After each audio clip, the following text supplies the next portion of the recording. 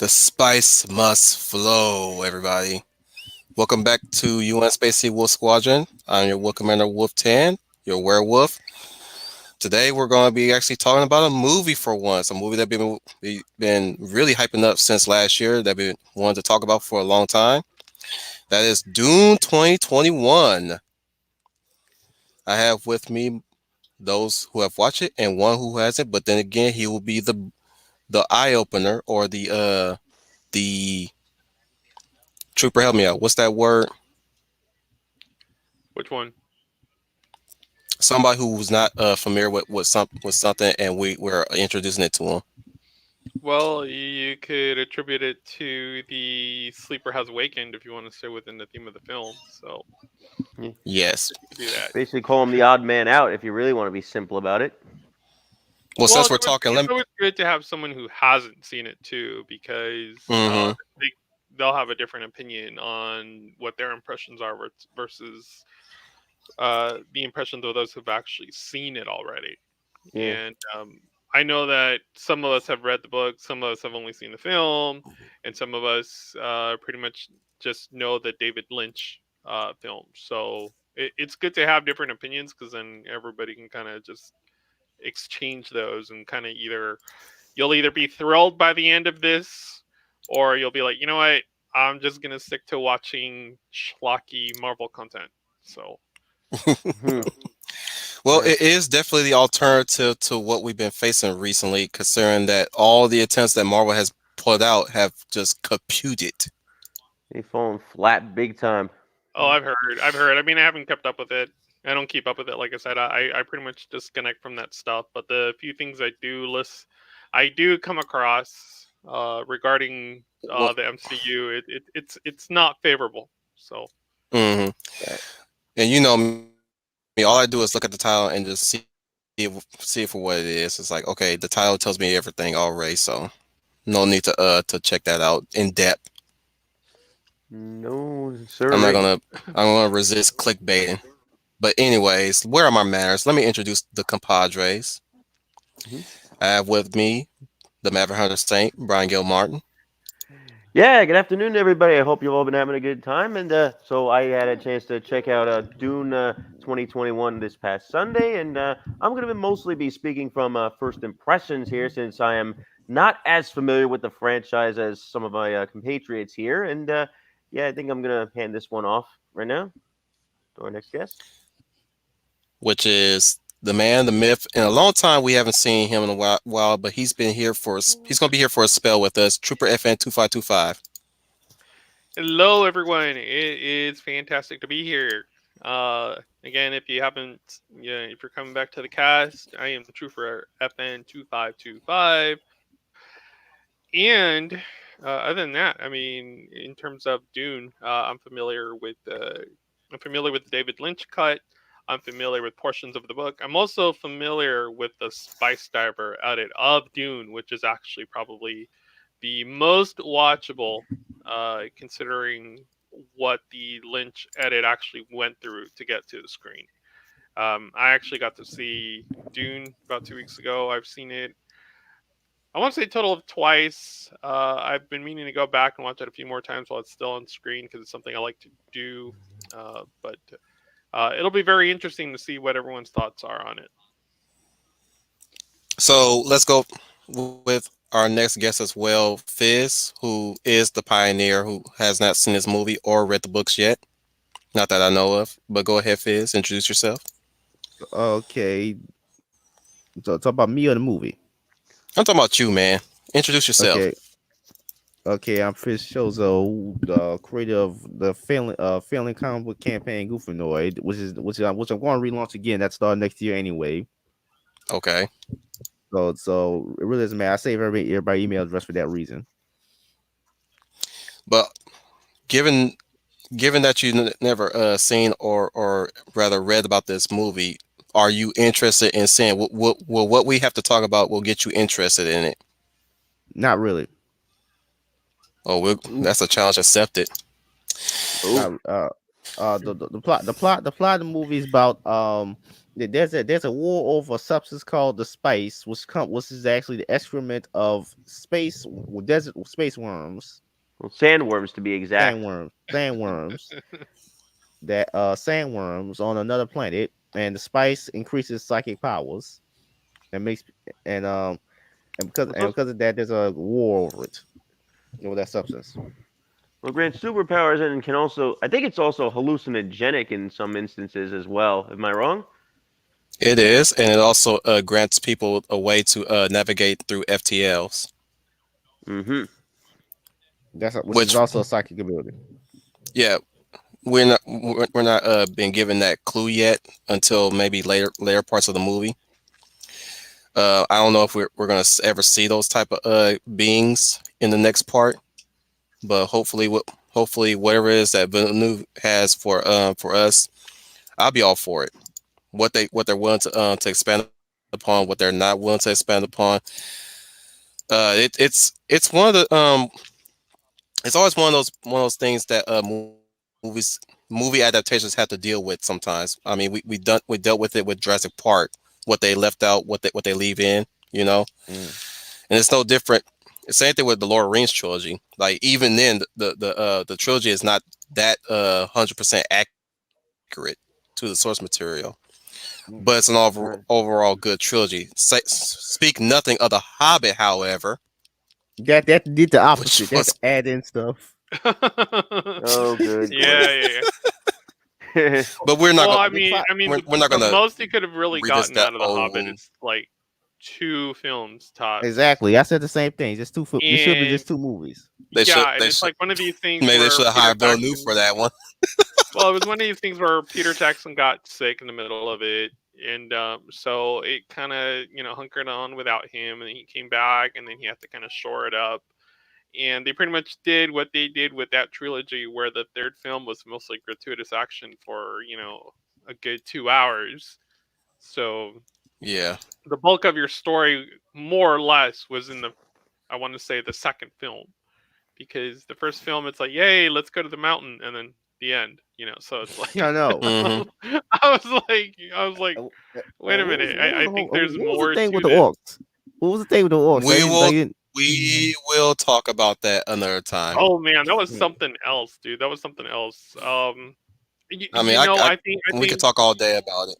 I I think in relation to Dune, in terms of the Hobbit, there's like this expectation that it has to be better than its predecessor. In this case, it was the Lord of the Rings trilogy.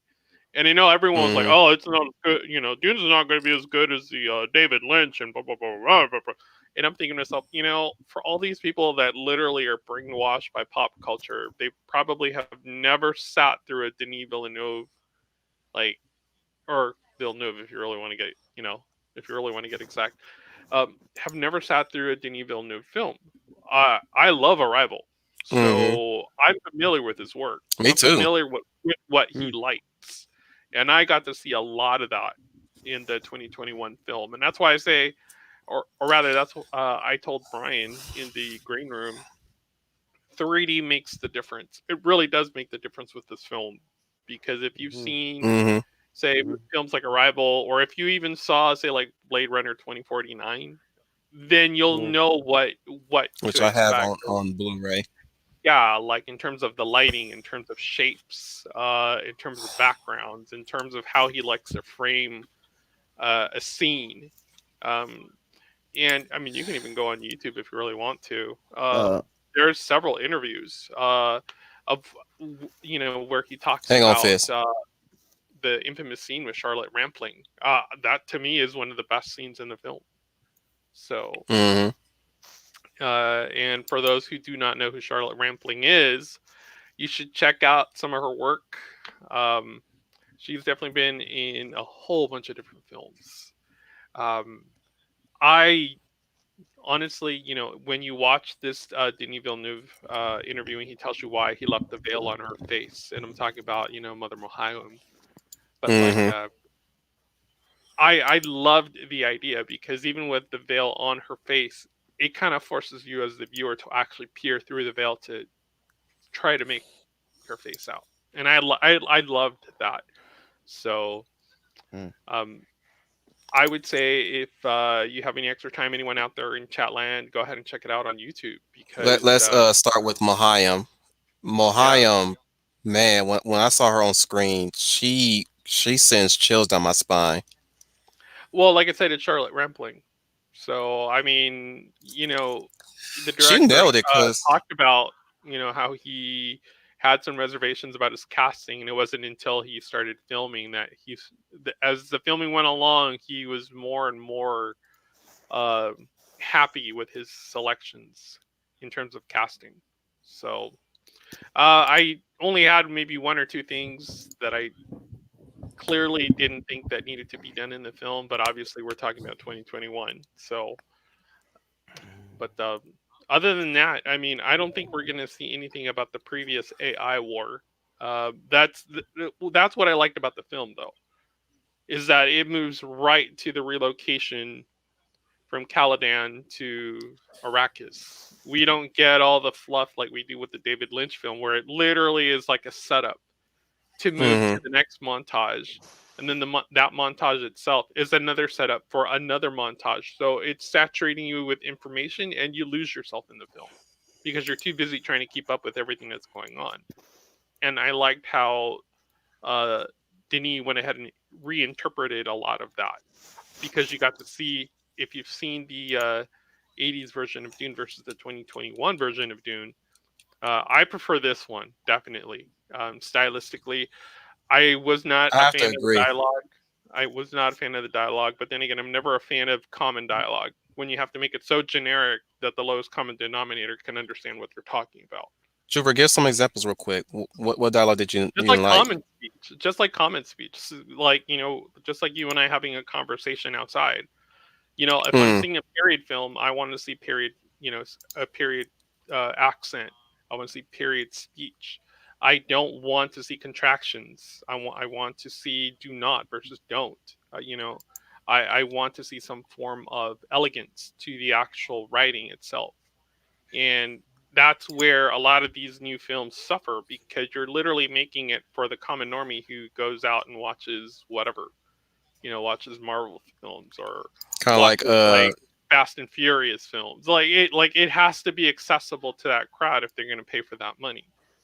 So, if are they you if they're going talking to pay about for that. examples like Duncan Idaho patting Paul Oh, like a yeah, dude, bro, Jason Momoa.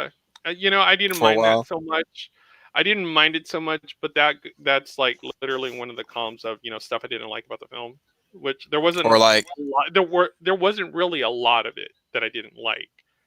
But the few things that I didn't like, my opinion is you could have done without him, and it still would have been the same film, if not better, right, and probably right. better. But I get why you have to do certain things, just like Tomorrow War. Tomorrow War did the same thing, where it had to kind of skirt around a few things and not really touch upon them, but they're there. And if you're looking for them, you'll find them. And then once you see it, you can't unsee it. But at the very end of the day, those items that have to be in films now, to appease Twitter, don't really sway your opinion one way or another. So, Hey, Stanley. Hey, Melissa. What about one dialogue that struck out to me? Smile, Gurney. I am smiling. Did that work well, for that was you? good. I mean, it did need some comic relief somewhat. It's not too heavy. Um, It wasn't. It didn't feel heavy-handed. The comedy. There was I think that's Hmm. the only comedy that we got out of that movie. I didn't really see much comedy in the film. It was very, very serious throughout the it. one, I'll tell you what though. I'll tell you one thing I did. I could have done away with, which is Zendaya's crunchy feet. I could have done without. That woman. That woman has crunchy feet when even in flashbacks she has sandals. Last time I hmm checked, if I'm the director and I'm doing a flashback and I have a woman on a sand dune, she's gonna be barefoot. That's just hmm me. She's gonna be Kind barefoot. I'm not of, gonna show some cheaply made $20 sandals from Charlotte Russe or whatnot. But So you're that like was us my Jersey thing. That was Shore my thing. They residents. You kept like her to feet walk the covered sand up the barefoot. entire time. So, Hmm. and I'm not a foot guy You at all. wouldn't But want what I'm to. saying is if you're gonna go messianic, you might as well just go with showing off feet. So Uh, yeah, yeah, that was a bit off to me. I don't think I wouldn't even imagine the Fremen wearing sandals on Arrakis. I mean, I granted, mean, they do make things from scratch for what they use on Arrakis, but it's like sandals, really? I well, thought I they mean, if were her feet are attuned that to the bad, sand. you could have had a stunt double do her feet. I mean, come on. Like, I'm sure there's nice feet out So there. a foot double. Yeah, well, just like freaking Brie Larson and her butt double. I mean, she has no butt, That works. so it's like, but that was one Fidget of in my their gripes. mic. That was one of the gripes for me, anyways. Yeah. Like I have a few more, but that was one that I can think of right now that's more like haha funny than it is serious. The other ones are just, Yeah, isn't I it would considered say, sexist to have a butt double? absolutely What? not, because an ideal woman has a nice ass. So Among other things, if you're yes. gonna put some SJW up there with a sunken ass and expect us to like their rear view, it's like you might as well just pay the extra $200 an hour and give me something I want to see. Like, Yeah. This is why we miss you, dude. This is yeah, why. For a but I limited mean, time only, too. the diversity I could have done without. But I But it mean, wasn't distracting. the way it was done, you would not have noticed it too much. That's Yeah. something I gleaned too, because none of the characters were the sort of usual All your Fremen obnoxious were either black or stereotypes that we Middle were. Eastern. That was it. I mean, but I'm like, you know what? That's I didn't fine get to if we're finish. doing this, because I mean, that's how you got your BIPOCs. And I'm like, that's so gay Hmm. and superfluous to do in a film. But I was like, honestly, that's fine. It's not gonna bother me any. Like I don't mind it, but I could have done without it. But I mean, granted, you watch the 1980s version of it, and I'm like, okay, well, you know, it doesn't really matter because even with the predominantly not of color cast in the 1980s film, I mean, you did have some bland actors in there. So I mean, Hmm. whatever. Yeah, wait, But wasn't Chani a redhead in the books? Yeah. uh, that's that. Now that you bring that up, that was the other gripe I had. Going back to the common vernacular. Uh, they should have not had Zendaya speak as much. And she only has a few lines in the film, but I would have liked if she had less because she's pretty to look at. But all the lines that they did give her, it was like listening to It scratching the was top. distracting. It was definitely Oh, distracting. they say you're a man, but all I see is a little boy, and I'm like, okay, they need to She's not got have her open this her mouth. scratchy They need to not voice. have her open her mouth because she looks Yeah. fantastic in the flashbacks. She looks fantastic, and even Striking. Hmm. and even in the opening narration, I had no problem with it. But they Yeah. do make it like, oh, these colonizers, and I'm an indigenous person, and I'm thinking to myself, this is one of the problems that I have Who'll with be pop our next culture in professor? 2021 is that you listen to so much of that BS, it gets stuck in your head. So then you literally end up doing the same thing that these people claim that they don't do, which is, call out certain people as, either the hard R word or as, some form of colonizer or indigenous whatnot. Or imperialist or what have you. Yeah, exactly. All the socialist BS that you spout to be trendy because that's all you used to hear in high school from your teachers. But yeah, I didn't really have a problem with the opening narration. I'm like, okay, I could see that if I put myself in the lens of I live here and out of nowhere, one day, people showed up and they like blew up my planet. So, but How was I was like, yeah, Samuel cool. Oki was asking, how is Batista as Rabin? And Batista is I just liked it. I Batista. mean, I he was love Drax. Batista's Robon. It's just Drax. He's just Drax on Arrakis. It's not a bad Pretty thing. much. There's no comic relief there because you don't need it. Distinction. Right. But We also got to I remember I Batista was a former pro wrestler, so they're used to speaking in like loud, angry voices when they need to. Bombastic. I well, know. the thing with that is, Exactly. the Harkonnen, like, didn't he kind of change the aesthetic for the Harkonnen and made them more pale and like bald and pasty, like, Garish. giving them that appearance of people that you would not necessarily consider to be good good people, if you will. Like, he was able to make the contrast between good and evil, and he was able to blur the line where that begins and where that ends. Oh, So Right. wait. How you got pale skin living in the desert? They don't live if in the you desert. never They live expose in their yourself own to the planet. sun. Yeah, if you never expose yourself Oh, to the The, oh, sun. the okay, desert got it. planet's just a colony of sorts, if you would. Oh, I get it. Okay, Yeah, yeah, I yeah, got yeah. it. So From where they let me give you some background to the Harkonnens. The Harkonnens are living in their own planet, which is more desolate because of the exploitation they've done for that planet. It's almost a harsh. It's almost. It's not nearly as harsh as Arrakis is, which I'll go into more detail about Arrakis. But it is virtually almost nearly unlivable. It's gaseous. It's got poison. Their people their bodies adapt to it, but they adapted it to it in such a very gratuitous way to the point where they look grotesque. As depicted in the book, they're supposed to look grotesque.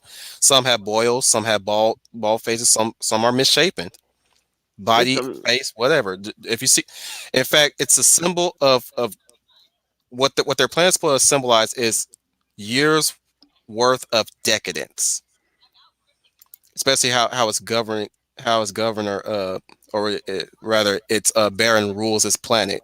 He exploits people to the Mm, fullest. mm-hmm. mm-hmm. He also asked about Skarsgård as the baron. I loved him as the baron. it wasn't bad. Wait, It wasn't bad at Pennywise? all. Not Pennywise. I said The Skarsgård playing doctor. Pennywise. No. Stalin Skarsgård, not Bill Oh, Skarsgård. oh, Stalin Skarsgård, the professor from the Thor movies. He was the baron. that guy. Play Selvig. Okay, got it. Mind you, it seemed like they kind of toned down his degeneracy, but you do kind of get a little bit of hints of his degeneracy here and there, like in one scene where he's after the fall of Arakeen, you got Duke Leto, just butt ass naked tied to a chair, already poisoned, stuff like that. I Well, didn't he had like that And that. that fake tooth that was supposed to be that contained poison in it, and jumping he just ahead, Brian, hang on, let me explain the scene. right. But he's just sitting there just having dinner, right? Hmm. And you have the mentat. Is that no? I don't think that's a mentat. Professor U Wellington, I think his name was. Wellington UA. Yue, yeah. Anyway, You have Yue discussing the terms of his treason, which his rewards for his treason to the House Atreides, and Baron. Of course, we all know he's got the flotation device. He floats over towards him while he's still eating the food in his mouth. You know what I'm saying? That, that's one way of showing his degeneracy and his decadence. But there's also that one scene after the whole, as Brian pointed out, when Duke launches the poison tooth. Right. He's in the healing pool, but you see inside the room. There's two little boys, and Yikes. they're Oh, and they're butt ass naked, clad in plastic, hiding their nakedness. And I'm like, oh, ooh. oh, he's going on some Boku no Pickle stuff. Well, that's basically what he is in the book. That's how he's depicted in his book. He deals with little children.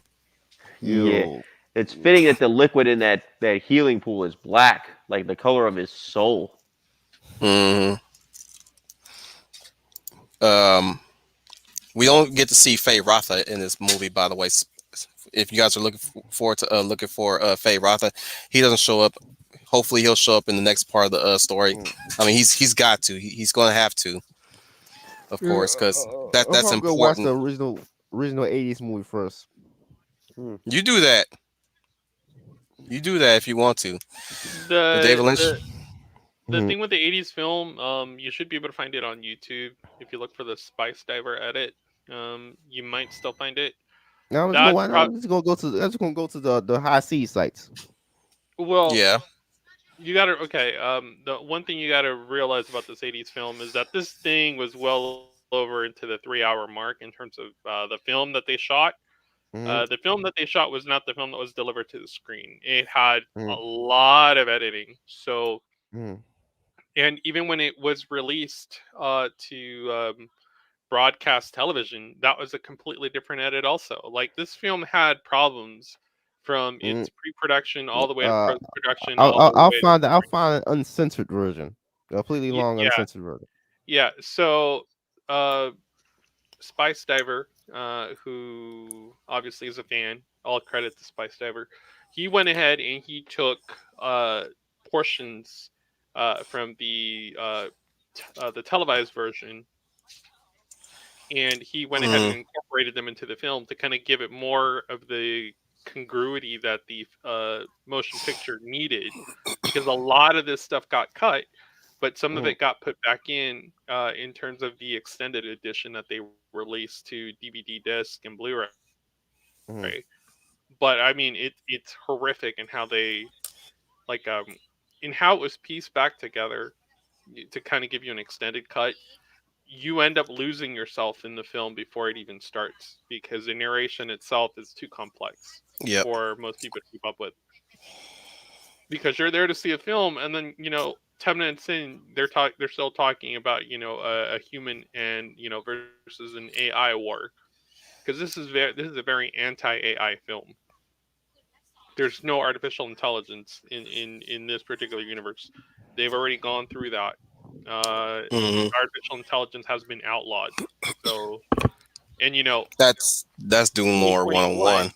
2021, here we are, and we're going right into that with Mm-hmm. Hmm. wanting coof passports and being able to more or less track your personal information and all that stuff. I mean, that's kind of where we're going. So,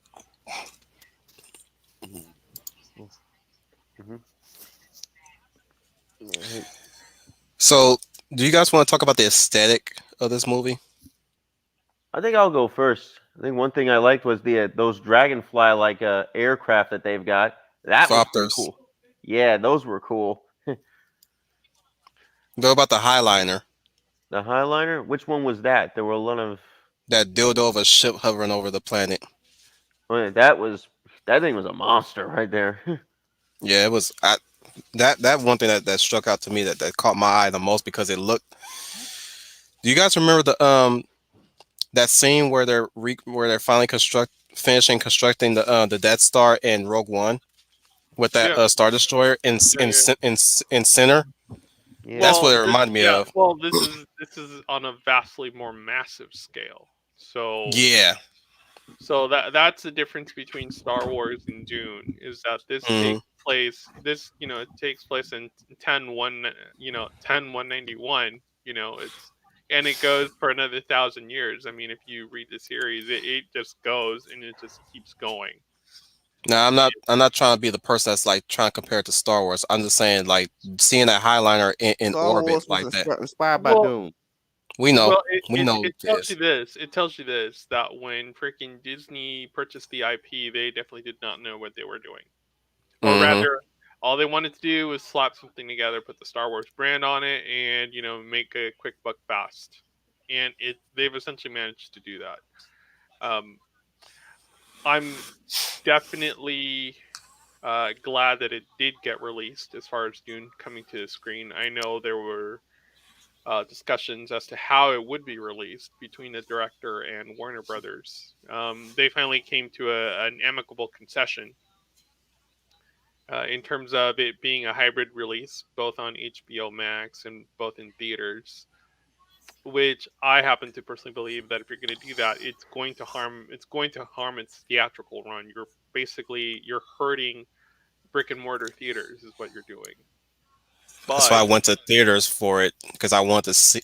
Truth be told, I wanted to be in the theater anyways but because that's we're at how a I point roll. where we have people so propagandized they don't want to leave their house.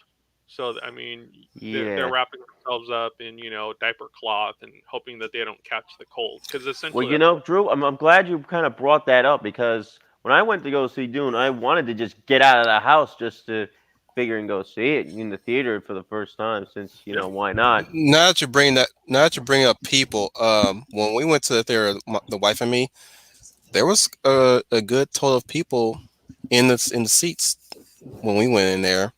Not When I like saw it in That's the 3D, same thing for me. I think I had even less than that, maybe around like 5 or 6, give or well, take. I take advantage of for going. me I it went. was almost 30 or 40 people in there.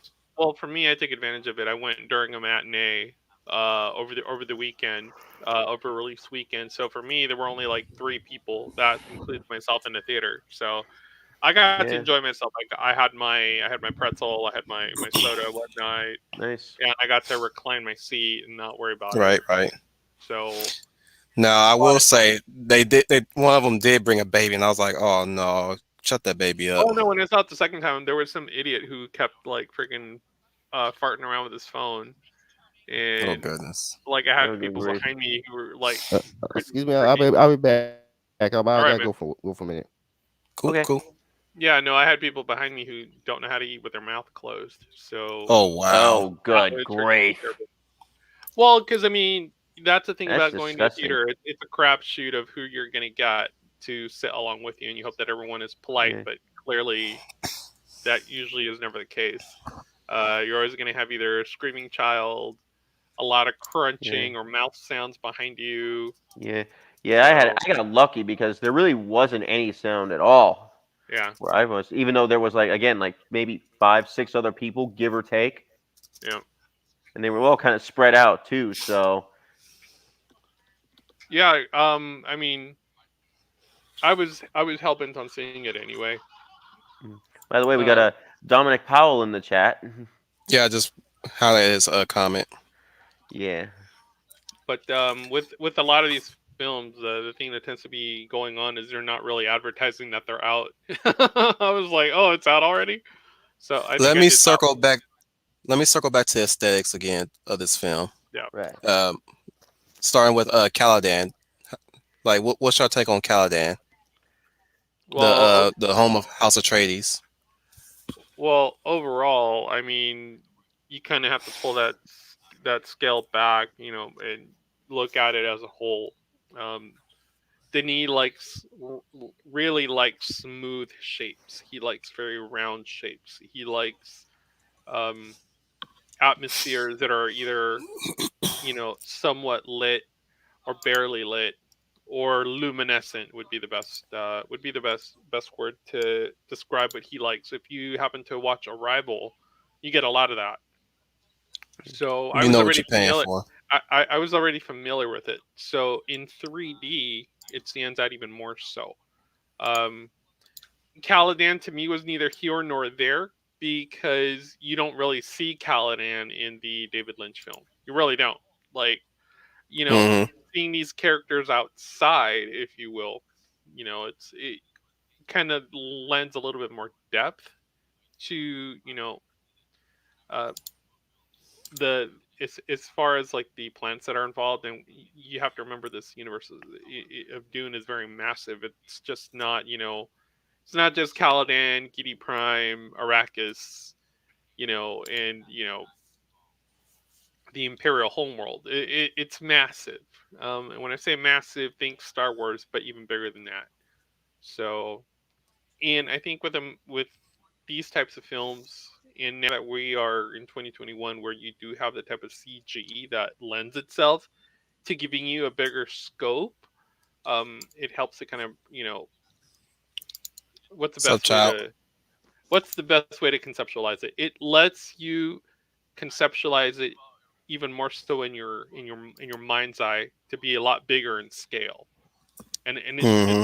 it's still hard to do. I mean, you know, I have to give the film credit. It was able to achieve at the very least, you know, it didn't feel like a set film. As to where the 1980s film is clearly a set film, like you can tell it's a set film, but the fact that it let these characters go outside helped a lot Hmm.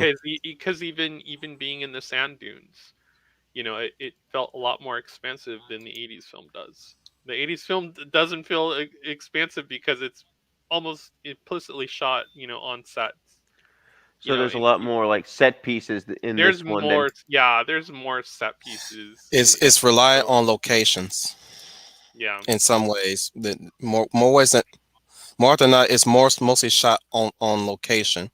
Like wherever location Denis picked out at, that's where he filmed it at. So well, Caladan, obviously, is just you look at it, you can go somewhere else and you could think Caladan. the You can one go to thing any desert plain and think Arrakis. Jar Jar did was kind of give some of these Star Wars film a little bit more depth in in terms of Octo, in terms of filming in Scotland. Yeah. You know, it Good comment there, We'll, child of the flower. we'll come back to that later. Continue, hang on, well, I Brian. mean Continue, Trooper. that's what these people are propagandized into watching. I mean, that's why they still show up, to watch Eternals. That's why they still show up to see if the next Marvel film will be any better than the last film. It's like I kind of checked out, so I haven't kept up with any of that. So Right. Right.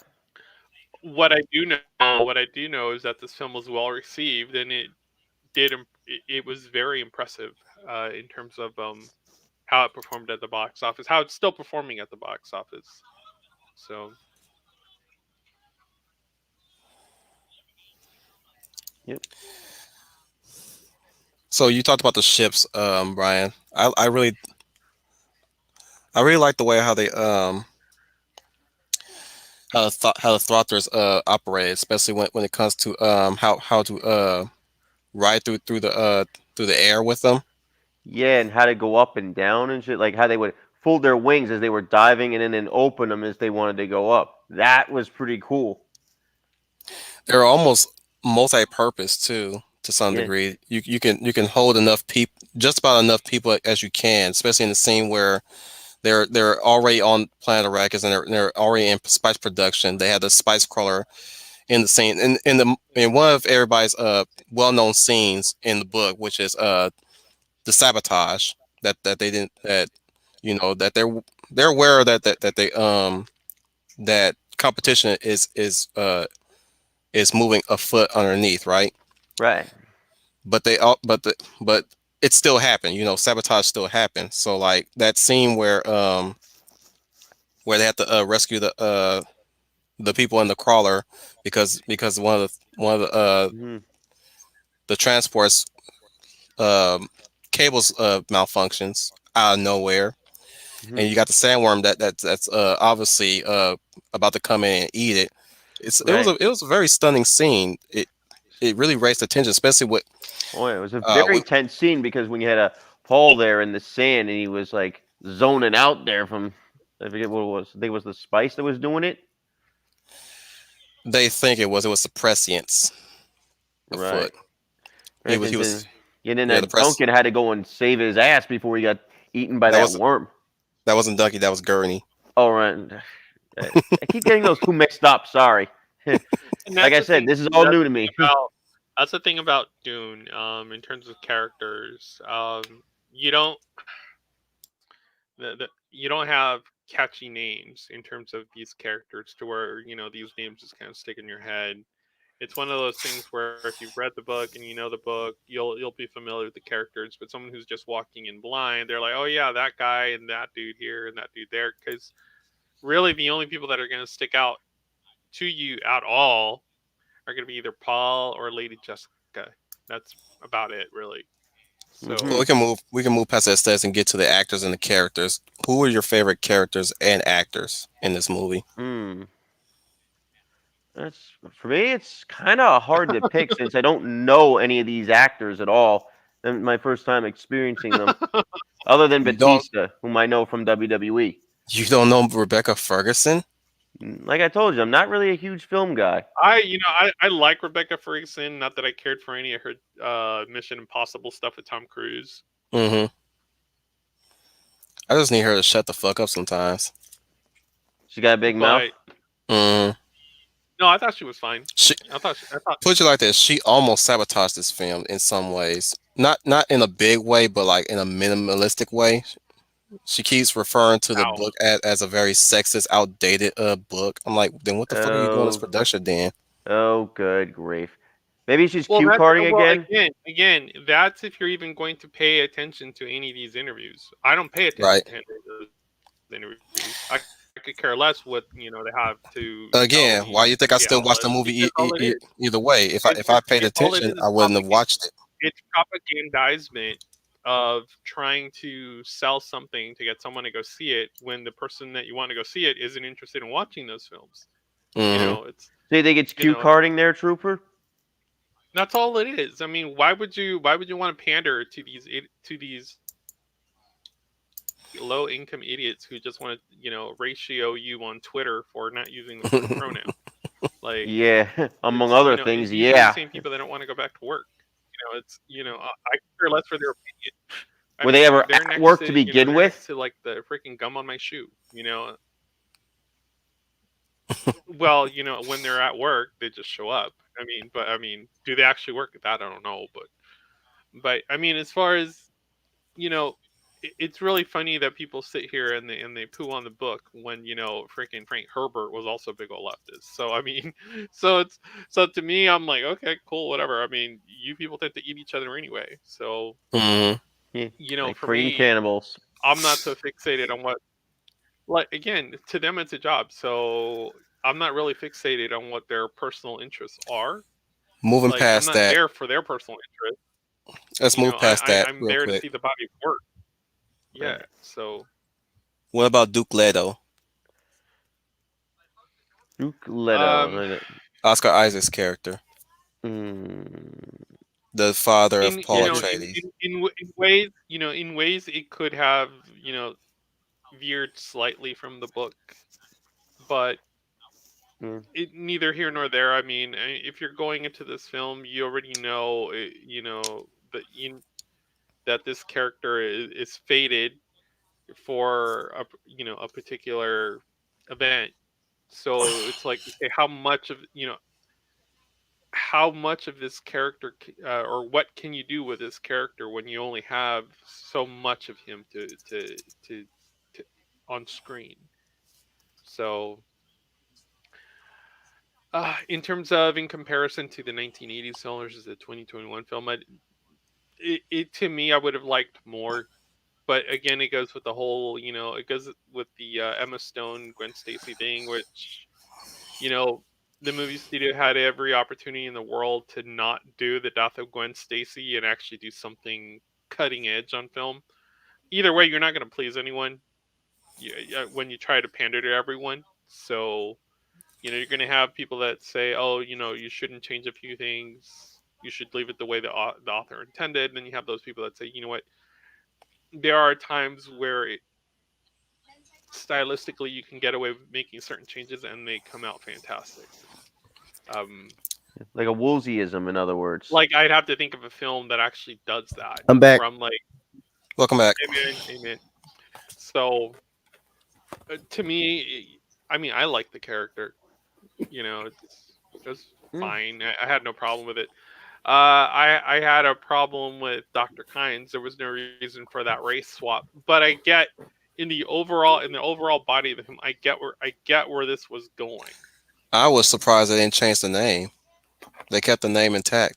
I Well, thought they were going to call her Leanna Kynes or Lena Kynes. Mm. nah. Like I was also trying to say earlier, the good news is they didn't try to make her into some obnoxious stereotype of how like certain No, idiots think black people are gonna be. what it did, and what I thought it was trying to do was to pretty much bring up more of the sacred feminine inside this film to the Oh, surface. oh, That's oh, what I thought oh. it was When trying I to Hang do. on, Fizz. Hang on, Fizz. Go ahead, Uh, Trooper. True. Continue. well, that is what it was doing. Is it was trying to add more of the sacred feminine back into the narrative, because this is a very messianic story. And that's kind of why Hmm. I wish Gunnar would have been here for that, because I would have been able to bounce off him and pretty much like run some things by him. But when when you look at this, and I don't want to call it a Christ narrative because in ways it's not, but it is. So, and you hear a lot of that within the film. Well, it's a Um, chosen one narrative, is what you're saying. well, not necessarily the chosen one, because if you saw what they did with the Fremen and how they changed around a bit what the Bene Gesserit did on Arrakis, as far as quote laying the foundation or opening the way to where Hmm. you had this like mother and son, which is almost like a Mary and Jesus type of narrative going. Nice. We'll get into the Benny Gesserit soon, but what was you gonna say, Fizz?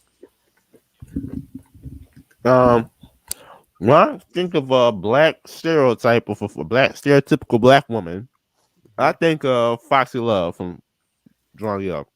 Drawn Together. Hmm. Okay, I did mention Mother Mahayam, but what do you guys think of the Benny Gesserit, the aesthetic wise and characterization wise? Do you think They they they did a hmm? lot more with them in this film than in the David Lynch. In the David Lynch, you only got maybe a shot of what they really are, which is more or less the unseen hand. So, Right? although, like I said, if you watch Spice Divers at it gives them a little bit more time on screen, if you will, as far as what you get from the Bene Gesserits. Like, we'll get a lot more if there is a part two. As far as I know, part two has been confirmed, but Mm-hmm. Yeah. I like the way they did this, and that's what I was referring to earlier, is that they actually gave them more, uh not more to do, but more scenes in terms of weaving in the events that Where lead their up to. where their part to play in the story Yeah, is coming where it into leads up the to. fold. Right. Well, yeah, where it leads to the massacre on Arrakis. So, Mm-hmm. Yeah.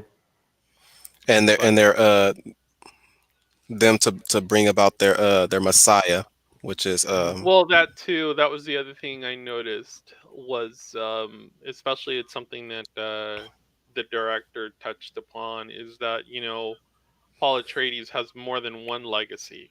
Obviously Right. he's the Duke. He's the Duke of House Atreides, obviously, but on top of that, he has a legacy to the Bene Gesserit also. what they call So, him again? Supposedly, what he's supposed to represent. um, Forget the name of it. They said so many times, and I usually remember it after hearing it like more times than ever. well, I mean, everyone knows him as the Muad'Dib, so you can just kind of leave it at that. But the Yeah, the That's the Kwisatz name. Haderach. So Yeah, Quince. Yeah, he's supposed to be the Quetzal Haderach. yeah, so I probably butchered that, but whatever. but it's one of these things where you know the few things I did hear, as far as people pooing on this film, I barely paid attention to, because, like I said, me personally, I've stayed away from a lot of that. I think it was pretty much. I stayed away from a lot of comments, as well as Venom, Let There Be Carnage, because I really wanted to see the film on my own. I didn't want to. I didn't want to sit here and get someone's 2 cent opinion on it.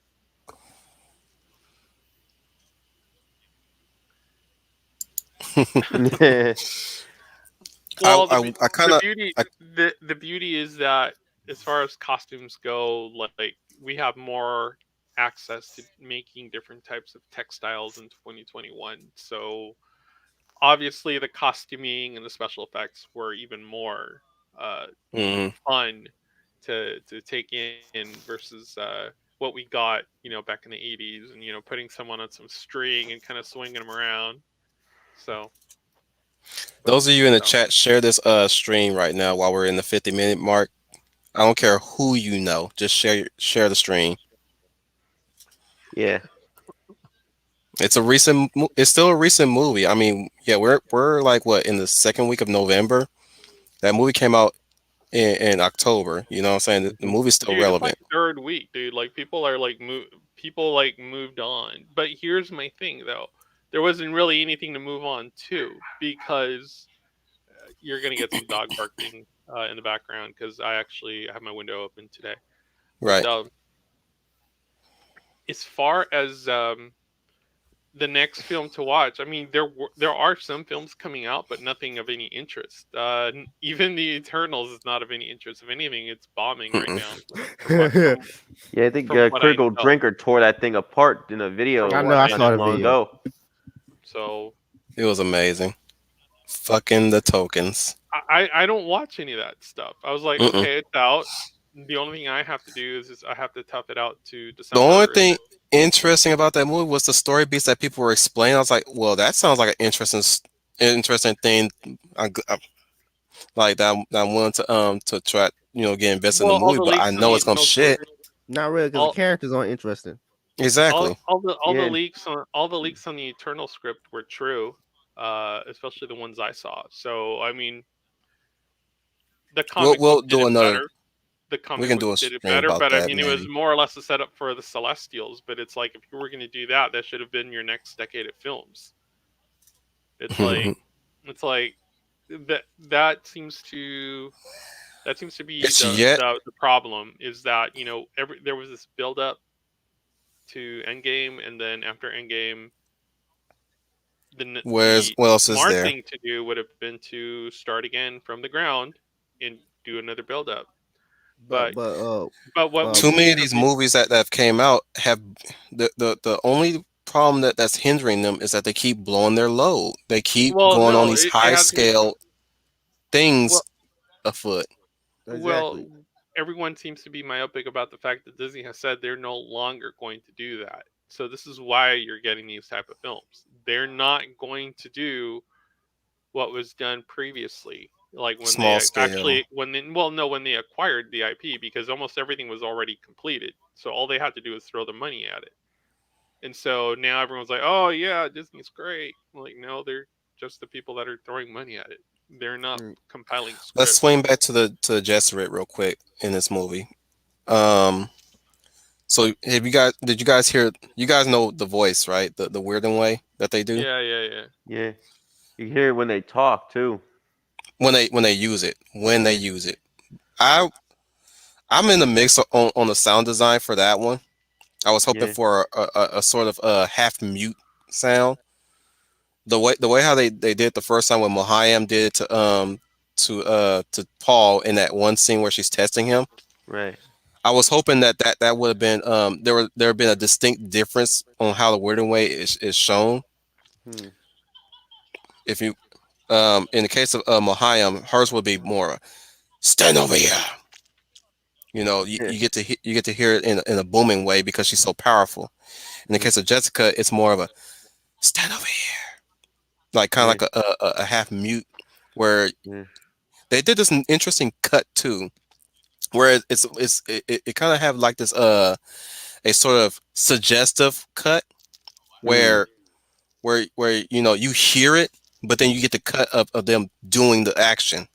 Kind of like yeah, think back to Age of Ultron with Scarlet Witch's mind manipulation right.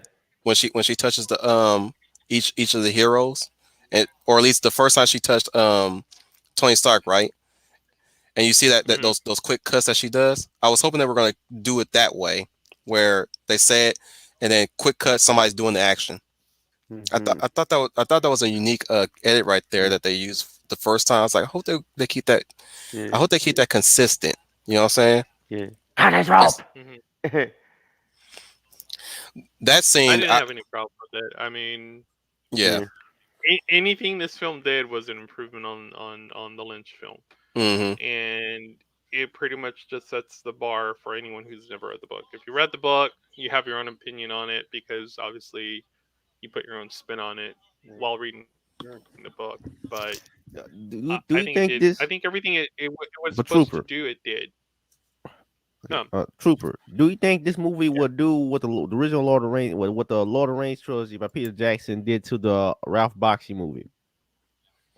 It has the potential for that, but these books are so massive you have to literally kind of painstakingly cut large portions out of a book to be able to tell the story, because a lot Mm-hmm. of the story No, that's not what I'm takes saying. place in the What I'm minds of saying these is that characters. will people forget the David Lynch film in the same way people No, forgot the Ralph Bakshi's Lord of the Rings? No, no. that's not gonna happen. Oh, Hmm. yeah, because Because Because nobody at the time, Lord of the Rings was doing something completely different too in terms of set production. They were getting into what was called bigatures at the time, which was literally to make these massive miniatures. mm-hmm. Scale them up so they could actually get the detail into them, so that when they actually did the camera shots, they were inserted after the fact. And that's why you were able to get so much detail at that time that it really lent itself to blending in, with the background they were shooting on film. Uh, sort of when Right. we see these kings of Numenor, Mm. when Mm-hmm. you know towards yeah, towards the end of the because first film, yeah, that's what's yeah. striking. That's not So what I was asking though, because I because for example, I never saw the Bakshi Lord of the Rings. That was my gateway to Lord of the Rings, the Ralph Bakshi film. yeah, Hmm. yeah. Growing up, So yeah. because I mean, up to this point, we haven't seen anyone from the Spacing Guild, and I think at least for the first portion of this film, part one, I think that's fine. You don't need to see them, because if you see them in the '80s film, you're like, okay, yeah, no, you don't need to see them yet. Um, and if you do anything like you did with Arrival, in terms of the aliens that you see in Arrival, if you do Mm-hmm. that with the Spacing Guild, that's even Right. better. So You know, to if where, he had to bring the Spacing Guild, oh, he's gonna do it amazingly. oh yeah, Right. If anything, yeah, you're right, Trooper. The whole Arrival aliens, I think that's where he's gonna go in terms of how he's gonna portray. I that's where mean, I would that's the go. only way you will have to go. Like, if they have to be massive, so be it. If they have to be, or at least minuscule, the way how he shrouded the aliens in Arrival, man, Hmm. that was like almost a mixture of Lovecraftian and the Abyss. You have to go with that. He would have to recreate that same aesthetic to some degree. I don't think he'll probably do it exactly like Arrival. I think he'll Hmm. probably either do it better or not as good. That's a Hmm. that's a flip coin on that one. Right. However, I my money is on him not actually going to touch upon them. They're probably not going to exist. Not necessarily exist. What I'm saying is they're not really going to be just touched on at all. Like nobody's even going to mention the Spacing Guild You almost whatsoever. don't need to, because I mean, as far as the Emperor, you don't see the Emperor at all in this film, which is fine by me, because I mean, you really don't need to see him. Um, the thing is this storyline is very expansive, and there's so many characters in it. Uh, it's best to keep it to just the most memorable and the most main characters. Like you don't need to see the Emperor off the bat. I Hmm. mean, you will later. Obviously, you will later, but for right now, you don't need to. The scenes that we got in the David Lynch film should be more than enough to tell you what was going on. And it's all it was is the Emperor just pretty much setting up House Atreides to fall to the Harkonnen. That was it. So All right, let's pump the brakes real I quick like I like the way and that it was left. introduce our guest of honor, returning for a time. We missed her presence for a while. We all missed her. We prayed for her recovery. It's the Lady of Valor herself, Leia plus size. Hello, everyone. Hello. Thank you. Hey, what's going on? Thank you, Commander. Hey, it's good to be back with all of you. Thank you for that introduction, Commander. I What you gonna see. say, Leia? Thank you, Commander. Yes. Thank you for that introduction. I'm happy to be back with all of you and someone I'm not familiar with. Fizzo. Am I Fizz saying your name? Chozo. Say that again. Fizz Chozo. Fizzo. Okay. I don't think I've met you. I don't think. You haven't. You haven't. Neither have I. I've been on this channel for He quite a has been while looking now. forward to meeting you, though.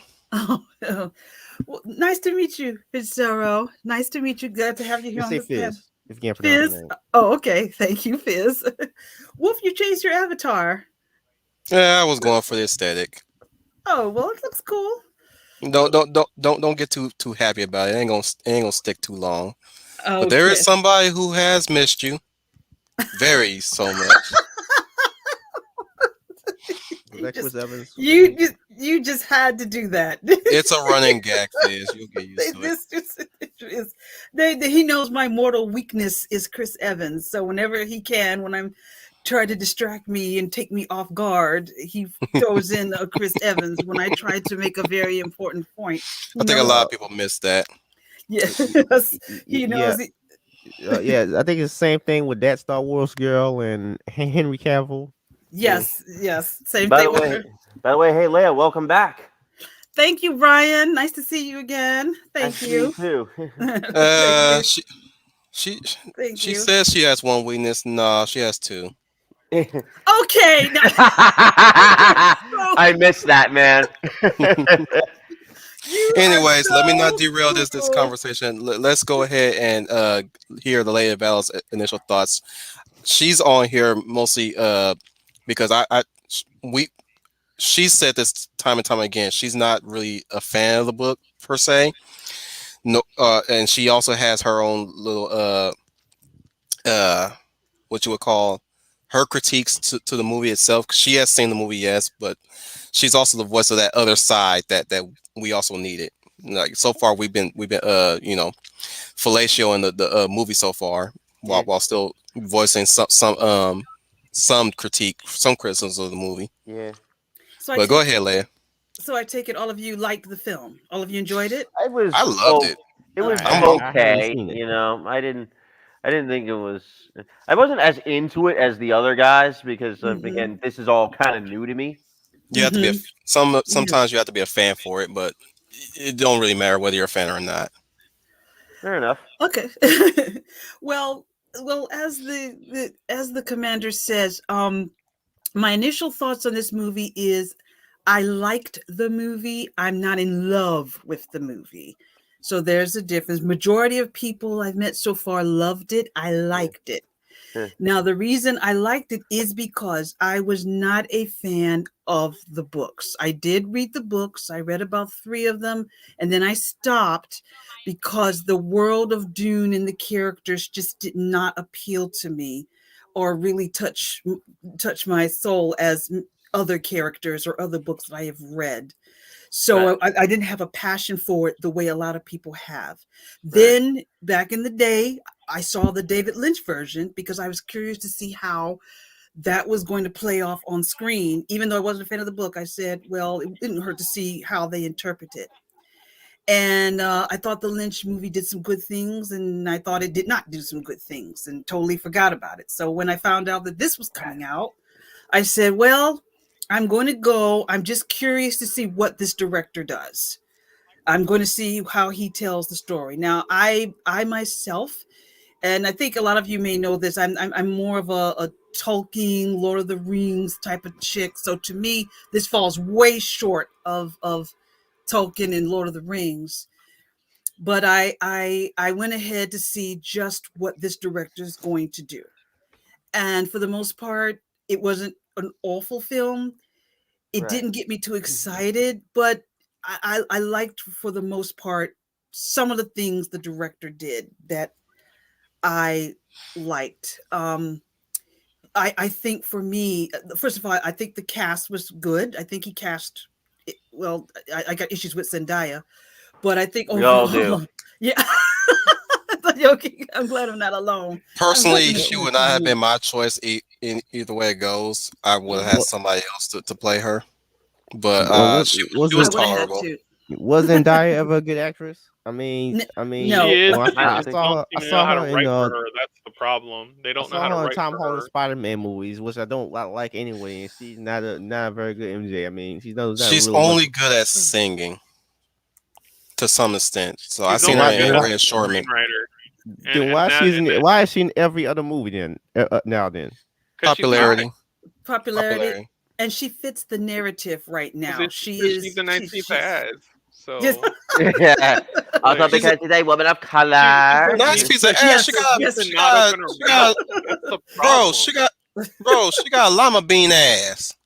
Nobody can tell under I all mean, those she got the clothes. But like I hourglass shape, told but you, all she got is a llama bean I told ass. you she has crunchy feet because they refuse to show her feet on that sand dune. I'm like, who dreams of a person on a sand dune in a vision with freaking Michael Kors knockoff sandals? I mean, she got Like, rival every ass in that movie. You got Rebecca Ferguson's plum ass. You got Liette Kynes' apple ass, and then you oh, got I'm not gonna lie to Zendaya's her. Like, llama bean ass. I had my problem with them doing the gender swap on that was they really didn't need to, but No, I told Right, you they didn't. she's the Right. same They didn't. character all through and they through. were they were literally just bringing up more of the sacred feminine narrative back onto film that Right. you don't Right. get unless you read the entire book. So I'm like, Eh, all right, cool. It's one concession I'm willing to kind of capitulate on, but that's it. So they didn't need to beat the feminine narrative with a dead horse. It's there. it's there. It's But there. they tried to overplay it Yeah, with the narrative. They didn't they need did to what because Tomorrow War did, which was they checked all the boxes and all the good hello, stuff. child of flower. I'm here. Yeah, you're right, Trooper, in that sense. So I think Yeah. the reason you see her so much is because she fits the narrative right now. She's not Yeah. white. She's mixed, and that's what they want right now. So that's why you're seeing a lot of her, because like Wolf said, it's a race swap that wasn't necessary. But from Man, what they I could have read, went with a peach ass, not a lima bean ass. yeah. Yeah, right. I'm still on that shit. You chose a lima bean ass for Chani. I wanted a peach ass. If Well, you're gonna show some feet, I mean, granted they got sandals on, whatever I'm telling you, stretch your they wouldn't show fancy, her feet. Trooper. I was like, what's wrong Look, with her man. feet? Look, man. I'm like, Freaking does she have hairy feet? Like, someone give her a razor blade. Like, you can look. change that. Bear in mind the turnaround that Galadriel did in the first Hobbit movie. I mean, at least Galadriel, Kate Blanchett got that peach ass. You know what I'm saying? I was like, yeah, buddy. Yeah, but This, if you're this, gonna mo- turn, if you're this gonna movie's turn the blowing, feminine, but that Galadriel interest is really looking hot right now. but if you're gonna turn the feminine into, biracial indigenous people of color, I mean, you only have so many people to like pick from. Motherfucker, Javier Bardem ain't even fucking BIPOC. But that's what I'm getting at. It's Neither like was Jason Momoa, and yeah, he went there with them. but I'm talking about the Fremen. I'm not talking about Jason Momoa and all them. Like I'm I'm talking talking about Javier Bardem. He's a Fremen. I'm talking about explicitly what they did to Yeah, to yeah. Right. to wash over the Fremen to make them quote unquote more indigenous.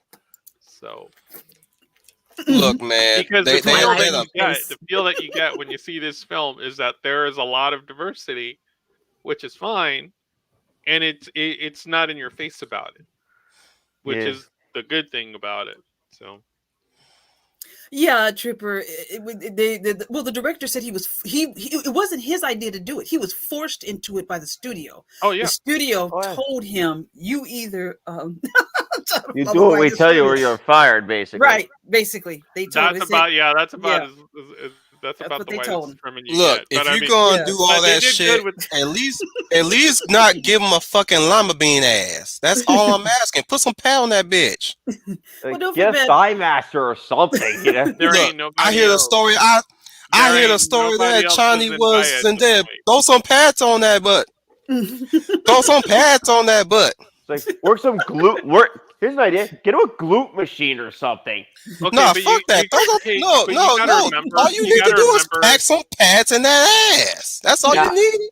Timothy Fuck that. I go Chalamet all was natural, 23. baby.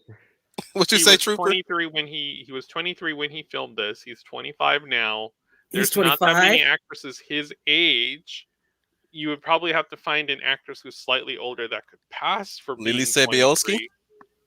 Somebody. Like you'd have to find somebody. Like who's out there now? There's really nobody out there now. Like with there's talent? no- Shit, you got Siri from the Witcher Netflix series. You got yeah, but she's tied up with that. She's not gonna be able to do this. true, But that's but what I'm you getting also at. got the bitch that played Renfrey in that first episode. Yeah, but she's a lot older. than the male actor. So again, you'd have to find someone who could pretend to be slightly 18. What about Yennefer? So Okay, who played again, Yennefer? she's still older. Again, she's still older than the 23-year-old. You I making mean, you why want you to gotta make it so find an actor, complicated? you want to find a nice young actress, but Let me really dream, motherfucker. Damn. The thing is, the Hollywood actresses don't get hired based on talent. Nope, Not they do any, not. not any. Sad No, wait a fact. minute. Sad Not fact. not anymore. And Not that's the thing, you anymore. can't They be used attractive to, in but not Hollywood anymore. anymore. You can't, because if you're attractive, you're gonna piss somebody off. So Right, They right. piss off some insecure blue hair on Twitter or something. No. I know actors get hired based on talent. Actresses get Yes. hired based on does the producer want to sleep with them or not. Casting So couch, they did baby. topple the Yeah. Weinsteins. I mean, think about that. Like, Yeah. are they still getting fucked for that role now? Now that the They- Weinsteins have been Honestly, toppled over.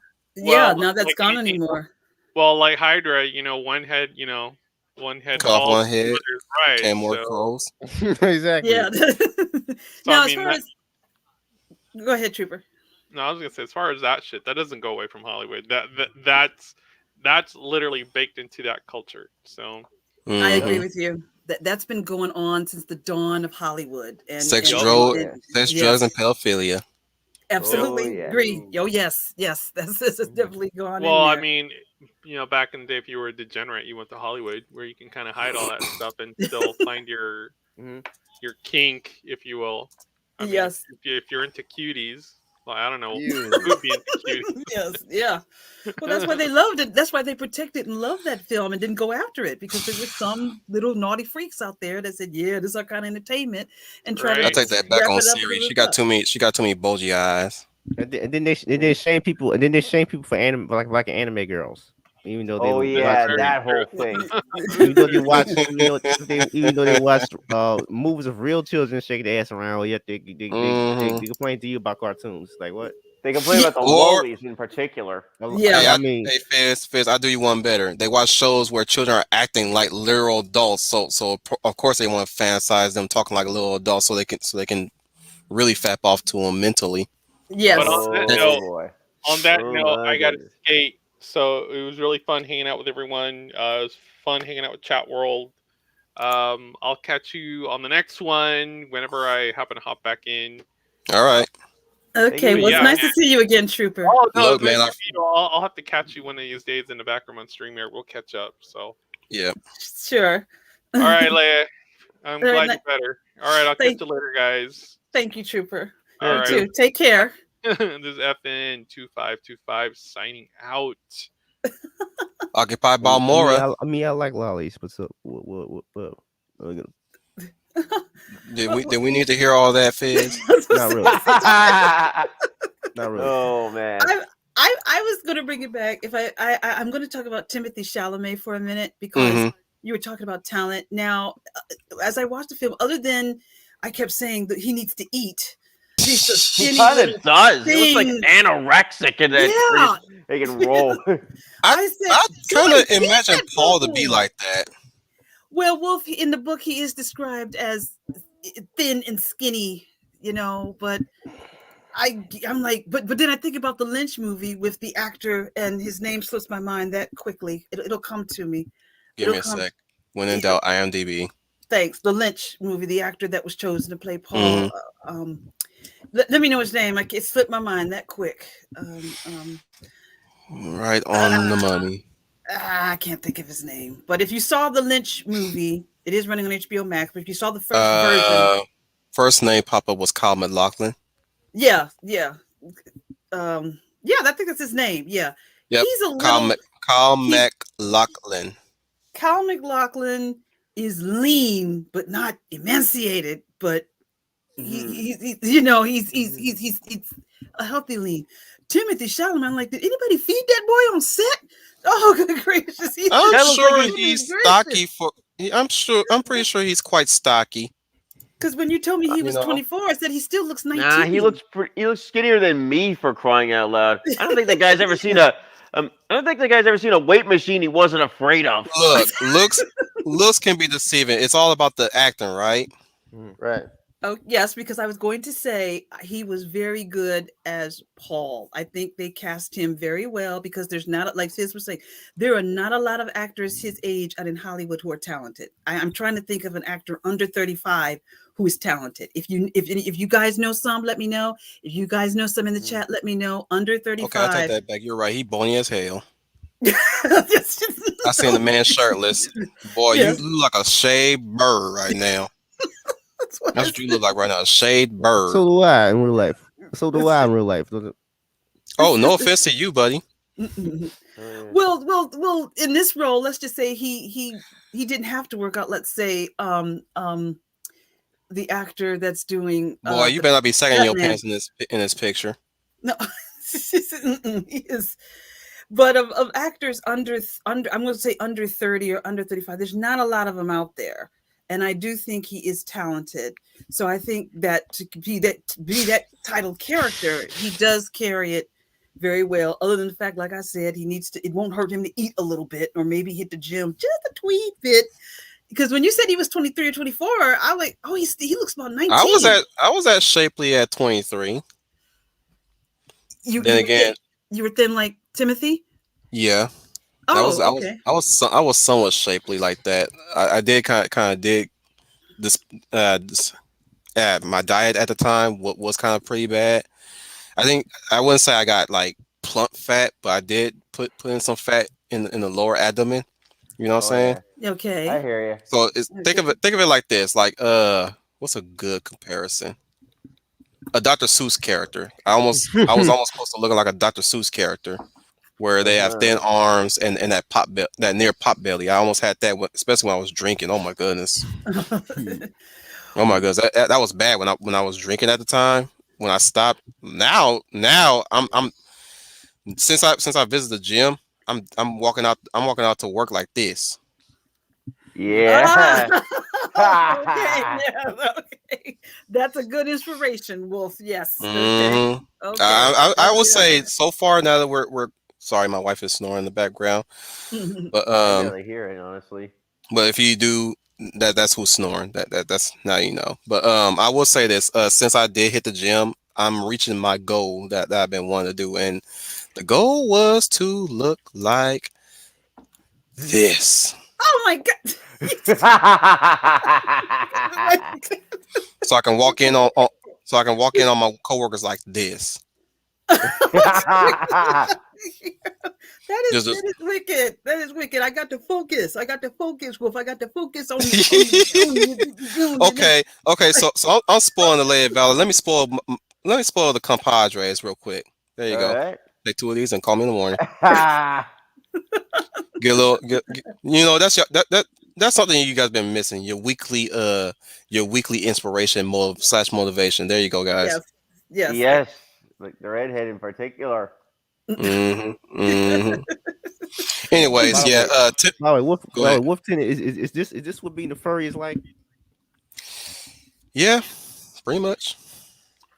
Talk about just link you something in the private chat. Okay, let me see. Let me see. And of course, I get an ad before I see the damn clip. What are you linking? It's a 2 minute video from College Humor. I'll watch it later. But Oh, okay. Oh, okay. Well, yeah, but I'm glad he was cast. He, despite me feeling that he needs to eat some cheeseburgers, I still think that At least a protein shake. it's just, I got your child of flour. Yeah, he's over Give 21. him some Mexican food. They'll fatten you up. Yes, Yes, steaks look, for crying man, out loud. yes. Let him have a couple of. look, Yeah, I man. could just Despite couple of his steaks. size, I actually dig him as Paul. I really Me did. too. Me I too. did. I I just agree. feel like he could. I felt like he could just Go be a ahead, Brian. little. If he put on some more muscle, he'd be more believable as like a hero protagonist. Since this movie marks the start of the character of Paul's Okay, hero's journey. Yes, since we're talking about his size, when you guys saw the scene where he's leading the Fremen and he's doing those complex fight moves, or at least when he's trained with Gurney Halleck, did Right? you believe his agility, his fighting? Did you believe that? Did he sell you that he was a good hand to hand combatant? You think Uh, you think he Because did do he pretty well? because the train suggests that I wouldn't say he's completely excellent at fighting, Right. but it does kind of show that especially towards the end where he fights what's his name, Janice. Yeah. yeah, yeah, the Guy he Philly dude. kills, right? Yeah, the guy Yeah, he kills. Yeah. I'm saying like did despite his size, did he really sell you guys as a good hand to hand combatant? Because that had to come up. They were building that up for quite some time with the Yeah. training with Gurney, the dream sequence that he has with where he's fighting the I believe that's the Sudakar Yeah.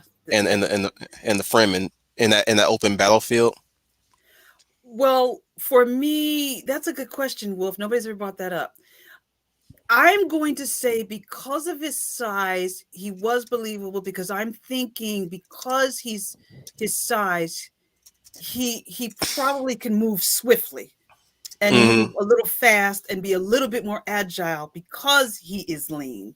So that makes him move a little bit faster against whoever he's fighting. Well, not So only that, but if I could also add something to that, he's yeah, also go ahead. inexperienced in real combat, even though he's trained with some of these other guys for a number of years. He's yet to see a real fight where people have to kill each other. Right, right. And I don't know if part two, the movie's been greenlit for a sequel. It, It I'm has been really greenlit for a sequel for quite a bit of time, if I remember right. they would have to. yes, They'll be stupid to skip on that. This is yes. this ain't gonna be no Tron Legacy here at No. all. I don't see it is going in the way of Tron Legacy where it was a very divisive film to say for sure, but it was visually it was visually a meal What, as well. Tron Mu- Legacy? hmm Yeah, I would agree with But that. unfortunately, it never got the sequel that it It was should have supposed to got. have. It should Yeah. like it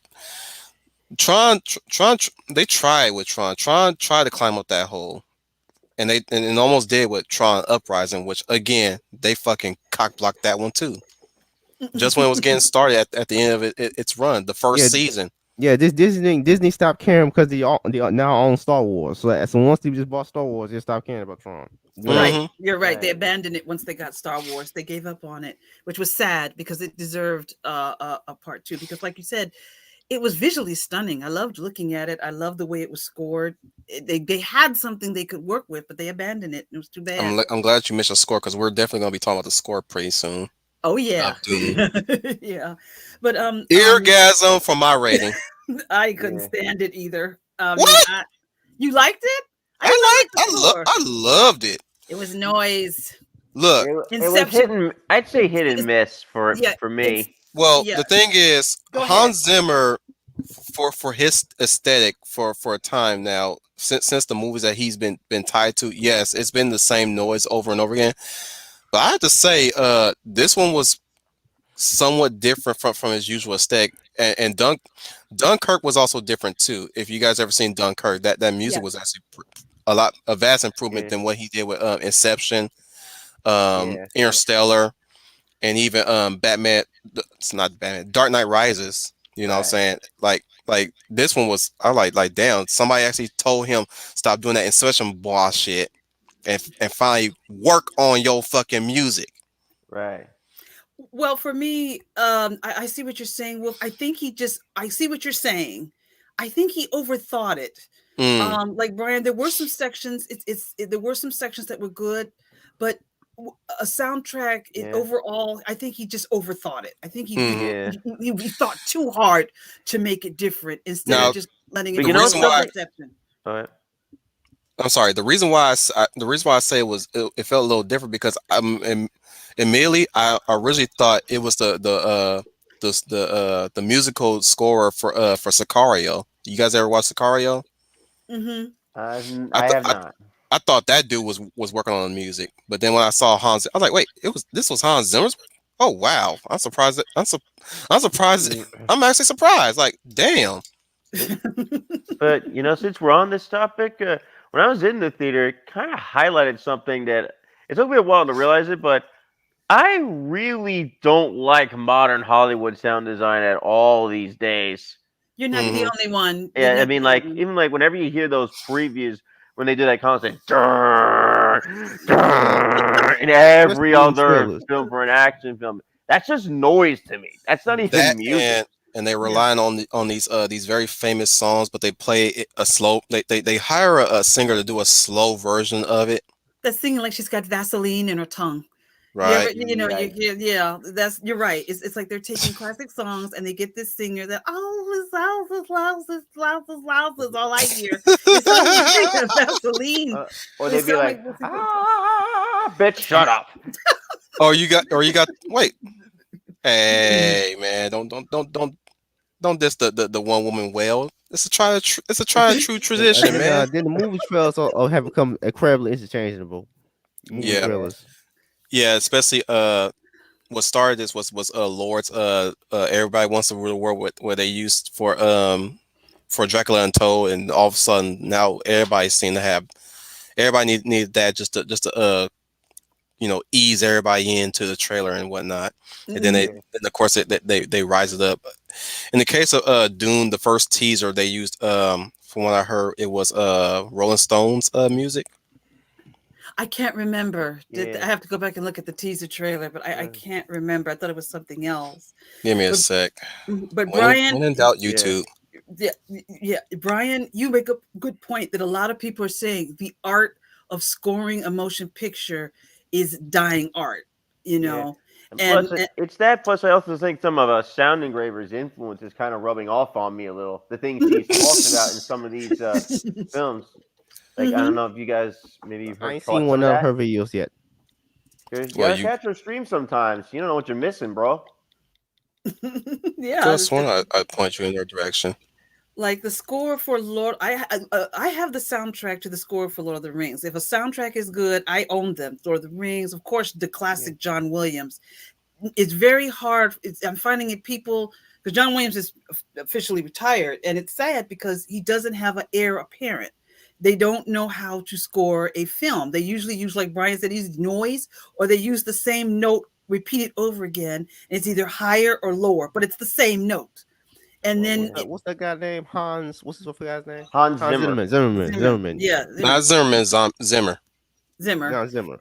Now he's like Brian, like you said, he's hit or miss with me. There are some soundtracks he's done very well. I loved what Right. he did with Inception. I loved Right. that. That fit very well. But this one, I think he just overthought. I just think he Hmm. overthought it. I think Mhm. he just overthought. He was trying so desperately to be different with it. He overthought it because there were times when it just sounded like noise to me. I Hmm. get what he was trying to do, but he just overthought it. If they bring him back for the sequel, I think he should try to bring it down a little bit Yeah. and really have something because one thing you need to do with a thing like for me, I like it when a theme when each character has their own theme. When you hear that music, you know that makes you think of that character. For Star Wars, when I hear Leia's theme, I know that's Mhm. her. When Luke's theme, I hear the yeah, yeah, that's her. And then Luke has one when he's on screen, and that's usually the Yeah. theme, the Star Wars theme. Yeah, right. You can, but you can also apply that to like Exactly. Now, is there any point in that music Yeah, I know I you could do know? acapella, huh? Same thing with Lord of the Rings. I know when there's a theme for Frodo, and I know there's a theme for Sauron, and there's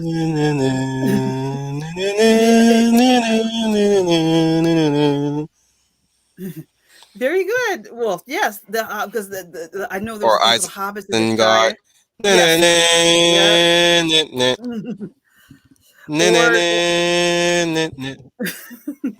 yes, or Rivendell, where the Wait, elves when you talking about elves live. you talking about, sorry, Mm-mm. you talking about Sauron's thing, right? Yes, you know Now, when do it's anybody Saruman. remember how Yeah. it goes?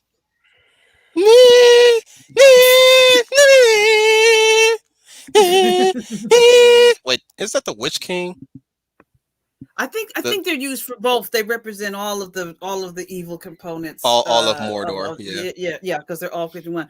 Or even when you hear a theme, which was Captain America's theme versus maybe Iron Man's theme. So when you hear that theme for Captain Dun, America, dun, because dun, dun. Yes. Yeah.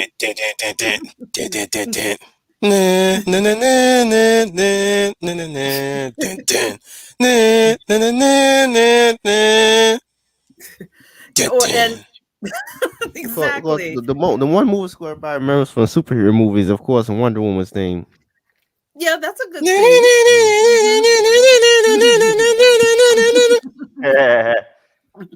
The point is, and what's interesting about Captain America, his theme kind of morphs into the Avengers theme, and that what you said that was meant to be. Yeah, yeah. And Sorry, the I'm and the getting carried away. I'm hyperactive right no, now. but you're proving my point. That's why I'm glad you're doing it, Wolf. You're proving my point. Every character I name, you could name a few notes of that theme. Right? Who You knows get what to this Paul's one. theme? Yeah. Oh my goodness. When that boomed into my ear, ah, oh my Yes. Yeah. goodness. I Yes. nearly fainted. I'm sorry cuz that was in the trailer. I was like, I hope I the fuck are you doing, bro? Wait, who's doing that? Whistling. I know. Oh, the Empire theme, but you're all proving good. No, Brian, that's great. You're all proving my point about a theme. Every time I mention hello, hello, Eloise. Every time I mention a character and a theme, you Yeah. instantly knew it. Well, here's What is one for. Hey guys, I got one for you. Mhm.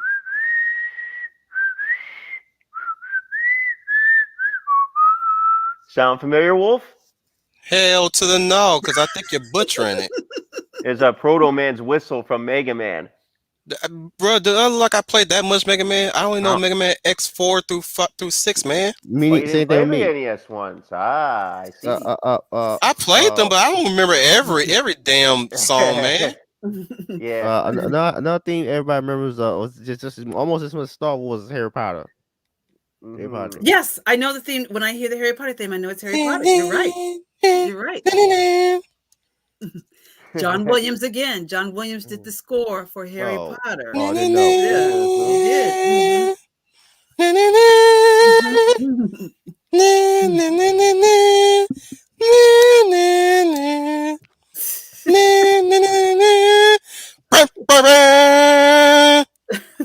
Of course, the classic Superman theme, the Dun, classic, dun, the classic, dun, dun, dun, yes. dun, Mhm. dun, dun, dun, Yeah, dun. the best theme of any superhero movie is Superman. Yes, absolutely. But you all are proving my point. But John Williams was a master at that. That guy just knew how to Maybe connect we needed John music Williams for to this one. it would have been great if he did. It would have been great if he did do the Mhm. score for this. I think he would have got it. Now, my question is, what is Paul's theme? That is a good Crickets. question. Crickets. When Wait, if I no, Paul he Atreides does. The thing is, particular. I've been through the soundtrack a few times. There's not really necessarily a dedicated theme song to any of the characters. It's more of the mood Yeah, and scene. That's unfortunate. Yes, I yeah, have to agree with yeah. you there, Leia. Mhm. Yeah, Paul has no theme. Duke Leo has no theme. I Lady think the only person Jessica that doesn't have just one. nope. Mm-mm. I think only the Duke has one, or at least, Yeah. like I said, I don't think it's mostly geared towards a one character. It's more geared towards a society of characters.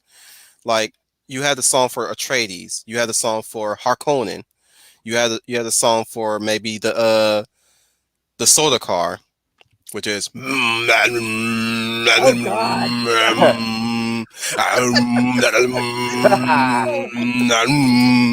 Oh, oh, oh, spare us. Okay. You didn't like that either? I thought it was noise. I'm sorry, Wolf. What? None of this?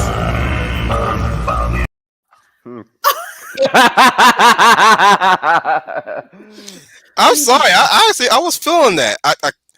I almost thought they were doing that Australian horn for a minute, but I didn't realize that was a chant until later on. I was like, oh, and from what I heard, it's a Mongolian throat chant that they use for that for a style Okay. aesthetic. Okay. Well, Yeah, Mongolian throat chant. I'll have to look up some more some more videos about the Mongolian throat chant to really confirm that completely. But yeah, I see what you're saying, but it just did it throat singing. It Some people liked it, some people didn't. It didn't work with me. And that's one of the problems, what you just said, more of the mood, and that just didn't. I don't think that plays off on screen very well. But that's Hmm. just me. That's just me. We're Uh, we're, This is we're what old we do school this. here. Yeah. sorry. Yeah, So all right. I think I gotta go. I might be back in if it's still streaming. Okay. Okay, Fizz. Take Bye care bye. there, man. Okay, bye. If I say you bye, just us three. I think we can. Find out where you been at, man, because I've been trying to contact your ass. You part of the group now. Hey, You in the hey, MeWe group chat. You and man, like we've been looking all over for you. want to join us, man? We're Almost got talking Dune. scared, man. Almost got scared that something bad happened to you, man. I was like, man, where is Final? Because we gotta touch base. Yeah, Yeah, we'd like to hear your input if you're up for it, man. dude. Yeah. You're in the MeWe group, so you should be able to see the link. If not, I'll send it to you if you want to join us. But either way, I'm gonna send it to you whether you want to join us or not. Cause man, I was like, man, where is Final? I haven't seen him in a while. You're Like, welcome if you want to come. so I'm sending it right now and sent, and it's there. So you'll be able to catch it. Okay. Right. Okay. He's been concentrating on his way. Awesome. Ah, Awesome. good for you, man. Good for you. I need to be concentrating on drawing. Well, we mentioned the score. Yeah, that's the point about the score for me. That's his style of scoring film doesn't work with me. Sometimes it does, sometimes it doesn't. But Zimmerman, sometimes he hits or miss. I think when he misses, it's because he overthinks it just a bit too much. I think Zimmer. Yeah, you have. There's credence to what you're saying, Leia, especially when revisiting the soundtrack. Yeah, there's no committed key song for any certain character as opposed to what he did in the previous movies, which especially the Dark Knight trilogy. Like which song is Joker's. Right. Yeah. You know Right. which song is for Bane, or even Catwoman. Yeah. Basara, Yeah. basara, deshi, deshi, basara, basara, deshi, deshi. I couldn't resist. Sorry. Or even Bruce.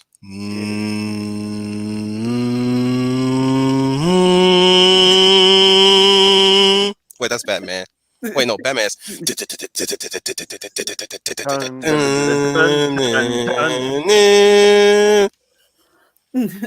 Exactly. Who can remember that song by after he says that iconic line? What the hell are you? I'm Batman.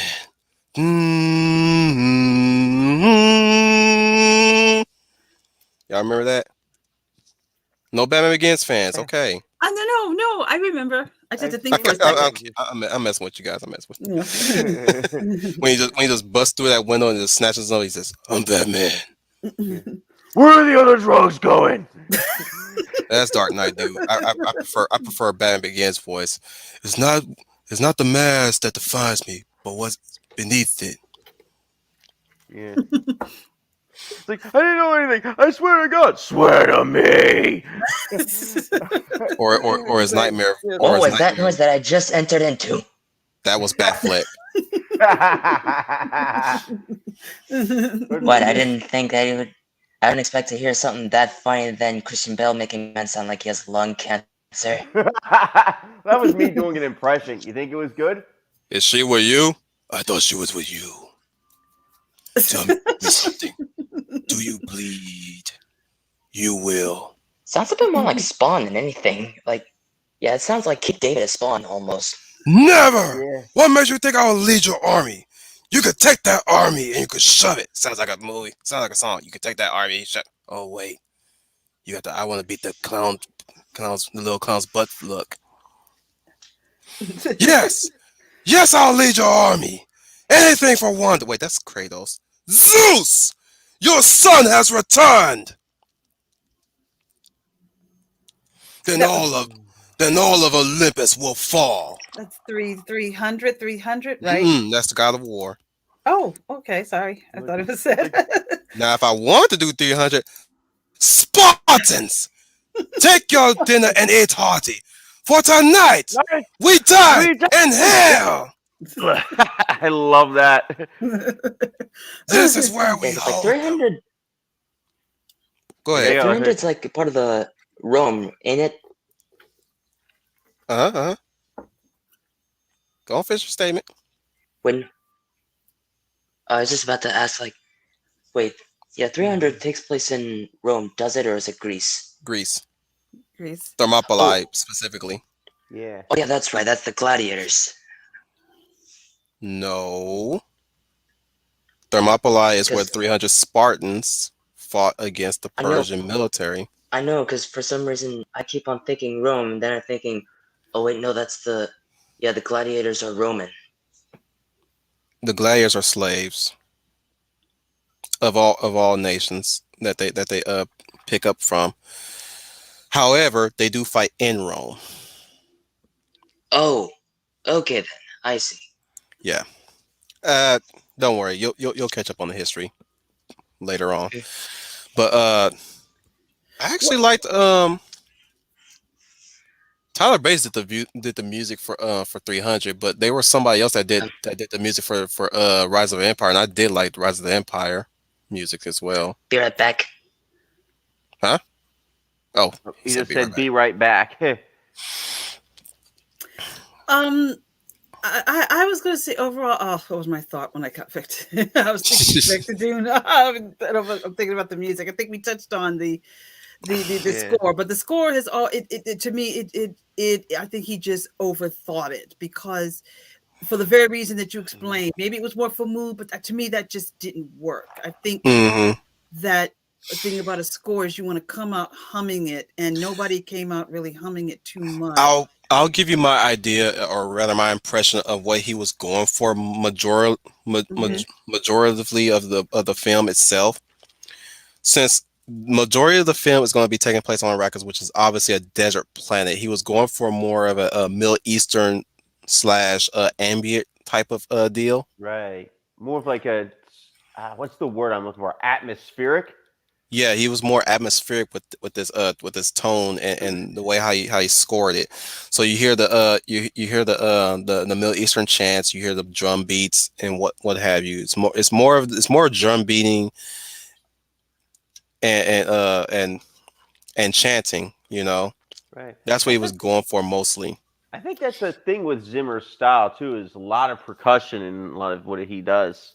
hmm Now he does throw in a little bit of horns and a bit of instruments in there here and there, but it's almost scarce. Only when he again when it sets the mood, of course. But yeah, just to reiterate, Leia has a point with the music. There is no dedicated beat to think of. It's more of a when you hear the song, oh, it's this part. Yeah. Or oh, it's that character.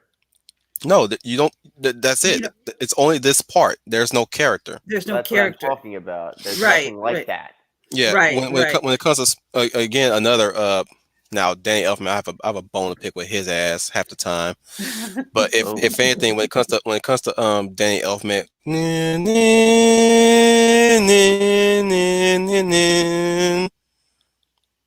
right. Okay, I'm back. What did I miss? We're still talking mostly about the music scoring that Hans Zimmer did for Dune. Now with the So Fremen, I can see the Oh, Hans Middle Zimmer did the Eastern music? style. yep. Yes, Yeah. Oh, with well, pump the brakes real quick. Final. Did you see the movie? I had no desire in seeing it. You're that's you're okay. You It's can not say because I, that. yeah, it's not because I didn't like the story. I do have the book on my shelf. I have a bookshelf in my room now. But nice. Nice. it's just with anything of modern entertainment, I'm still like very vigilant on this. If that's even a Yeah. word. Yes, go ahead. Understandable. Yes, I do. I can understand completely. I see what you feel. Yeah. Final. I when I gave my review, I said I liked the movie. I wasn't in love with the movie because the story was never appealing to me. So I can understand where uh Final is coming from. Is the story isn't a is not appealing to him. So that's why I get what you're saying. It's okay to say that because Dune is not for everyone, which is why I think perhaps It's not just box from office the wise. Go it's on. not just from the story, it's the modern entertainment in general. Oh, I see. Yes, I get you. Yeah. Well, that's been the thing because modern entertainment is so driven by these dumb agendas these days. Right, right. Final, Yeah, I get exactly what you're saying. I can understand that it's hard to enjoy a movie because, like Brian said, it has been poisoned by this cancer of wokeism and political agenda. Yeah. And we well, pretty even much, said, yeah. Especially since they all sound like they're written like they never even matured past the age of 12. Pretty much. Like they And sound that, like "Oh, the yes, emotional. that's something I've been saying for a while too. American entertainment is very immature when it comes to this stuff nowadays. When it tries to I tackle any kind of heavy Mm-hmm. topic or something that's controversial or what have you. I agree Yep, they with would you always both." downplay on the. They would always downplay on the art, even downplay on the kids when it comes to children entertainment too. Yeah. Oh yeah, well, it's like you said. I agree with you. They're writing these scripts like 12-year-olds wrote it. Exactly. Yeah. They dumb down to the audience. They write down to the audience. It's They I talk I down to the audience like they're idiots, I basically. want to touch exactly. upon I agree. touch upon the music real quick. There was Mm. actually a committed song. I think it's for the Sandworm. I I think that I was the didn't one. I didn't hear it. I have to go back and listen to it again. I didn't hear a music for the sandworm, or maybe I missed it. See, that's the thing. When Yeah. you say this sort of, I can't even It's more of recall a it. just relaxing music mostly. It's not really at it is atmosphere, but it's more of it's like it's just going, and there are parts where it stops and it goes Mm-hmm. again. That's probably Yeah. why you missing it because it's so well blended that it's so continuous that like I like some of the tracks are actually broken down, but like you would not have known because it keeps there are times it goes and it melts into another music key, which is again that's one of the things I have a bone to pick with Zimmer at times. It's Yeah. like he has a certain mode of how he does it. Yeah. When you especially when you look at as history back catalog of music, it draws sometimes low and then it booms at the end. Yeah. Yeah, It's I'm not much of starting a to rhythm notice to it either. I would actually notice that if you listen to Electro's theme in The Amazing Spider-Man 2, where it basically has nothing to do with Electro, but would have something to do with Electro as a character in the movie, Hmm. where it's basically where he feels betrayed by Spider-Man, even Oh, though I think in yeah, I think in the comics, he pretty much just didn't outright like Spider-Man at all. Right. Well, first and foremost, I But don't yet, know for the whose sake of the idea was it. movie, yeah, but probably for the sake of the movie, they just like made him a big Spider-Man fan because he saved his life. But then he felt betrayed by him after he's just now turned I could have into written them this differently. translucent monster. I'm saying I could have written them differently. I would have cast differently too. I don't know whose idea was it to put Jamie Foxx in that role. I would still kept Jane Fox story wise would have been different. It would have just been I wouldn't even have that whole Spider-Man sycophantness outside of him. Yeah. Besides the setup of how he becomes Electro is so ludicrous. Yeah. Yes, Like I agree. there is no job security in the dead hours of the work. I agree with you Very Really? on true. that. Yes. Somebody actually Yeah, leaves an no one engineer even to bothered to even seal themselves. up the capsules with the electric eels in there where he fell into.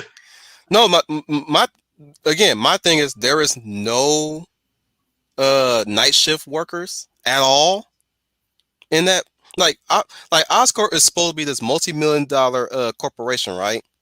And you're Yeah. telling me you I mean, cannot yeah, they study biological tech. Yeah, they study biological science, right. which is I always think it's kind of a big mistake to even have Yeah. them have the symbiote because the Venom symbiote is just another alien being that just came down to Earth that suddenly got attached to Spider-Man. But we're talking about amazing Oscorp. I'm like, bro, you mean to tell me you ain't got no night shift crew whatsoever? In that big facility such as that, thinking we better have a crew in there because we don't want to get sued. So we better have a night shift in there. I was There, thinking the same thing, Wolf. I was thinking the like I same said, thing. that whole him just fixing the one oh okay, push Yeah. pause. Yeah. So somebody has decided to grace us with their presence, and we've been long awaited. And man, dude, seriously, I'm glad that you came, despite whatever it is that you're going through. You don't have to tell us though, dude. So we have come at you live from a basement underneath on the ground with good Wi-Fi. The Schooner Tuna. All Hey, right. Great to have you Schooner, here, you're man. back. hey, everybody. Hello, Yeah, Scoony. I have arrived. How you guys Yay. doing? We're doing good. We're Hope you're doing all doing right. I'm well. doing pretty well. Yes. I'm doing Anxious to hear your thoughts, man. Yes. all right. Yeah. Trooper is going to miss you because he was here earlier. hmm Yes. So where you guys at? I know I'm dropping right in here. So just to catch you up, we did talk about the characters a few times here and there. We were all over the place on that one. We did talk about a little bit of aesthetic again, all over on that one. Leia voices her her opposite opposing side of things, though she did love the movie. hmm Wait, I'm paraphrasing that. She liked the movie. Yeah, I liked. I wasn't Not in love. love the movie, but she did like the movie. We are on the tracks, the soundtrack, specifically the score. Uh, long story short, I liked it. Leia hated it.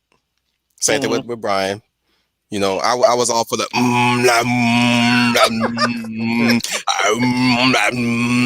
I was digging that. I was like, oh, nice. That's very haunting. Yeah, there was actually throat singing in there. Yeah. And I was I'm Your impressions are just wow, like right there on point. just spot on, Woo! right?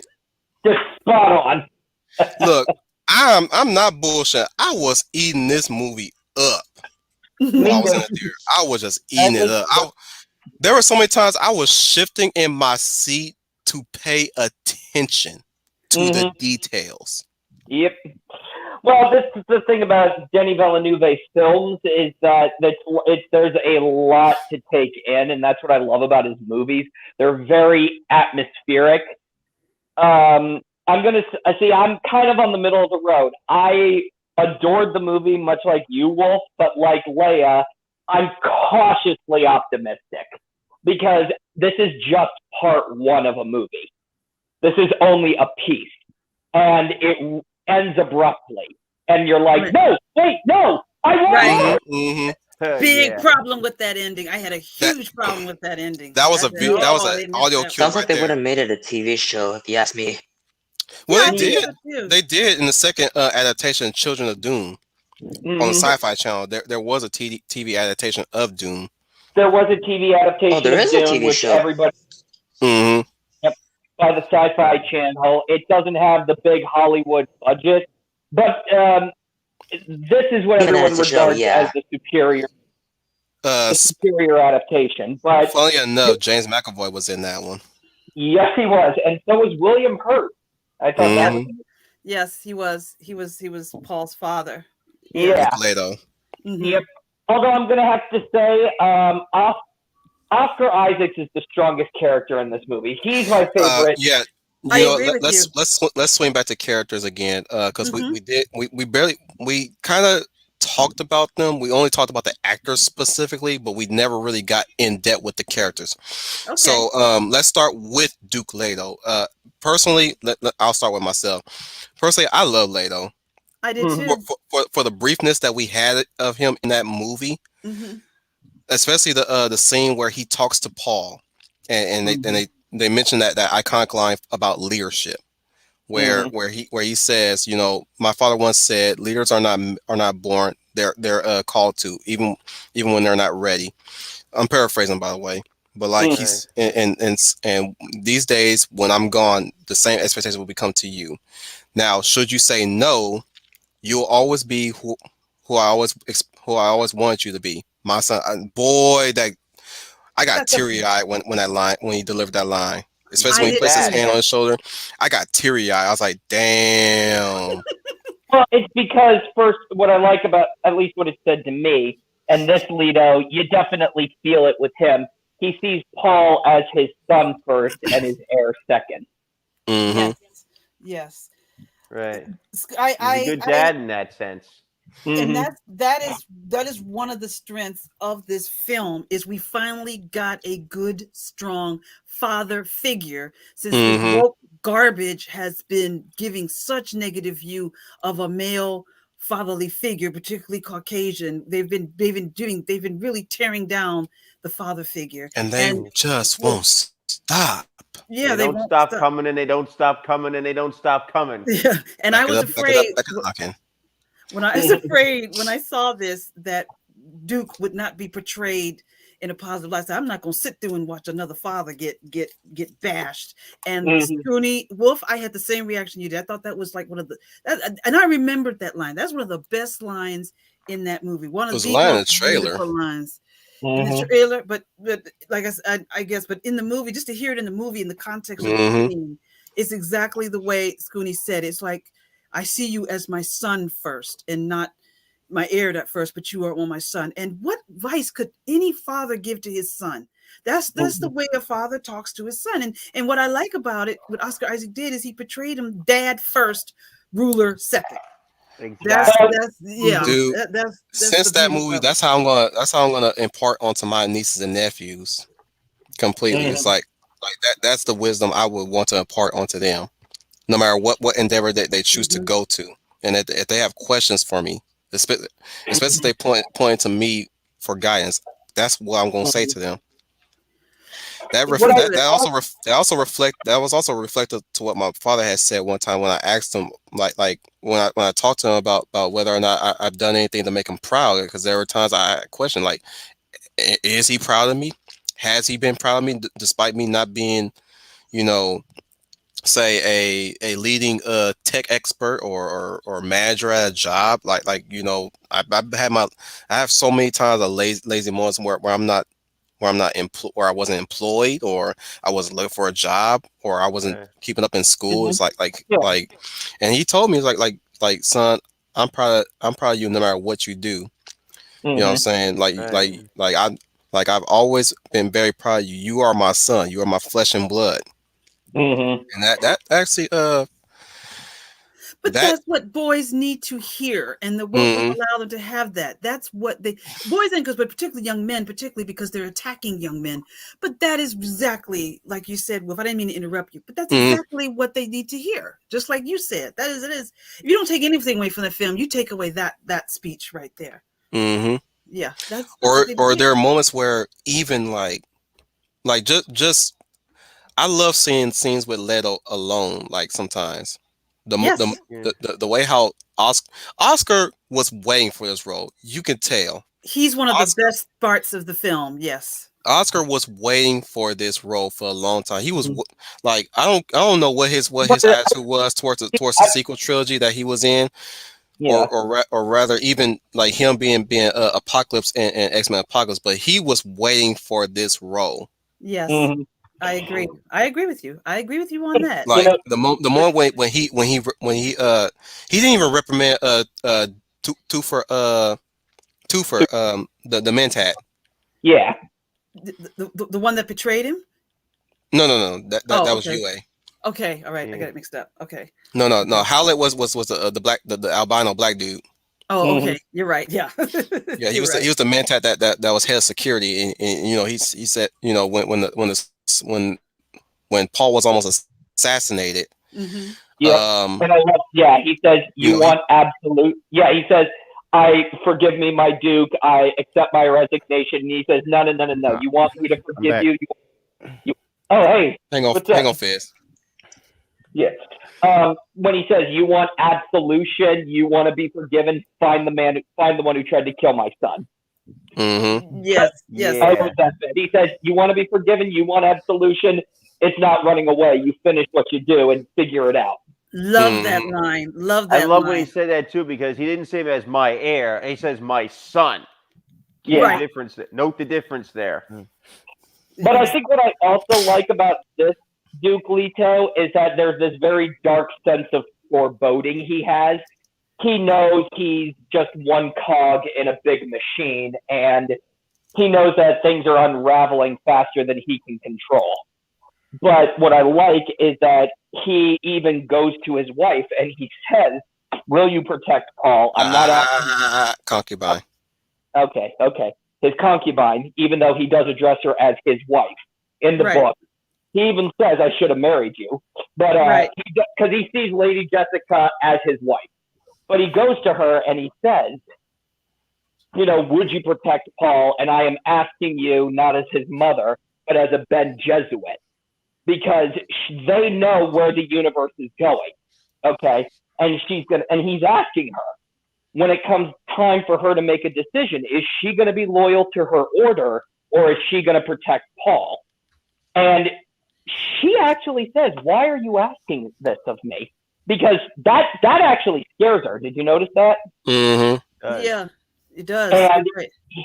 that scares her. She says, "Why are you asking this of me?" And he says, "I thought I had more time, but there's forces moving. I can't stop what's coming." And he knows that, and I love that, because his first instinct is, as a father, to know, is his son going to be okay? We are House Atreides. There is no call we do not answer. There is no fate that we betray. If you ever ask us to bring peace to Arrakis, House Atreides accepts. Scooney, I love yeah, good. Yeah, love that. I love that scene too, Scooney. And you're right. Even if I watched it, and even more in this film than maybe in the Lynch movie, but even more in this one particularly because again of Oscar Isaac, there is this sense he knows I don't have a lot of time left. I don't know when it will happen, but I know maybe because of the position that I'm in, I may not have a lot of time with, and I need to make sure you are all prepared. And that is that you can use that as a metaphor for anything in life. Maybe there's a parent that has, unfortunately, a disease that they know it's probably not, they're not going to have much time left. So He that knows is, that they're gunning for him. yeah, exactly. Yeah, he knows that. So the fact that he prepares them both, and he prepares her, and like you said, Paul, he's thinking of Paul as a son, not like you must keep my line going as an heir. I want my son to be taken care of. And like you said, it does scare her because she's thinking, is something going to happen? Well, why are you talking like that? And it also shows, even though the concubine, excuse me, like in the book, she fell in love with him. Yeah, that's another thing. It wasn't just my Take job. notes, Caitlin Stark. Yep. Yes, exactly. Yeah, exactly. She fell in love with him. There was a devotion that she had to him, not as just a servant, but just devoted to him because she loves him. And I like how in the movie too, Jessica, because it's expanded more in the book, but Jessica was supposed to give Duke Leto a daughter, but because she fell in love with Duke Leto, she gave him what he asked for, a son. And more information about that. Which go ahead, Oh, Schooner. I'll bring in. I'll explain lore because I don't. Because guys, you gotta remember, Fizz don't know this stories that in depth. He only knows the synopsis of it. I don't know if they're going to bring this up in the sequel. They may, I don't know, but they did go over it in the Lynch film, and I think they touched upon it a little bit in the sci-fi miniseries. But the Jesuit priesthood, which is the order that Jessica belongs to, are secretly chess playing the entire galaxy. That's basically what they're doing. Yep. But she went against the order, which is a big no-no. And she fell out of favor with the high priestess, the mother. Yes. Of all. Mahayam. Yes, the high priestess. Yes, you're right. Yeah. And, Gaius Mahayam. I know. And what I think I like is what I find interesting about what I like more about the Lynch film is that we see more of how disappointed the high priestess was, whereas in this one she's just dismissive of her. Yeah. She just walks right past her, dismissive of her, all that. You don't really get a whole story between that, and I All right, kind of y'all wish ready they had. for lore speak? Yeah. So, what Leia's saying about the whole fact that Jessica's supposed to bring in a daughter is that the Bene Gesserits are so highly advanced in gene manipulation within themselves that they're able to they're able to manipulate the genes to produce whatever gender they want, be it male or female. Most of the time, though, when they produce children, they only produce girls for their Right. order, mostly to add to their order. So they're again, their prime directive, however, is to bring about the Quetzat Haderach, Right. Yeah. or what would be their messiah. And but you have to know this. It's very important. The Haderach will be male, and they want the order. The order wants the Haderach to happen because they want to control it. It's for their order, under their control. Exactly. I do agree with that. Yeah. Fortunately for them, they want a girl to be the Quetzat Haderach of their Right. order. However, Jessica, as per Leia's explanation, due to the love of Leto, love overpowers, I guess, authority, end up producing a son because obviously the man wants a son. But I'm pretty sure Leto also understands that even Jessica, if she had to follow her order, she would have produced him a daughter, and he probably would have been fine with that either way. But that's the beauty of their relationship that I really admire so much, is that she loved him that much that she's willing to overrule her teachings. I mean, he even says in the movie, I never questioned the motives of your order or how everything moves, because I know what I love about this movie, everybody silently knows what the Ben Jesuits are doing, but they don't talk about it. They all know that if they're working some kind of their magic, I know they call it magic, but it's just they call it magic, but it's not magic. Ain't that really nice to have people who actually act like adults for once? Yeah. Yes. Exactly. Yes. I They aren't just like agree. trying to kill each other half the friggin' time. Yes, I agree. I agree. Exactly. And Even the old Star Trek films don't even fall into something like this.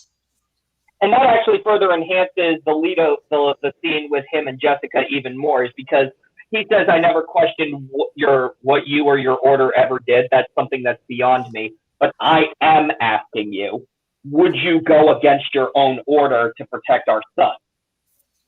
And with my life. Exactly. I love which is what I love about that scene, and that's why I feel that in this movie, especially, the love between Leto and his wife Jessica is truly genuine. There's always this unspoken loyalty they have to each other and to their family first and foremost. And he's like saying, this is not about Wolf is saying, this is not about my future or the future of this house. It is about the protection of my family. Exactly, and that's take notes, Ed, and I'm sorry. Take notes, Ned and Caitlin. Yep. Wow. I have to say one thing. Go ahead. Not only, I know I haven't seen this movie. I do have the book, which I still need to get to reading, even though I'm basically just one chapter into reading Harry Potter. I'm just going to tell you right now, it's a dry read. It's very okay, but it's worth it. It's worth it. Well, I just want to address Dominic. I don't really like Ultimate Electro anyway. I like what the Spectacular Spider-Man did with Electro. They took the class design and then redesigned it to make the lightning bolts come out the head actual electricity. that actually looks good. I like that too. The aesthetic. Yeah. Go ahead. They did pretty much. Yeah, they did pretty much at least like half of the Spider-Man villains in that show, at least. Justice, yeah. But anyway,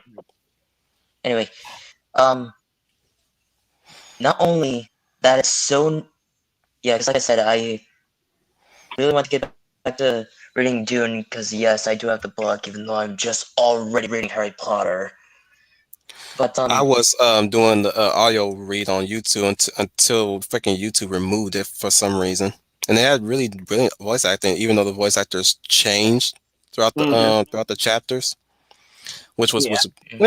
kind of a bit of a disappointment that none of the voice actors stayed consistent. But it was I was digging it. I was really digging it for the amount of time I had on it. Mm-hmm. I had with it, I'm sorry. Yeah. And like for that amount of what I got from that audio read, I was again while I was in that theater, I was just anticipating what they were gonna do with this scene. Mm-hmm. Like the moment when Gaius Hela Mahayim was testing Paul with the box, I was like, oh, it's this scene. I was like, okay, what Mm-hmm. lines? Okay, what will be the lines to say in this scene? Yep. You know what I'm saying? When Oh, I didn't mean to interrupt you, Wolf. I wanted to go a little bit on that scene about the testing of the when he's being tested by her. The Reverend, I call her the Reverend Mother, but you know who I'm talking about. Just call him And Reverend Mother. yeah, I call her the Reverend Mother, and it you get a little bit of what kind of person he's going to be because versus in the Lynch film when he is in there, he looks her. I just love how he looks her in the eye and say, "How dare you use the voice on me?" Kind of Hmm. made her jump back a little bit. Yeah. That was in the book. I Yeah, was waiting Mm-hmm. for that line. I was definitely waiting for yeah, that line yeah. because again, like I was saying, like especially the scene where Lady Jessica was telling him to make her hand him the cup of water. It's like, Hmm. oh, that was in the book too. I was like, okay, Yes, we're off to a good start because like that's in the book. yes, That's in Mm-hmm. the book. Like he's like, I'm not in the mood to train today. I'm not in the mood to train today. And it's like she motherly in a motherly way coaxed him to do it. You know what I'm saying? yes, And I was like, yeah. I like that. And that's what again back to what I was saying earlier when Trooper was with us when we talked about the Weirden way, the way how they used the voice. Mm-hmm. I was hoping that they were going to differentiate the levels of how the voice is used to really differentiate one's power scale. Let's go with that power Mm-hmm. scaling. Yeah. Okay. Like in the case of who just okay, never mind. Uh, so in the case of guys Helen Mahayam, like it's a booming sound, like stand over here. You know what Yeah. I'm saying? That Yeah. to What I like in this movie is that first and foremost, the smartest thing they ever did, get rid of all the internal monologuing. Yes, I was Instead, happy that they got rid of that. Yes. Yeah. what I like is that they probably I'm because this is how I'm thinking Villeneuve works. He says this is the internal monologuing that's going through your head in this scene, but I want you to express it. Don't say it, express it through your movement, which is why you can tell what's going through their heads when they're doing this, and I love it. Yes, exactly. It's been a while since I read the book, so some scenes I do forget that there are some scenes that are taken right out of the book. Yep. But the way that scene was done, you're right. I like the way that scene was done when he's being tested. Mm-hmm. How it was done. He doesn't whisper it, even though she commands him to. I don't know if she says did come here, that's sit on your knees or something. For him to still say, how dare you use the voice on me? And she's like, well, how Mm-hmm. dare you speak that? I think she even How dare you use the voice on me? yeah, she jumps back a little bit, like hmm this is okay. You are different, you know. You are in a way she different. it almost comes off a teacher scolding a student. Yeah. Like Right, that was right, a nice yes, that's a nice aesthetic. It's like oh my goodness that reminds me of me and my teachers I had in But kindergarten or at because least in the in scene, elementary.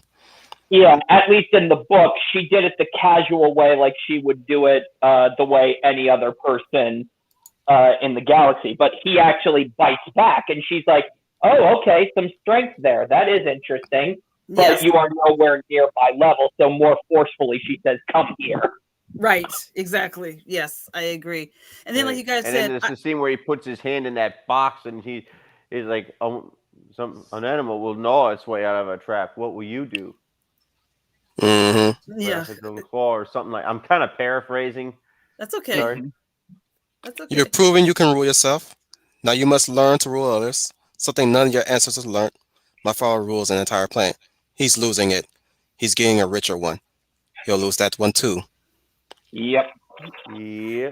But like you guys said, I like the way they got rid of the internal voices in the Lynch film that was so godforsakenly annoying. Got on my nerve. I like the way it was used in this film. Mm, They used it just right. They and how they use the voice when each one of them starts to use it. Like you said with the Reverend Mother, when she uses it, it's like thunder. You know, Mhm. it's and I just was like hoping that amazing thunder. Jessica, when she did it, I was hoping like when he did it, there was this mute sound, he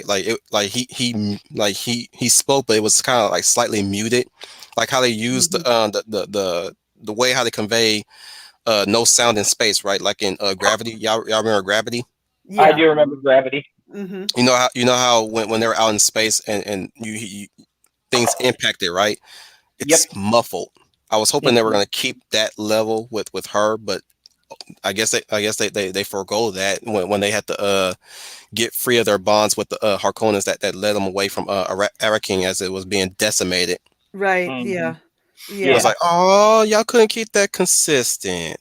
I'm a little Surprisingly, disappointed about that.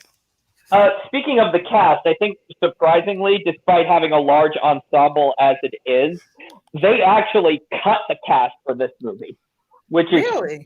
because Mm-hmm. the emperor is supposed to show up, and so is um, Harkonnen's other nephew, Yes.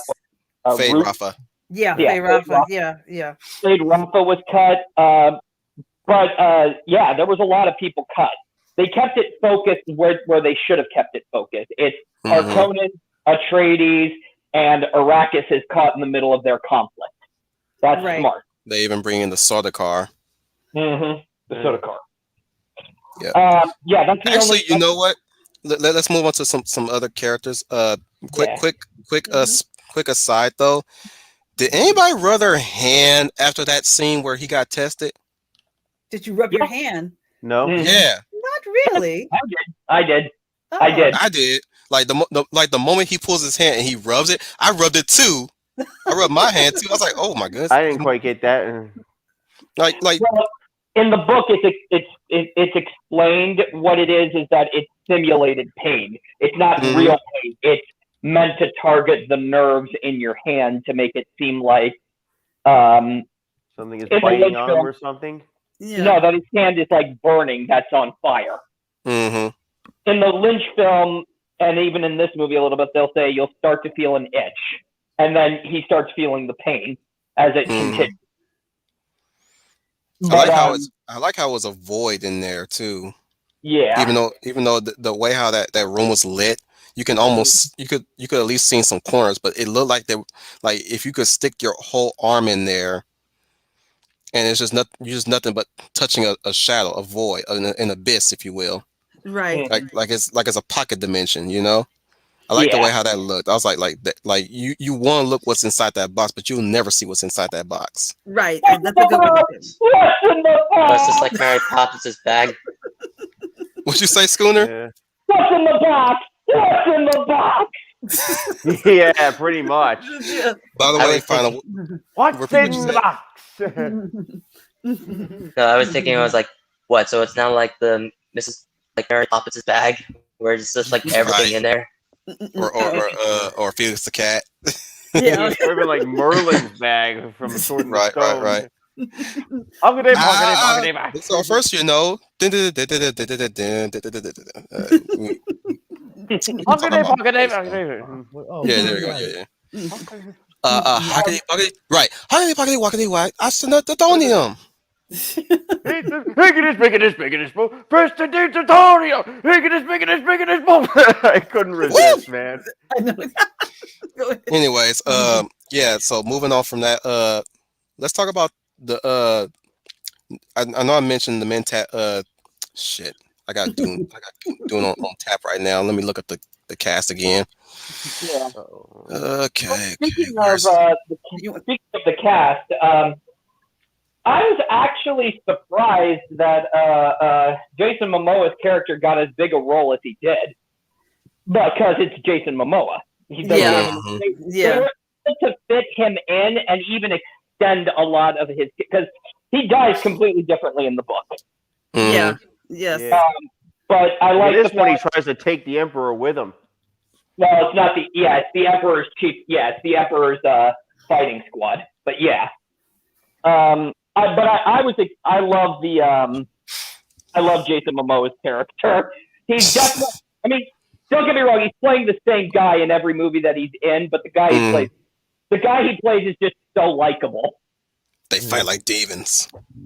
Yeah, I said this. I said the same thing. I said Jason Momoa is being Jason Momoa in this film. It's a one act, but this one note works in this movie. Yeah. So that's And why I for think people are once, talking- yeah. for once, he's not like this. You can feel it, dude. Exactly. He's not gushing with no. It's like. Though to be honest, Momoa would actually play a really good Lobo if instead of being casted as Aquaman No, he'll be amazing as Lobo. or Aquabra. Yeah. Yeah, Yeah. because You're right. Aquaman. he's no longer playing Aquaman. He's just playing Aquabra because that's Yeah. totally not Aquaman. Lobo not. was Aquaman. Yeah, that's one of the problems I had with Aquaman. I I mean, said, he could have been like, this is not Aquaman. Man, you got Exactly. freaking Night Owl, who's a better Aquaman, and he's Ocean Master. You know, I said the same thing, Wolf. I said throughout the show, I should Had the hair and Ocean everything. Master oh yeah, I is do killing remember. this I film. thought who was the better Aquaman. I just remember who was the better Aquaman on one stream, and it's Aragorn in Lord of the Rings movies. That's already a convincing Aquaman. yeah. Yeah. But then again, Jason Momoa would not have been my casting choice for Aquaman at all. So At fuck all. Snyder. I wouldn't have either. Jason Momoa would not have been my choice. A to better play. choice would have been the guy who plays Homelander. Yeah, Oh, yes. Yeah. Oh yeah, And he's Yeah, also called Timothy, right? Am I right? Timothy? Yeah. I haven't read The I thought Boys, that's the but name of his son. I really should. Oh no, it's really Ryan. should. Never mind. Bet you I like Hang the on. comic a lot more than I like the show on Amazon. Yeah, and that's one of the problems I had with Aquaman was my mom's like, this guy is nowhere. This is somebody else. This is not Aquaman. This is somebody else that's doing Sorry, this. So Anthony I wasn't Starr. His sure. name is Anthony Starr. Oh, yeah. Oh, I don't watch The Boys regularly, but I've seen that actor, and I would agree that looks more like an Aquaman to me because Aquaman doesn't look bad in the comics. So I said, where did they get this? they guy tried to make from? his look. My takeaway, I will say this. My takeaway from Aquaman was I'm glad they did not alter the suit. Can I Okay. can I say this? I'm mean, they actually tried Ward, to- though, he's mostly shirtless throughout most of the movie. Hang on. Go ahead, Schooner. I would have been fine with Jason Momoa playing Aquaman if he played Aquaman like he played Duncan Idaho in Dune, because he played him so well. That needed to be Aquaman, a guy who, I'm a go with the flow type of guy, but if I am asked by my Duke or ordered, I will go and I will do it. And he succeeds in his job. He lived among the Fremen. He came back. He gave his report. And after the attack with the Harkonnens, what does he do when he sees Paul? The first thing he does is he gives him a hug. And then he bows to him. Then he kneels and he calls him my Duke. Yep. Yes. Okay. It shows. And the thing is, when they casted Momoa to play Aquaman, they almost tried to make him look like it's the Aquaman in the 90s, like DC in the 90s when Aquaman lost his hand and he just switched it out with the harpoon hand. Yeah, that's what. Yeah, that's the thing they were trying to do. They were trying to make him look. Yeah. See that picture right there? That's definitely Put the suit Aquaman on this right there. motherfucker. Yeah, that is definitely now. Aquaman. Yeah. Not it now. is. That- Right fucking now. Now we're gonna buy him. We're gonna buy him. No. I'm That's from Eddie Griffin Last Stand when he does his Michael Jackson impression. Yeah. like buy 50 star for Aquaman now. Buy him fucking now. Yeah, and no new 52. We're gonna go Golden Age classic. Mhm, I mhm. agree And 100%. definitely not anything New 52. And don't do anything with Scott Snyder's Batman either, because Scott Snyder's Batman is terrible. Oh goodness. Yes. And if he's not available, the next best thing would be who's the next best thing? I guess we'll have to go with the old actor who played him in Smallville. Which is not terrible. Yeah. It's not What, bad. the Yeah. actor who played Superman or Luthor? Aquaman. No. Who played Aquaman? He Oh, shows up. He shows up in one episode, and he's kind of a background character every time he appears. No, I thought that was Aqualad for whatever reason. It was like pre-forming of Justice League in the Smallville. That's what they were. That's what. Yeah, it was like pre-forming what. You know, which is not a bad idea of what Justice League would be if they were just starting. I would say like if he's, I want to see what he looks like if he's older. You know what I'm saying? Because he could probably still play Aquaman. I mean, look at freaking Tom Welling. Dude still look like he can play Superman. Yeah. If I was to do, actually, believe it or not, if I was to do a Superman movie today, I would actually cast either Tom Welling as Jor-El or as a Jonathan Kent, because he would be perfect for a Jonathan Kent. Yeah. Yep. Yeah. Total sense. Put the suit on him right now. He old enough. Put the suit on him right now. Mhm. Right fucking now. Put him in a suit. Yep. One of the two people, like Scooney just said, either Jonathan Kent he could pass, I'm or leaning or- clean or- on since or Jor-El. scene. Oh my What'd you God, say? what was that?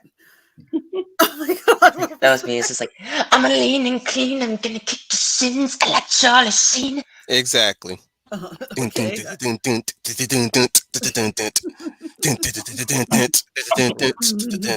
Yo, Hey, face are you up, okay? a Wait, smooth are you okay? criminal. Are you okay, Dun, dun, Annie? dun, dun, dun, dun. What'd you say? Wait, I Final? actually have an idea for a DC cast. I actually have a list in there. Hold on, I'll be right back.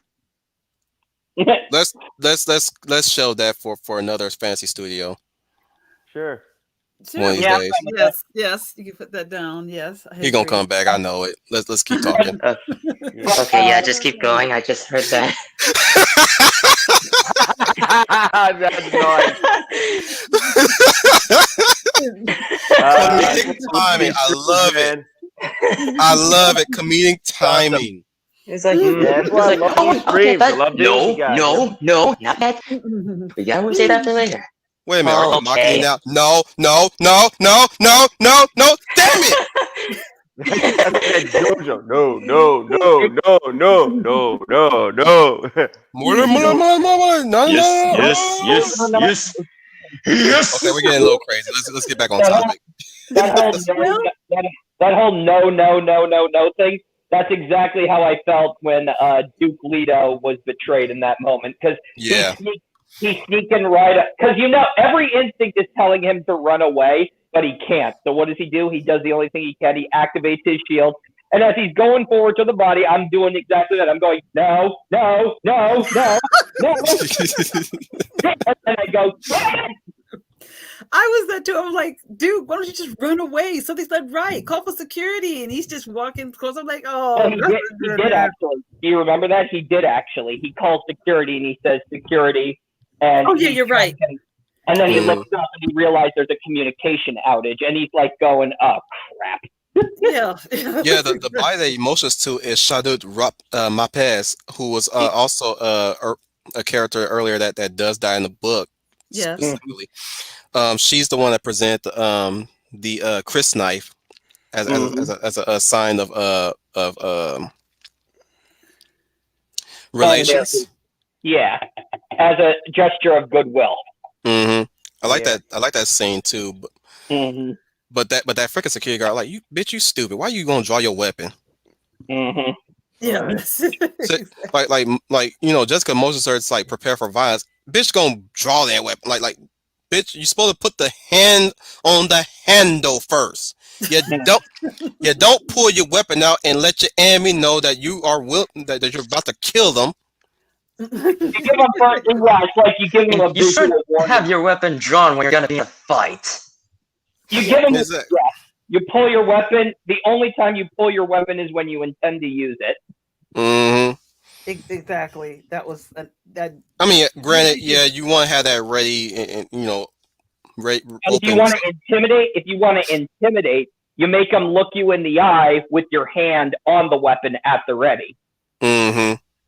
The bitch just drew the weapon. I'm like, oh no, don't do that. That now you're gonna get you give the enemy the impression that they should think of a different strategy now. Mm-hmm. Now that you see the weapon drawn.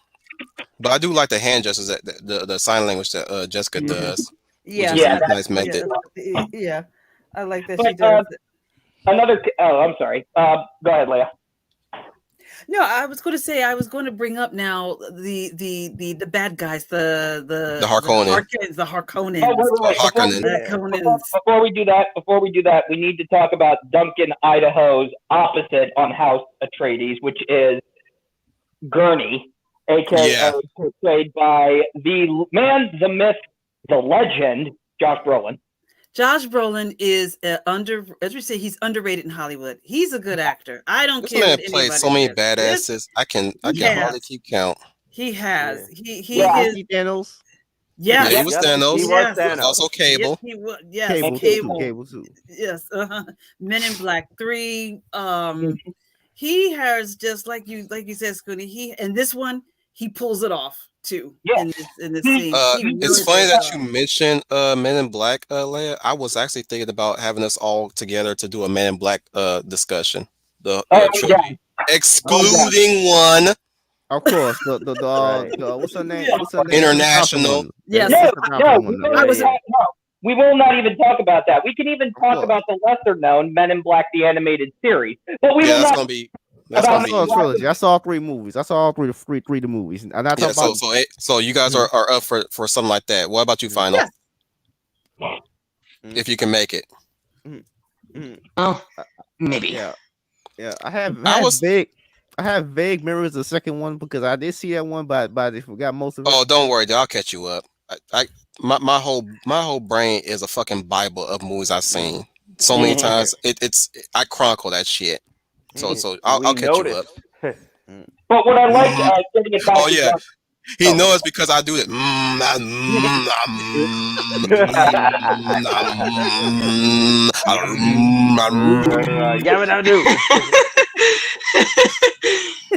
That almost sounds like my sister when she's having road rage. It's just like that almost sounds like my sister when she's having road rage. It's just like I'm dropping a big dookie. like my ritual meditation when I go to the bathroom. I thought your ritual routine was release the Kraken. But yeah, I was thinking about doing that for the month of Thanksgiving, or at least like somewhere around, if we can, around Thanksgiving maybe. Or something like to celebrate Thanksgiving or whatever, because I do believe those movies were released around November-ish. Right. Yeah. They were. Am I right? I think you're right. Oh yeah. I think they were fall movies mostly. I think International was the first summer one. Which, makes sense because it's the franchise killer.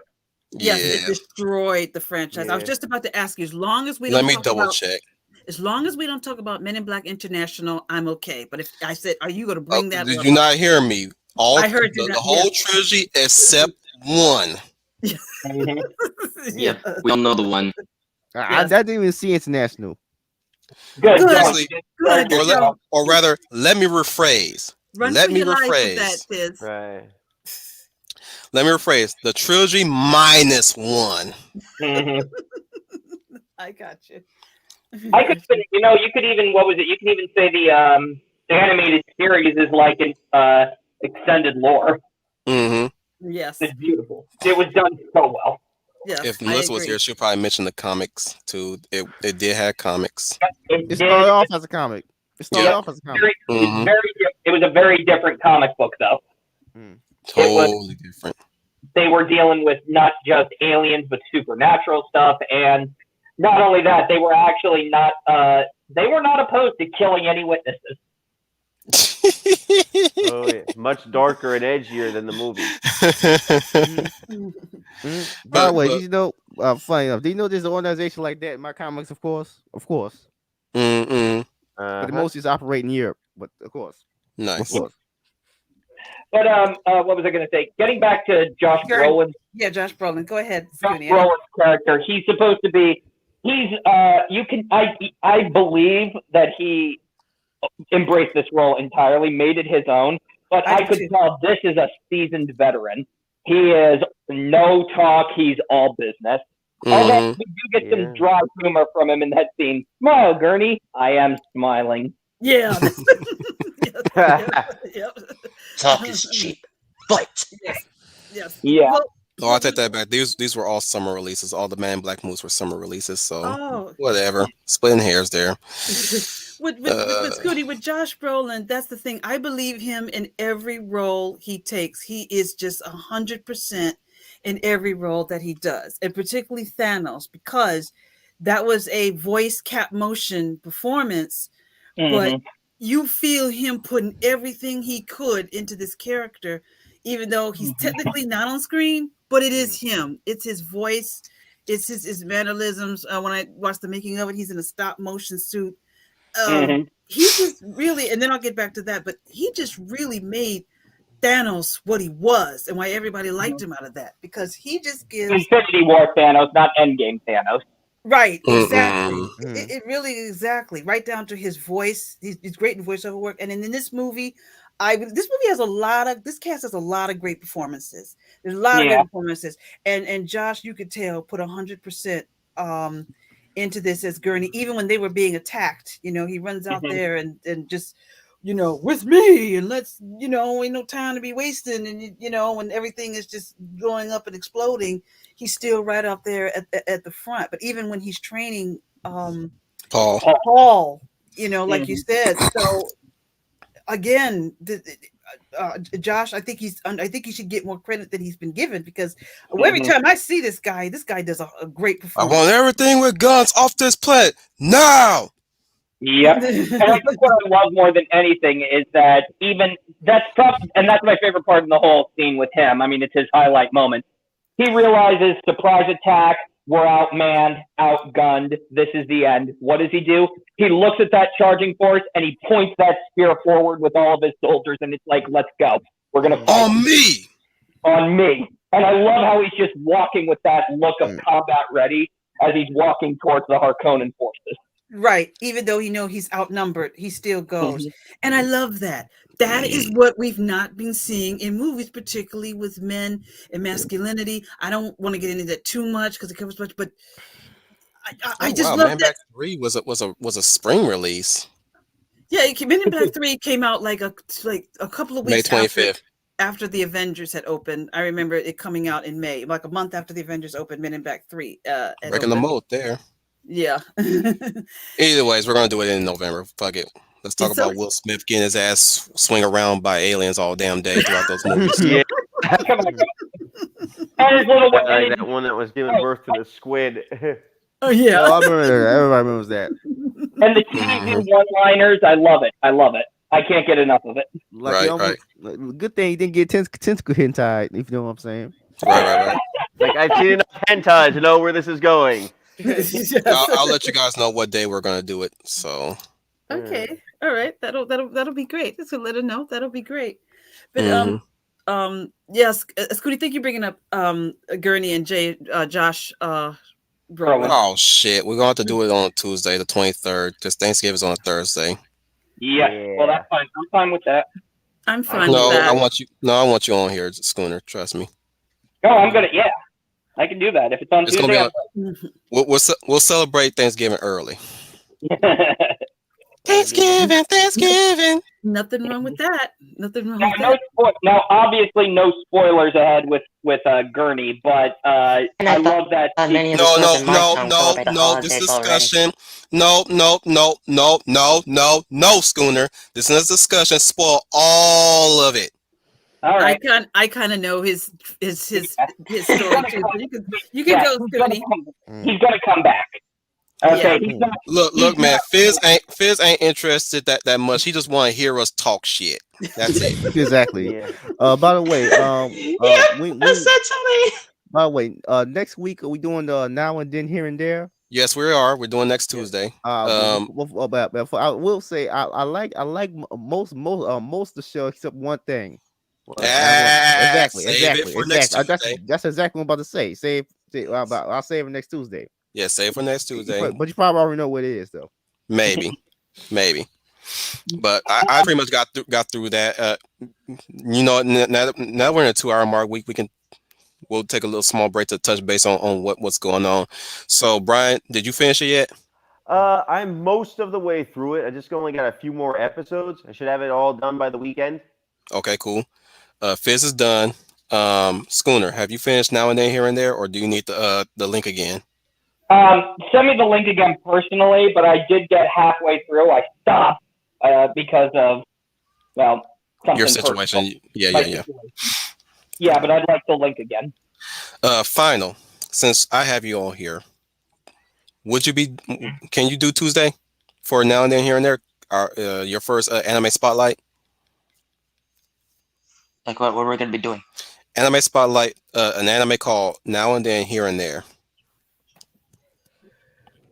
I'm afraid not. Okay, you're out. Yep. Hey, good. Um, Every single time he would do an anime or manga spotlight, like a manga book study or an anime spotlight, I would never even be in those. yeah, I'm trying to get you in there, man. Because I know a lot of us are animes. Leia, for you, that's what we're doing next Tuesday. Would you be willing to humor us for that Tuesday? I think so. If nothing should come up, I think I'll be able to. Yes. Because I'm willing to link you the anime itself. It's only 13 episodes. It's a quick watch. If Okay. anything, if you can binge it in one day, oh, trust me, you wouldn't be.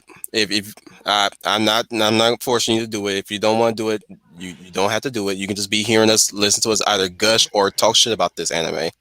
Okay. I'll be willing to do that. Check it out. Yeah. Yes. So Yes. I can link you in private the anime so you can check it out, so we don't have no stragglers when we get there. Right. As far as everybody else, I'm pretty sure Trooper could probably join us. If not, no, then he's out, whatever. But I just want to make sure that who is here and who is not here. I know Brian's down for it. Fizz is down for it. He's committed already. He's finished. Schooner, you're partway there. Brian's okay. We got that. Okay, now only Leia's the only one that's got to catch up in a way. So we'll I'll send that to you, and I already have it set up, so we'll be fine. Right. So other than that, let's keep going. Actually, I like to say that I think I like Josh. Nothing against the Lynch film, because Patrick Stewart played him in the Lynch movie, and I thought he did a great job with him. I mean, I'll always remember that rally call. He goes, "Long live Duke Leto!" while he's holding a pug. Okay, and he just screams, "Long live Duke Leto!" as he's charging forward. But Brolin made that role his own. Gurney does it. He's like no words. He's just walking towards, and I'm convinced he's pointing at a Harkonnen soldier as he's running. He's like, "You're the one you're the first on my chopping block." Exactly. I agree with you, Scooty. And I think that Josh does this a lot, and why I'm liking his acting. He takes those parts and make them his own. So he would be hard to imitate, because he takes it and he makes it his own, and you just always, that's why you walk the theater, remember him. Final. You always remember him in all of his performances exactly the way you just described it. Like you said, you could tell he did his homework, but he found a way to make it his. Because not on lines, but I really enjoyed when he was on screen. I really enjoyed his scenes, and I like him as an actor. I was glad he was. His scene with Paul is actually really cool. I know you guys may have talked about this already. I love the shielding they got in this one. It's not over the top visual effect. It's surface level shielding. The personal shields, I definitely love. Yeah, those personal shields are amazing, and I love how this scene not just is it character development, but you see the limitations of the shielding. Hence why it fails for Duke Leto, because, like they say, the slow blade penetrates the shield. Right. And not only that, you can see that it doesn't make you invincible. You are still vulnerable to it. Mm-hmm. Right. And Which- and I think, oh, go ahead, Scooty. It really Well, I helps don't- get around the PG-13 too, don't you? Did you notice that? Yep, It really got does. around. Exactly. Like you see blue, you see that it's clear the shield is holding. But when the shield is red, you could tell the shield. It's almost like if you want to get past the blood, but you want to indicate critical hit, like they do in video games, they show different coloring for Yep. different impacts. Yep. And Red he is a warning color for a reason. And he Mhm. and you're right. And didn't he show him that when he was practicing when Paul had him down, was trying to go for the death blow, but he also hit him as well and told him, I think the line is you go with me in death, or we go to death together, or something. Yeah, he Mhm. says, very good. The slow blade penetrates the shield. Right. And he says, but look down. We would have joined each other in death. Right. So Right. I agree with you. So he was letting him know the shield can help you, but don't put your faith in it. Don't rely Mhm. totally on Yeah. it. Yeah. Put your faith in your skills, not in the technology. Right. It's similar to It's like you what use the Luke is- weapon, do not let it use you. right.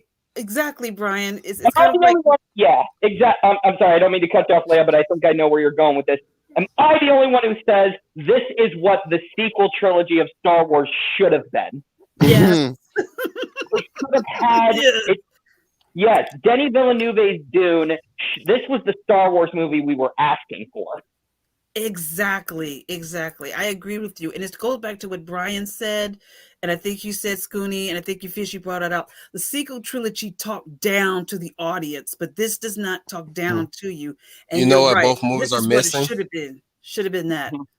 You know What- what both movies were missing per se? Mhm. What? British tars are soaring so as free as a mountain bird. His energetic fist should be ready to resist a directorial word. His nose should pant and his lips should curl. His cheeks should flame. His brow should furl. His bosom should heave. His heart should glow. His fist be ever ready for a knockdown blow. His nose should pant. His lips should curl. His cheeks. Star Trek Insurrection, where the best way to stop Data from going rogue is to sing. Yep. All I can say is, but why? Yes. No. I would rip a scene from this movie and play that song over the Atreides fighting the Harkonnens and see how well that would go over with people. Yeah. Well, I think we're going to be ready for a public stoning. Or rather, I'll do it as a music video of House of Atreides as a whole. Just use it as a music video. Just have scenes of House of Atreides just being awesome. Especially that scene where they meet Harkonnen. Even though most of them are half dressed and some are armored, they're at that stairs, right? They got the pikes, they have the blades ready, and of course they meet the Harkonnens on that stairs. But unfortunately, you see the Sardaukar just pop in, and boy, is it creepy how they pop in. Well, that's the scary thing, because you realize, you think at this point, all right, we're going to get a battle, but then you see the Sardaukars coming down behind them, and you realize, oh no, this is not a battle, this is a slaughter. This is a Yes. jihad or Yes. a Yes. crusade, A as they massacre. changed it. Yes. Yes. Dude, did you like the levitation in this movie? Yeah, From the Baron? You The said Baron levitation. and the Sardaukar. yeah. Yeah.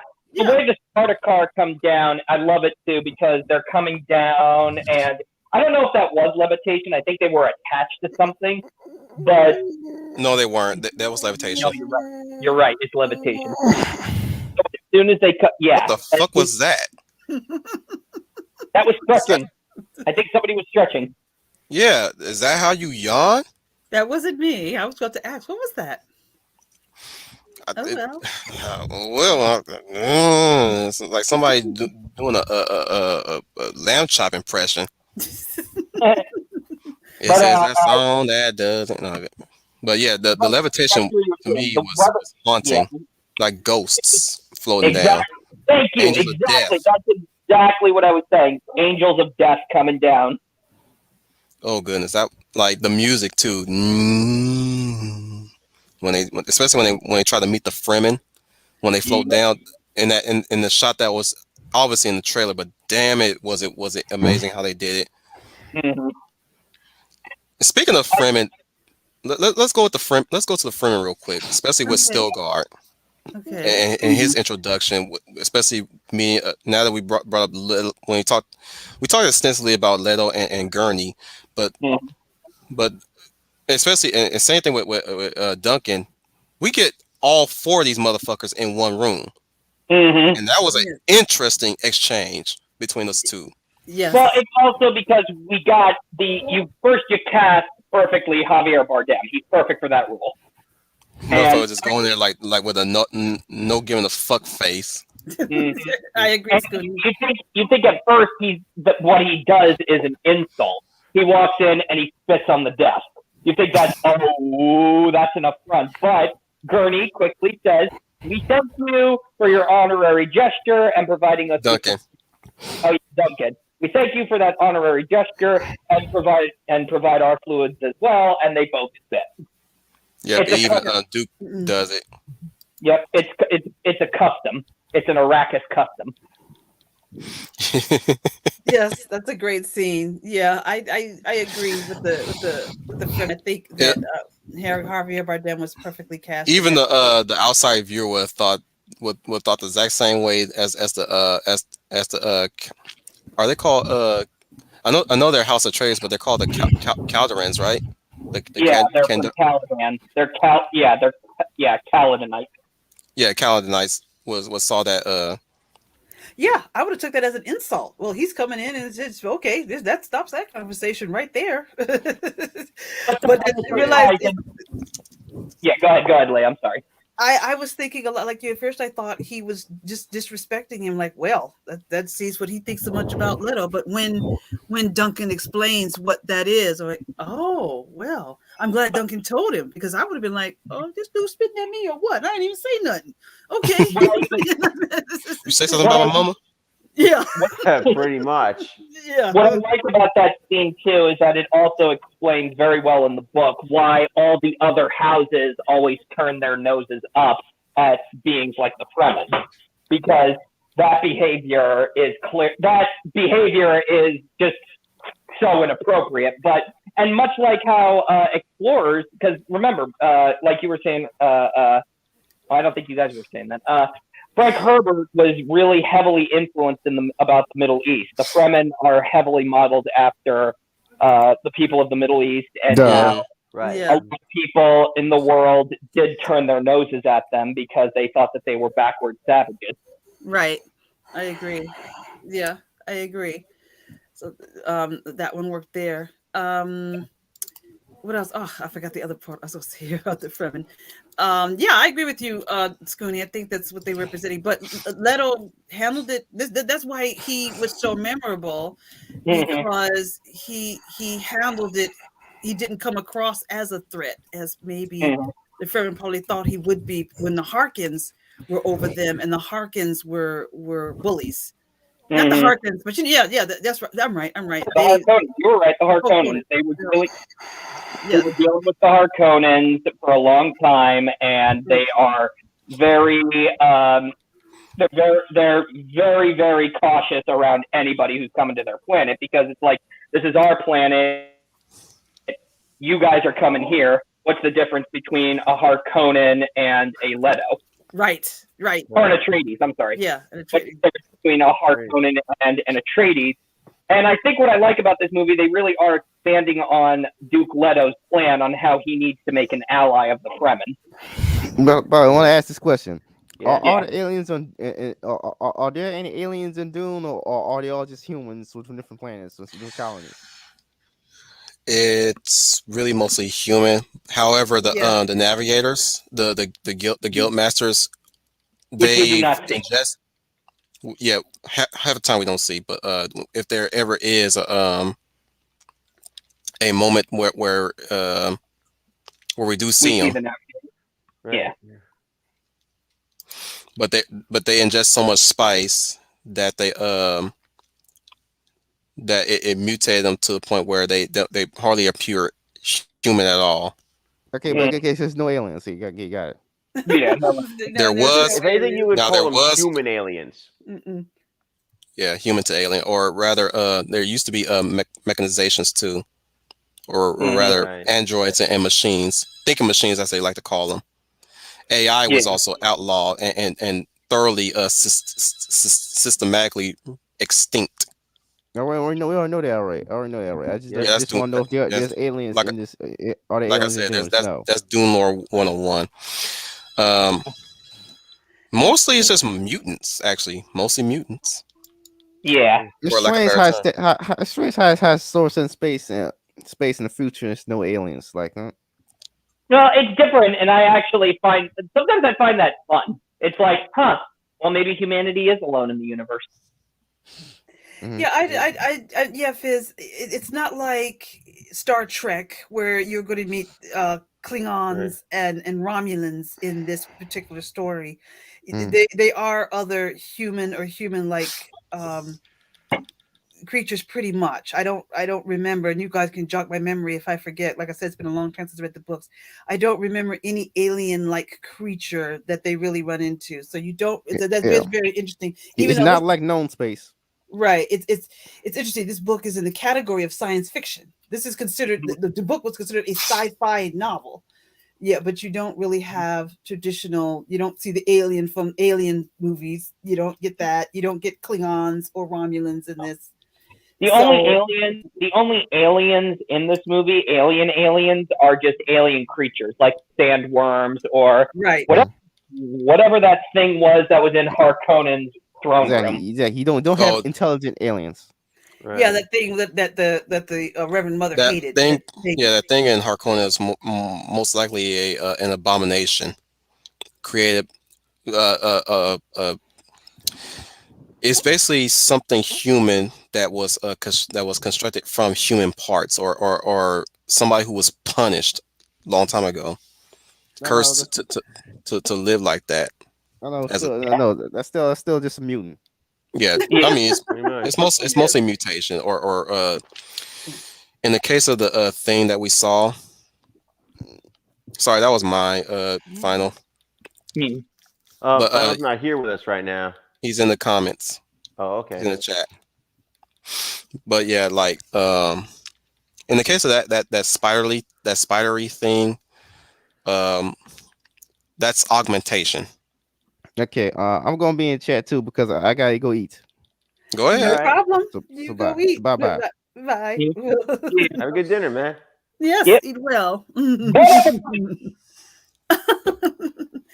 um, But what was I saying? Yeah, there are no aliens that we see in Dune. The only aliens are the creature-like things. Yeah, The fauna of Arrakis, like the rat, that little mouse thing. I keep forgetting the name it's called. I forgot what it was called. I just call it a Wait, desert mouse. wait. The I think it's the Ma'dib. Hmm. I think it's called, Yeah. which is Paul's name that he acquires when joining the Fremen. Which there's one thing I do want to mention. I was in Troy's discussion in his Friday night last call. I was there briefly, and Yes, I do have to agree with Nanette with her assessment of the ending, which is it should have ended on him picking his name. I That's something agree.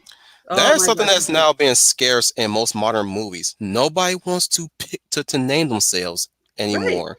Right. Exactly. I That's agree with you 100%. Yeah. Nobody wants to give themselves a name anymore, which makes this, again, though, and I say this too, this is why I'm right down the middle between you, Wolf, and you, Leia, is that this is an incomplete story. And before I give what my overall opinion of it is, I need to see the whole thing. Now now the first part is good. It starts good, but it can go south so fast. Yep. I do agree. I But I feel think the ending. Yeah, I agree with if there is a counter argument, sorry, Leia. Go ahead, Wolf. You go ahead and finish, and then I'll come in. I would Oh, say in a way of my counter argument would be to I think I think the name was picked when Paul visualizes the Ma'adib cocoon itself. I think that was a visual cue of what his name was going to be, or at least what he was going to do in that moment, which he probably couldn't do. He probably could have, but whatever his story constraints was, he couldn't do it. So he threw in, I guess that would have been an Easter egg to Paul's name for as a Fremen, inducted into the Fremen. When you see that final scene with the desert rat cocoon itself, I think that's a blink once and you'll miss it sort of thing. Yeah. But overall, I still agree with Nanette's. He shouldn't. They should. It should end on with as they're walking. Stilgar might have turned and looked and say, "By the way, you're part of us now. What do we call you? You have to have a name if you want to join us." And that's where he brings up Ma'adib. Yeah, yeah.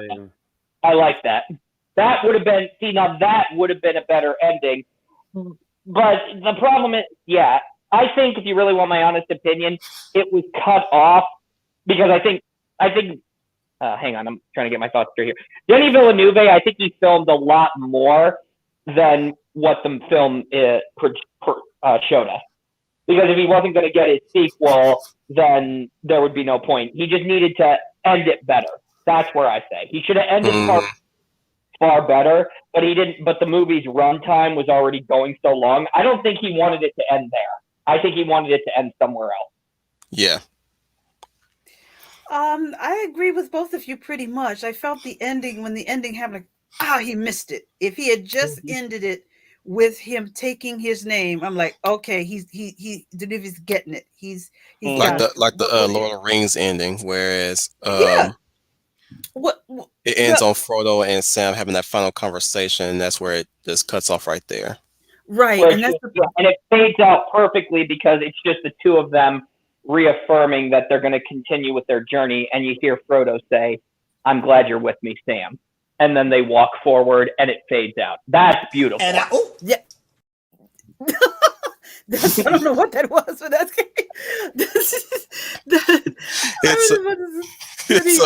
it was a meme that was circling around Twitter for a majority before 2020.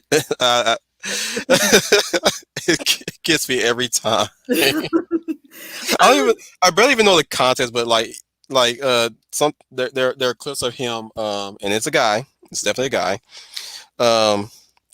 He's having a conversation with who his fan base is, and something catches his attention, and he just pauses right there.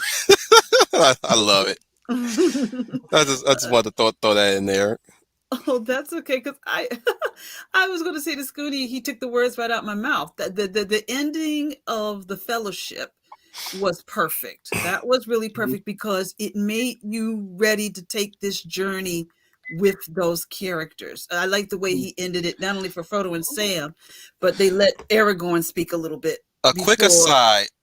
That we did talk about the aesthetics. Now, Leah, I didn't get a chance to hear what you have to say about the ships or even the aesthetic designs of locations, vehicles, and clothing, fashion sense, what have you. The ship's design I actually liked. I did like the way the design. I did like the way this movie looked. The movie is stunning. I have to absolutely agree. It is stunning to look at, even though there's a lot of grays and darkness a little bit with yeah, there is a lot of that too. There's a lot of that, like there's dull grays and pale colors on on Caladan. On the Harkonnen planet, it's like a black death. Abysmal. Abysmal black death. Yeah. And on Arrakis, there's a bit of a bright and colorfulness to it. Exactly. Yeah. Described very well. So I love the shape of Arakeen. Mm-hmm. What was that? The city of Arakeen where House of Trey's set post at. when they Okay. when they wanted to do spice production. That city Yeah. called Arakeen that was laid waste by House Harkonnen. Yeah, which I think is kind of cool how it blends into the mountain, but you can see the shielding from the sun. I thought that was pretty cool. Oh, I didn't notice that. I'm glad that you noticed that. I I mean, didn't if you notice look, that. you can see that you can see that the entire uh, settlement was set up to be one at the base of a mountain where it's cool, but also that they have these shades that come down on them, solar powered shades that Mhm. that protects the people on the inside from the hot air on the outside, but also doubles as their power source. We really didn't bring up Arrakis that much of it being a very harsh desert world where there's so many things that could kill you. Specifically, sunlight can kill you, Yeah. definitely. And that was a big thing. I kind of wish they kept that energy throughout that movie, because there were times whenever time I saw characters unshielded, like top to bottom, I'm like, don't you want to put your mask on? Like especially the scene where Paul and Lady Jessica are trekking to meet to try to find the Fremen during the desert, and there are times I'm seeing them without their mask. I'm like, put your mask back on. Mm-hmm. Put your put your mask back on. No, no, no, no, no, no. You put your motherfucking mask back on.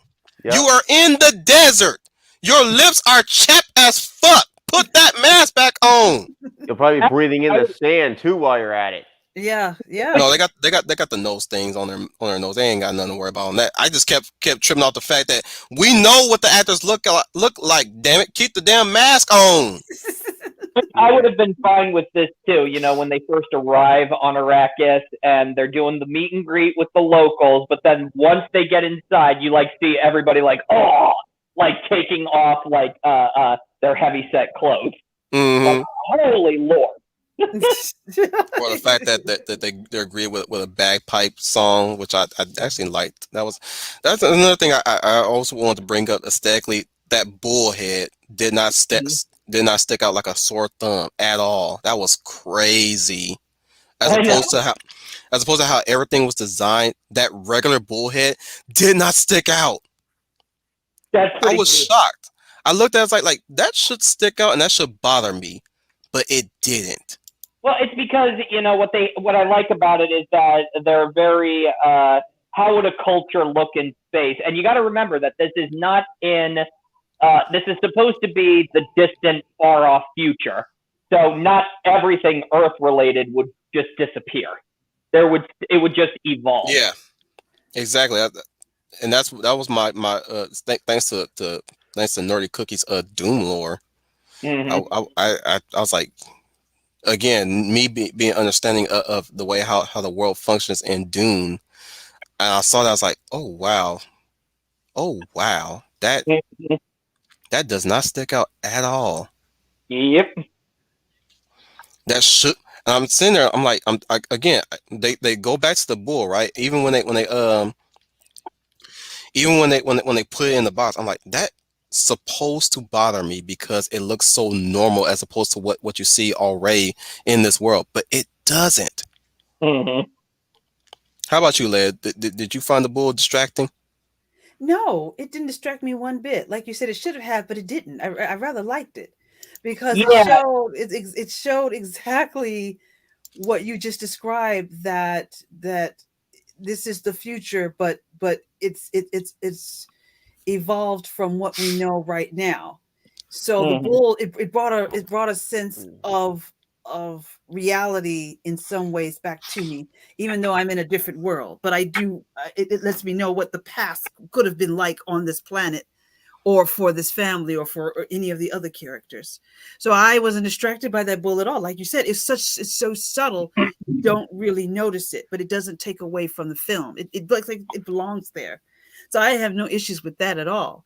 I was going to say, I like the design of the ships. My favorite is the one that looked like a firefly. The Thopter. Yeah. Dragonfly. Yeah, you're right. A dragonfly. That's what I was thinking. Yeah, I like the way. Me too. That's Yeah. a very creative design. It's not a huge. Mhm. We do see huge ships in this movie, and they all look great. But Like the that dragon, highliner. yes, Yeah. yes, yeah. I'm convinced since because of the movies like Avatar and even Star Wars, you kind of got to have distinct ships with distinct looks. But I'm also thinking that Firefly ship is one of those leftovers from the canceled. I believe his name was Jewinowski's Dune. This yeah, he was going to have Which was going to H.R. be a Giger. far cry from Yeah, what they were it going was with going that to be one. this very pseudo surrealist look. I mean, H.R. Geiger was involved, and if you don't know, H.R. Geiger did the designs for the Alien and Aliens, and he was going to produce this. He was going to come on Species. board. Yeah, and Species. He was going to have this very bizarre little outlook on all of these worlds, and it was very. I don't know how it went, but Yeah, hey. we don't I know. don't know. Like here's just how weird it was going to be. Okay, I'll give you a little sequence that they had. You were going to go to the Harkonnen world, and what it was going to be was he was going to travel to the castle, which was the size of a almost demonic Buddha who sits at the top, almost like Baron Harkonnen does. But when he's landing, the mouth actually opens up, and the tongue would be the landing pad. Oh wow. That's how bizarre that movie was going to be. Oh, it'd be just no different than H.R. Geiger's paintings. Exactly. It was going to be, yeah. For all intents and purposes, for the people in the back, there's a lot of fellatio and cunnilingus in his paintings. It's not outright there, but it's designed that way. I mean, you got baby heads that are essentially penises. I'm going to tell you this right now. I picture hell. I picture an H.R. Giger painting. Yeah, because the man, oh God, there was something wrong. I love it. I have no problem with it. I love it. The thing that's bothering me is that there are people who call that beautiful and magnificent. It's gorgeous. I'm like, are we looking at the same thing? This is mutilation. Yep. This is terrifying. This is like nightmare fuel. Dude has a fellatio fetish for some reason because at best most of his work involves a lot of sucking and blowing. Yeah. Oh my God! I'll tell you right now. And here, okay. Before you go, before you continue, Scooter, but here's one aesthetic that he does have: trains. He loves trains. You can find no shortage of trains. Oh wow, there's actually one where there's a woman with a spread eagle. Yep. Let's not go there, please. I want to go there, but for the sake of Scooter's sanity, I need him healthy for this stream. We can get into an H.R. Geiger discussion. I'll buy some wine. We can talk. But but I'm just telling you that's what we were going to get. He's a good little Christian boy. Let's respect him for that. Yeah. Yeah, that's how weird that version was going to be. But thankfully, it never got off the ground. But yeah, the Dragonfly aesthetic, I think, might have been a carryover. Oh well, it worked for me. I actually kind of like that. It worked for me. It is visually stunning to work at when it goes from the home world of Paul's home world, Caladan, to the planet Dune, to the Harkonnens and their planet, which in the book I described as it's polluted. It's like living in a sewer. So it captures that world. The Sarkar is perpetually raining. Their world is almost like perpetually raining. Yes. Which shows because I like the themes of water and desert because what is desert but death and death and survival, a location that is constantly in bitter struggle. Whereas places like Caladan or even the Emperor's homeworld, Caladan water is shown as, a life giver. You can prosper, you can grow. And on the Emperor's world where it's raining, but it's like you were saying earlier, Wolf, it's got like somewhat of a chaos, like a typhoon. Like the Emperor's forces are not just an army; they are a force of nature, which is what I loved when you go to the Emperor's planet and you see that it's raining. But that's exactly. There's, exactly. It's this very hurricane style of weather that we are. I'm sorry, I'm addicted to that. I just love it. I just love that throat hum. Oh, I'm glad you like it. Wolf, that's the theme we got to play whenever you walk into a room. Yes. Oh God.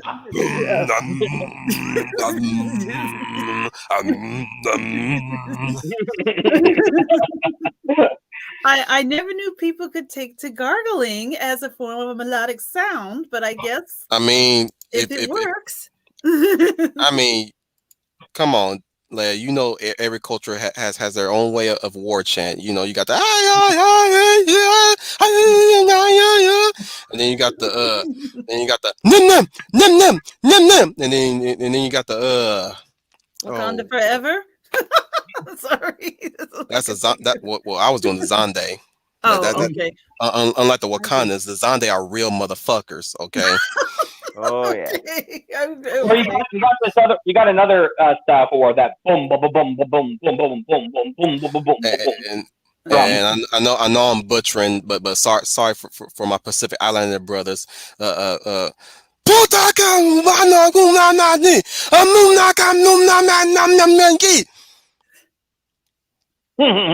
very good. I mean, you know, I got I'm poorly representing Jason Momoa's people, but you know that they got that dude. Yes. You know, when they do that haka, oh my goodness, I get that male strength from the haka. But yeah. But like we were saying, the weather and the atmosphere is not just, an aesthetic choice. It's a practical reality for the characters. Right. It makes the world feel lived in, that you know where you're going. You know, speaking of characters, we didn't talk about the guest. We didn't talk about the main star of the show, the fucking sandworm, Shai Hulud. We didn't get much. We didn't get to see much of the sand. We got a peek, but not much to really comment on. But if I could say, that for what we got, it was well shot of the sandworms. I think in part two. I think maybe in part two we'll get more of them, but we just got a peek. If I have to be honest, So I will name the instances that we do see them. So there was a time. There was the one with the spice crawler, which is you see the teeth, which is already all over the trailer as well. Yes. And of course, there's that iconic scene where Paul and Lady Jessica are running from the sandworm and just looks at them. Yep.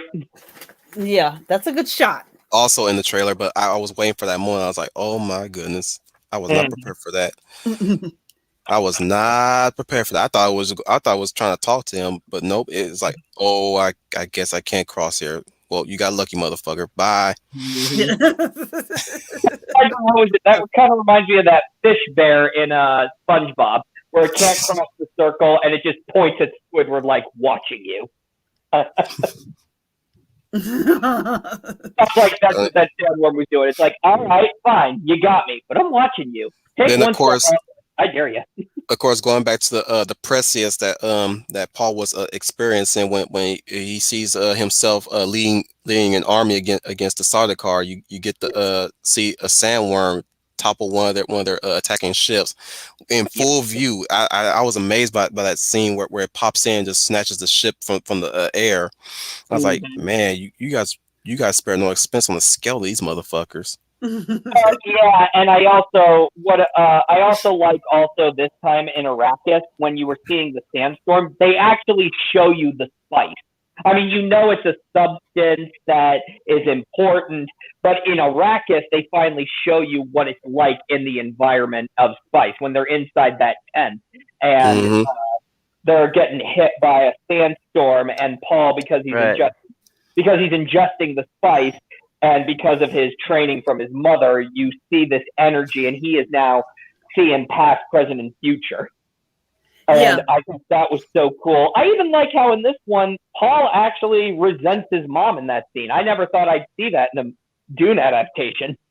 Yeah. But he's like looking at her and said, "You've made me a freak." I remember that scene very well. When Yeah. he just says it too. He's like, Mhm. "You made me a freak." Yeah. Don't touch me! Yeah. Yeah, that was I had the same reaction too, that the closeness that they have, Now, that he would say that, but it come out, and she's hurt by that too, I So, guess. because you also have to take into account too that on some unconscious level, Paul knew his father was going to die, and his house is destroyed. The universe, it seems like everybody just wants to get rid of him, and he's seeing not only has he lived it, but he's experienced and seen it, and he's constantly trapped going back to that time on repeat and on a loop. Because Yeah. the thing is about it, where his power's going in the future, but apparently when his powers reach full maturity, he will be able to perceive past, present, and future coherent, sequentially, as it all is playing out. But at this time, he's inexperienced. So what he's caught, so you see him caught in a loop, and the loop always goes back to his father, his house, and all of that being destroyed. it's like the way they did with Dr. Manhattan in the comics, not in the movie, the comics. Yeah, the comic. Yeah, and you're right. He And he's doesn't angry. have the maturity. Hang on, Schooner. He No, I'm doesn't ha- agreeing with Leia. Go he ahead, Leia. doesn't, yeah, I was just piggybacking Scooney. He doesn't have the maturity to handle these visions he's seeing. I think they're overwhelming him, Mhm. but he's got to work these visions out. And actually and I love the way Timothy played that scene. He beautifully acted that, because I think he's overwhelmed by it. So it just goes to show you that he doesn't just come out saying, "I see all now and I know what I am." He's over. I took it as he's just overwhelmed. He's overwhelmed by everything that he's seeing, and like you said, that his father is not there. His mother's not there to go through it, And he even senses his father. He does sense his father die. yes, I Yeah. caught that. Yeah, I caught that he caught that. So Mhm. That's what starts his hero's journey. yeah, you're exactly right about that. And like I said, he's overwhelmed by it. So we're just having him sift through. So that's why I wish at the end he had maybe perhaps took its name, because it was symbolic of him starting to go into manhood, and now Yeah, go into I agree. that. I don't know what's going on, but I'm ready to accept whatever journey I have, and that's why that ending it hits so bad. I know. I mean, I would have been. I would have even been fine with the film ending with all of the Fremen touching his shoulder, marking him as the acceptance. We accept you, one of us. Yes. I would have been fine with the movie. Yeah, really. Because it would have been a sign of his manhood. Now it's not little baby Paul anymore. Now it's a sign of his manhood, maturity into his manhood. So that's why a lot of us hate the way it ended. I felt like we were cheated when we cut like that. Now, maybe it could be for the reasons that you explained, Wolf. Maybe it was time constraint or whatever. But It was. the last word should have been Paul, not Zendaya. The last word should have been Paul. If anything, he's going to have to really impact that name. That name in the second movie. Something big has to happen. Because Paul needs to be because at the end of the Lynch film, which I think did a great job, they're now showing him as a force of nature. Yes, so I agree with you on that. He now needs to grow. Timothy has to make me believe that he is no longer the Paul that we know him as. That now he is. Paul he would somehow he'll have to pull a Two Towers opening for that to happen, for him to earn Mahadib. Exactly. I agree with you guys. He's going to have to really pull it off in the second picture. Like I hate to compare Lord of the Rings with Dune, because again, they're two different movies. Oh, but yes. That's the only way and two different genres as well. Yes. Like I said, that's the only way I can see where Mahadib is going to have some impact, some weight to it. Like he probably have to forego choosing his name right now in the first beginning of the movie, where when next the Fremen, not the Fremen, Harkonnen attacks again in a big battle. Again, Stilgar demands him to pick a name, and that's where like upon a pile of bodies, that once the battle is done, he says, Mahadib. Exactly. But even in that scene where you're seeing Paul in battle, you see his helmet open up, you see a level of uncertainty on his face. But I always attributed that, and maybe I'm giving this film too much credit, that is how Paul is feeling in the moment. Mm-hmm. Yeah. And that's what it's meant to do, because we all know Frank Herbert has brought up the fact that the book is about trusting too much into leaders. Right. And like even though we're following Paul as the leader, like we're not supposed to worship him, we're not supposed to He's supposed to be a cautionary. He's supposed to be a cautionary tale. Mm-hmm. And Frank Herbert was like, I can't believe, he said this in interviews, which is kind of funny. Later in the beginning he thought that was a cruel irony, but later he's kind of seeing, in his older age, he was like, maybe I unconsciously did it because I always loved heroes. But it was supposed to be an anti-leadership role, because Paul, at the end of the book, he's kind of thrown the carefully articulated plan out the window. It's like, I'm rewriting the plan.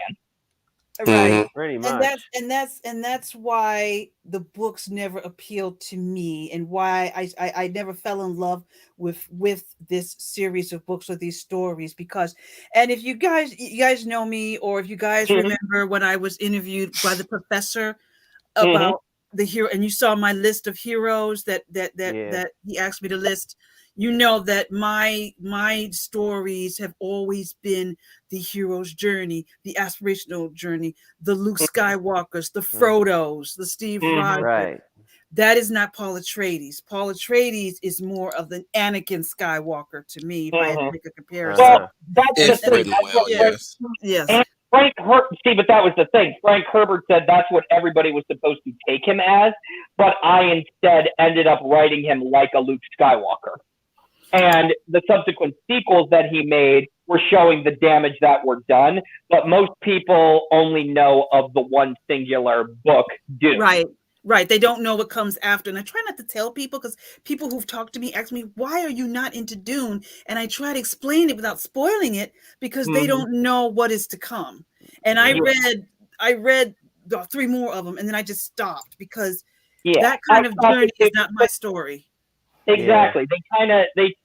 I always said, wow, they really did Paul dirty in the sequel. That's why in my mind there's only one Dune. But evidently Frank Herbert wanted it to be like, he was trying to show, because he's of that 60s generation, the counterculture movement. He was trying to show, albeit allegorically, why we needed to be more independent thinkers instead of, but just playing follow the leader all the time.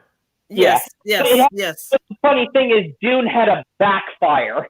It backfired because the wrong as he puts it, the wrong messages were taken. But then later on in life, he lightened up to it, because he says, maybe what Carl Jung and stuff was saying was true. Maybe we all have this aspirational hero within us that we want to see in our work, and we want to nurture it as well. Yes, and nurture it. Yeah, I gotta do this for final real quick. Yeah. Take it. Take the fucking bunny. Take it. and it's interesting, Scooty's play on that. We didn't get Star Wars till 1977. If I remember. So up until that time, and this was brought out by Lucas himself, and if anybody, I'm sure some people have the documentary on the making of Star Wars. Lucas said up until that time, there were not really any aspirational heroes too much. Most of the sci-fi stories were bleak, and the hero was anti-hero. Not to say you don't have to like those heroes, but mostly everything was bleak until that came out, and we got Skywalker, who is the flip side of Paul Atreides, because see, the thing is, and what gets me, and you guys are coming on that, is that, like I said, I I like the film and love the film is I fear, and maybe I'm making too much of this generation right now feels that it's no good to aspire. I should just stay where I'm at and not aspire to do better. I'd like to bring up RJ's And comment about yeah. the greatest generation Mm-hmm. bit Mhm. Yeah. and his video that came out before the latest video. Right. I saw Mm-hmm. that. Yeah. That right there. We pointed out so many times how many things we've said hit the nail on the head on what our generation is going through, and it's pretty sad that that really like it is very I'm not saying we should be blaming the greatest generation, but like yeah, like we had had a generation that has a hard time measuring up to the greatest generation. The It's folly, because I think the I'm going to cut in here really, really quick. go ahead. The folly with that type, with thinking like that, is because we are living off the fruits of the sacrifices a lot of people made. We're Mhm. living off of those fruits, and we oftentimes look back at the past with arrogance because, oh, well, we're civilized now. But you never thought of, like, well, you ever think maybe because we're civilized now is because of the deaths and the sacrifices that past generation made for you? And that comes in with what you were saying about how we feel as if we are inadequate to measure up to the past. So we got to fight against it. I think our mistake was we didn't do a good. We never tried to preserve it. And that's Yes. one I wanted to talk on that too, because the biggest problem with the greatest generation is they failed to, pass on their values to the new generation. They didn't fail. We just didn't listen. And Ah. yes, I agree. And to what Leia is saying, I have some good news for you, Leia, because George Lucas actually was asked that question earlier, saying, do you believe that people no longer need the aspirational heroes of Luke Skywalker? And George Lucas correctly he restated, saying that the question you're asking, no. You got to ask it like this. Are we still asking for aspirational heroes? Ah. And his answer is yes, because every single day we are crying for a better hero. I mean, you always think, oh, we don't need the aspirational heroes anymore, but every once in a while, an aspirational hero comes up in media, and people, unconsciously or not, go to watch that. We go to see that because we want. It's like what he said in Superman Returns. You wrote the world does not need a savior, yet every day I hear people crying for it. Whether unconsciously or not, and George Lucas said that, we want an aspirational hero. Mm-hmm. Exactly. I need a hero. I'm holding out for a hero to the end of the night. Yeah. He's gotta be strong, and he's gotta be fast, and he's gotta be fresh from the fight. fight. That never gets old. That No. never gets. No. No, just like that song, we all want a hero. Yes. We don't need, and I'm not looking for somebody who looks like me, who talks like me, who has to like everything that I like. I want a hero who holds on to the universal theme. Don't. And they say that a hero will save us. I'm not gonna stand here and wait. Hold on to the wings of the eagles. Saliva. Watch as they all fly away. Whoa, whoa. Man, I don't give a fuck what y'all think of Nickelback. That song slaps. I like that song. I like that song. Yeah. I'm so high, I can hear heaven. Oh, heaven, no heaven, don't hear me. Well, it was the fact that it was released with Spider-Man, the Tobey Maguire Spider-Man, and And we they all had love to release on right after an event that happened. it. Think about that for a sec. Right. 9/11. 9/11. Yeah. Exactly, 9/11. And this is, again, I come back to this, that we are all, whether we consciously know it or not. I know by this whole lot here, we're consciously calling out for an aspirational hero. We want that type of a savior. And look no further than our own history to 9/11. When 9/11 happened, films like Spider-Man, Superman, Captain America. I mean, even Captain America, though we were coming up on the tail end of it, of that post 9/11 generation. Mhm. It was all about, how we need to stand unified to fight for universal values. And the universal values is be nice to everybody, don't make war, and be willing. Hang on. Be nice to everybody, don't make war, and always remember with great power comes great responsibility. Exactly. I always said there's a reason the first Avenger was the last. I think it was strategically that was the last solo Brian, movie in Phase Yeah. 1. I think I'm going to have to commend you. Your fucking constitution has improved. Mm-hmm. This usually be the time you say I'm about ready to sleep. Yeah. I didn't even know it was that late already. I like.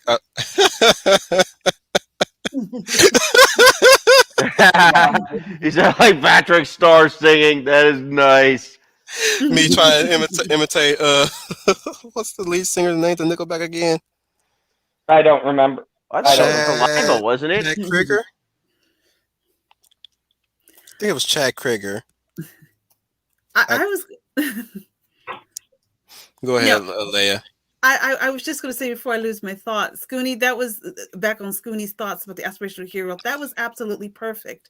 And that is why we have to fight this woke culture garbage, because they are against everything you just said, Scooney, because they don't believe in the aspirational hero. They don't want you to have a hero to look up to. They miss the point. They think you only like a hero if it looks like you, walks like you, talks like you, sleeps with the same people like you. Who knows? I don't care. They think that is what is a hero, and that's not what, like you just said. It's the values that they carry, and that's what they're missing, and they're trying to root that out. If even now, if you notice with why the MCU is crappy, Look, it's I'm gonna because tell you they're right not now, doing Leia. any aspirational heroes. I'm gonna tell you right now, when we become the aspirational heroes ourselves, this should be our theme song. Don't call it comeback. I've been here for years. I'm rocking my peers, putting suckers in fears, making the tears rain down like monsoon. Okay. Yes, I agree. That should be. I'm about to say crickets, like none of y'all love No. Layla's little Cool J. Yes, yes, I know that record very well. I'm gonna knock you out. Yeah. Mama said knock you out. I'm gonna knock you out. That should be ours one of these days. Yeah. I disagree with you, Wolf, but I think our theme song is "I Need a Hero." I'm kind of with Schooner on that one. Nah, I think so.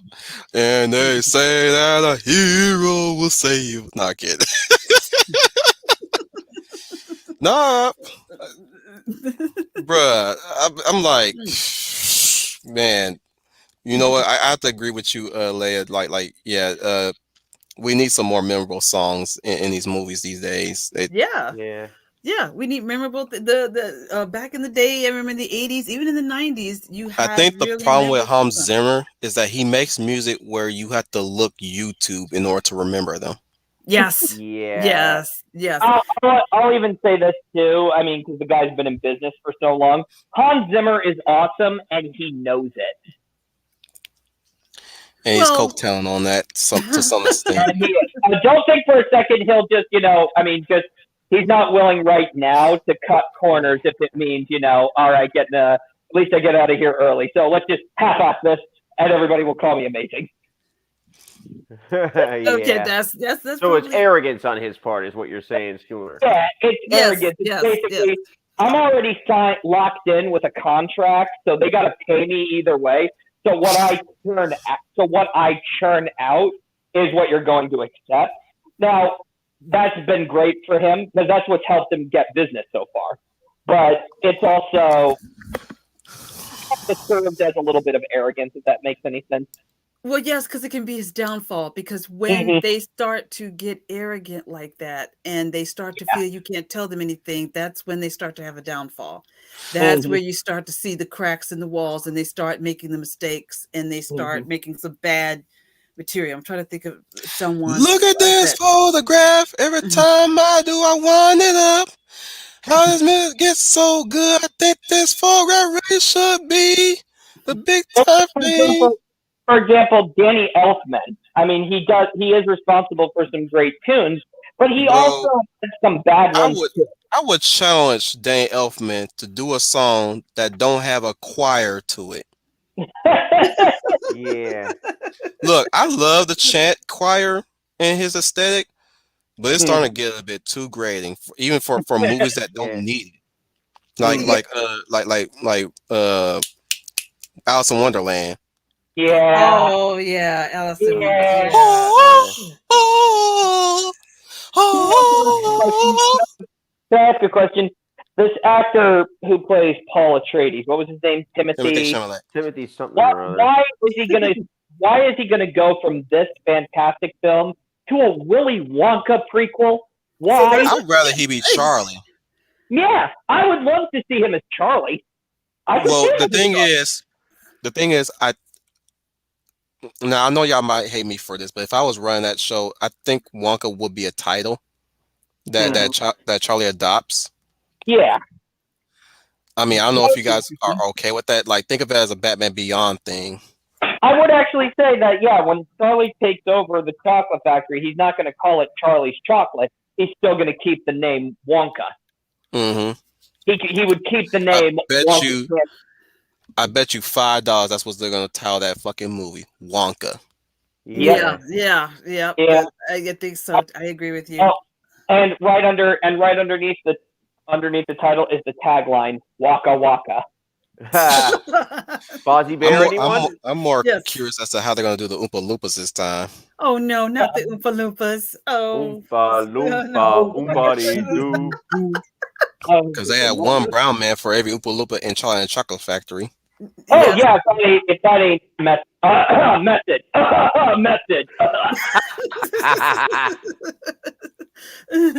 And then we get the Harvard professors coming in and saying, yes, but did you know that Willy Wonka actually made his money off of slave labor?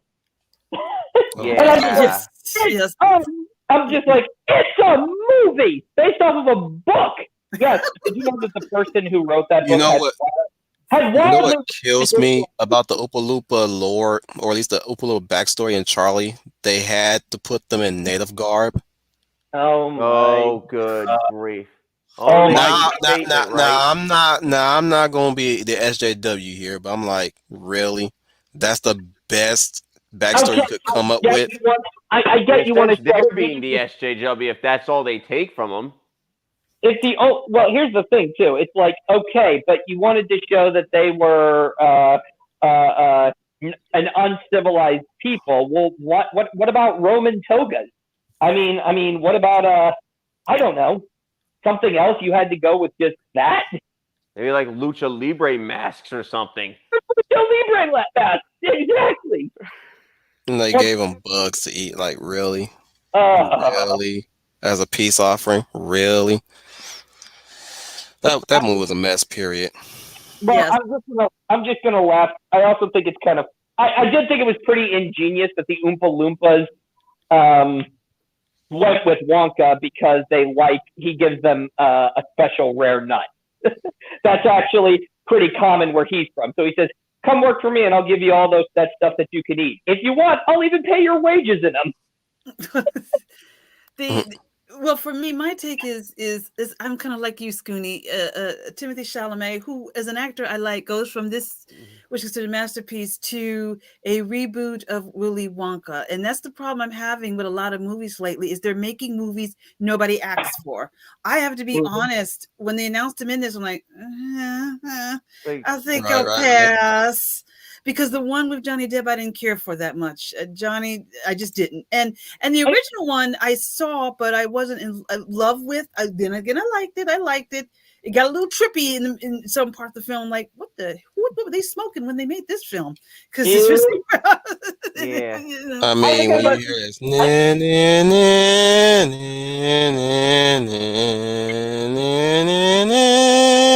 you think Wonka. You don't think Willy Wonka, Willy Wonka. Yeah, you don't. No, you don't think that. So think of that. Yeah, that beautiful song. Like you'll play Come to with a world of me. pure Yeah, imagination. that's a beautiful song. Yeah, Waiting imagination. there will defy Uh, yeah. explanation.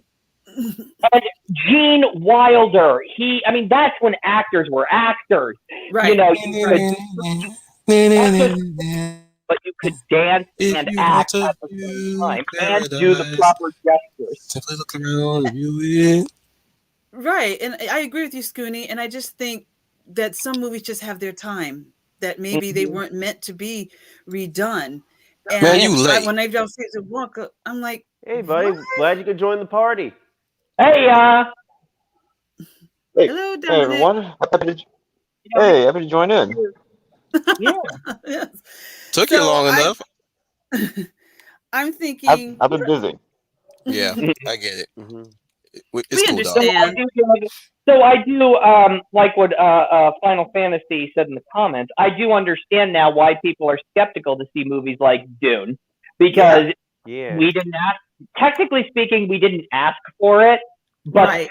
it's been a long time since an adaptation of Dune was made. So much so that you're kind of like curious as to what they're going to do with it. And that's Yeah. one of the reasons, Scooney, I went to see it. I saw this because I Yeah. said I'm not in love with the book. I'm not in love with the characters, but I'm curious to see what this director does. I'm going Yeah. to see what he's going to So- do with this material. That's what drew me to see the film. See, why I'm not looking forward to this Willy Wonka movie is because, is it gonna fall into all of the prequel traps?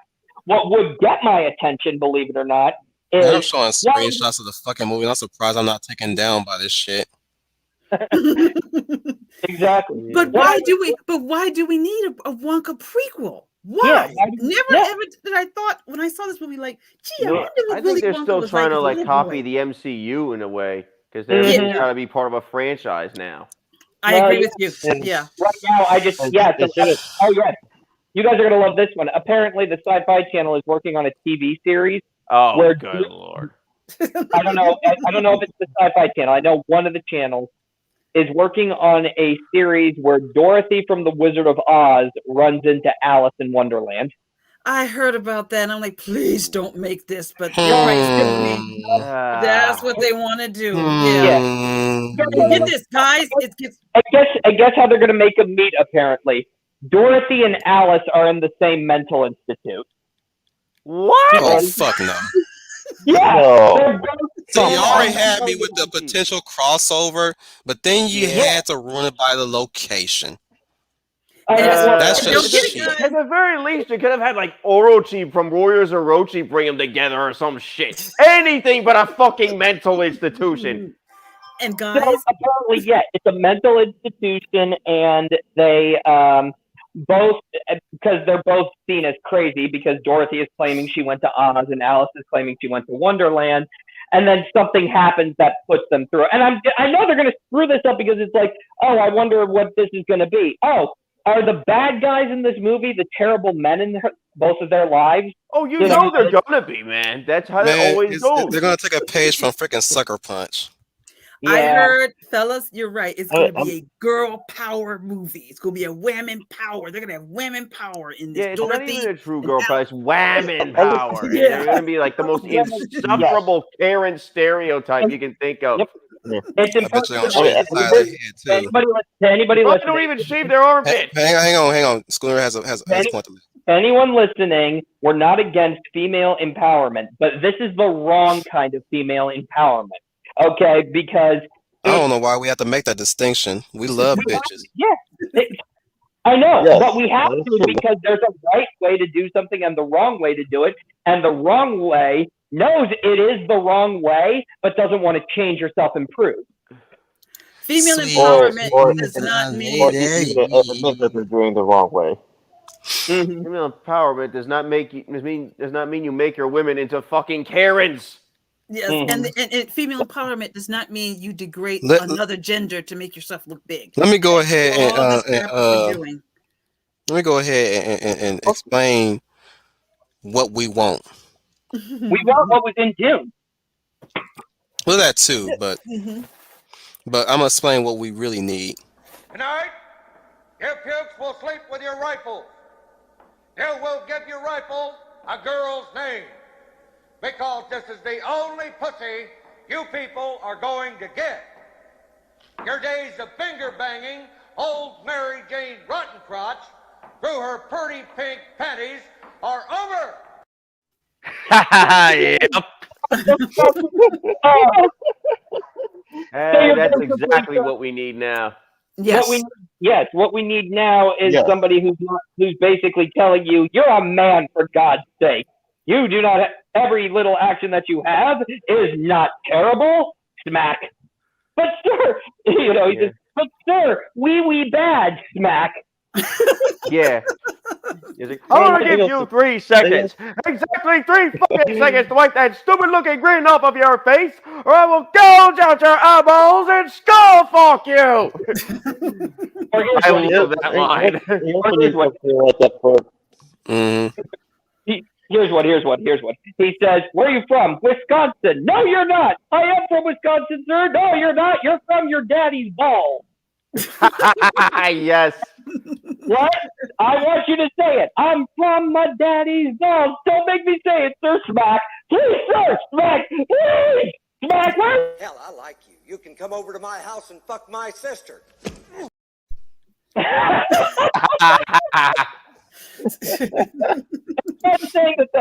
just saying you gotta just stop being afraid to be a man and stop being afraid to be a woman. Exactly. Exactly. I am tired. Yeah. Speaking Yeah, as a woman 'cause, myself, I am I mean, like, I'm sick of these people telling me Go what it next, means. Dominic. I'm tired of these people telling me what it means to be a woman. I know what it means, or I should be ashamed of my femininity, and I'm tired of masculinity being treated like it's evil. There is beauty in masculinity and strength and power and bravery of a man. And I am sick of these wackos, these woke wackos sitting at home because they're unhappy with their own godforsaken lives. Oh, yeah. You just had to do that. I couldn't Why do you have resist. to go and do that? I couldn't resist. I'm just gonna say, you, oh God, it's just, yeah, I it's think I exactly broke what thread, Leia ladies and says. gentlemen.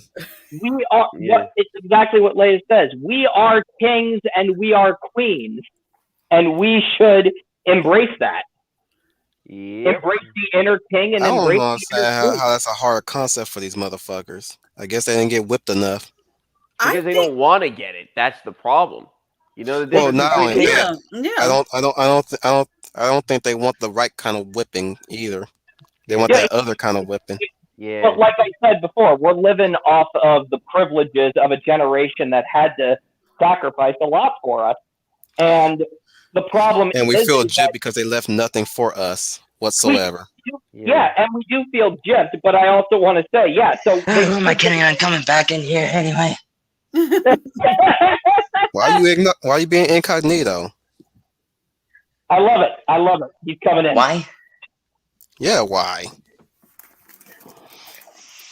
I'm just saying, why you being incognito? Because I thought my family. Wait, Because I thought my family just needed me for just one moment. just and tell I them, had hang to on, leave. Ma, I'm watching porn. Like that's gonna go over well. Why would I ever say that? I kid. But you know what? You'd never expect that. You never expect it. That's why it's brilliant. But something I was trying to say earlier. You know what the difference between stupidity and ignorance is? Ignorance is a choice. Yeah. That's the thing. Yeah, ignorance is a choice. The Oh thing yeah, is, plus I had to update my picture to Warrior of Light now. Mm-hmm. But yeah, exactly what you were saying. Ignorance is a choice. They're choosing to be ignorant of, you know what? I'm not going to apologize anymore because I'm happy being a man. That's not me being sexist. That's just me being comfortable in myself. Exactly. Same here. And I'm very comfortable being a woman and feminine, and I'm not going to wear that and shrink that for anybody. Proud of my Why? hips. Because I'm evil. Oh, but I'm comfortable who I am. I don't see being feminine as a weakness. You know why? Because I'm the Riddler. I love Sounds that more like line the from Joker. Yes. but That's what I'm saying. I mean, Dune really does In- not come to its male or female characters. These are people comfortable where they're at, Yep. Exactly. Yeah. and that's what I love about. And that's what I love about Paul's character, because this is By now. the way, Oh yeah. who's excited for West Side Story?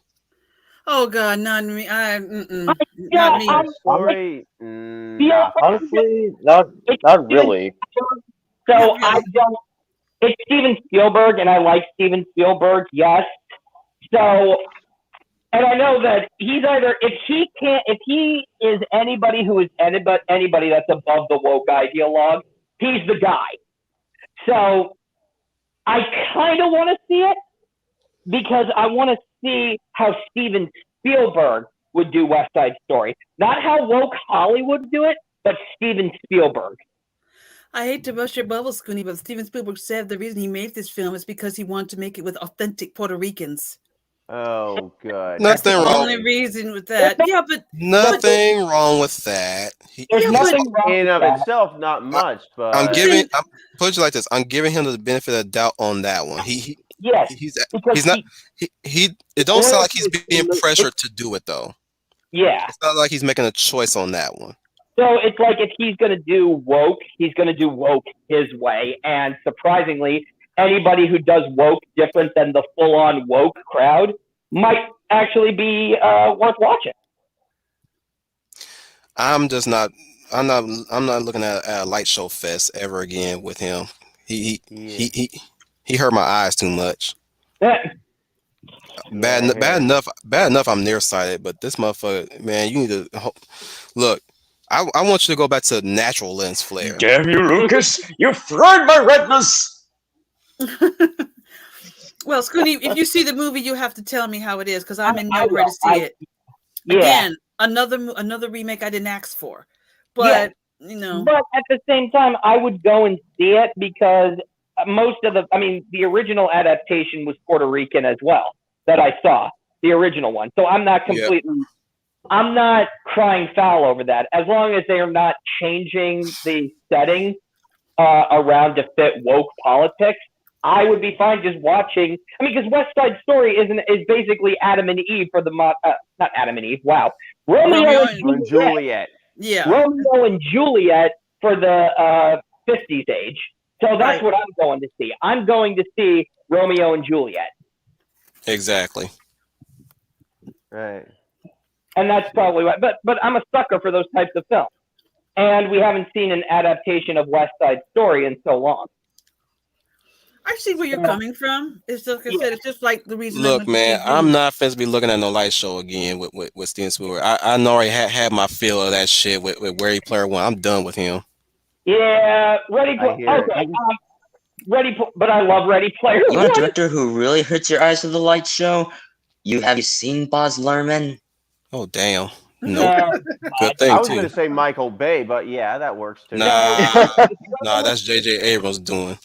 If you want to know, look, I'm going to tell you right now. If you ever want to, Michael Bay just makes porn art. No. Here's the thing about lying with Michael Bay. That motherfucker has a sunset fetish. Yeah. Every single time, perpetual Oh sunset. yeah. That's my problem with him. Like, damn, dude. Like when the sun gonna set. If you ever want to see, because I got to get this out. If you ever want to know what it's like to have a seizure, watch Moulin Rouge. Oh, because that movie moves so fast. Yep. You're like, did I just process everything? Am I having a stroke? I agree with you. Yeah.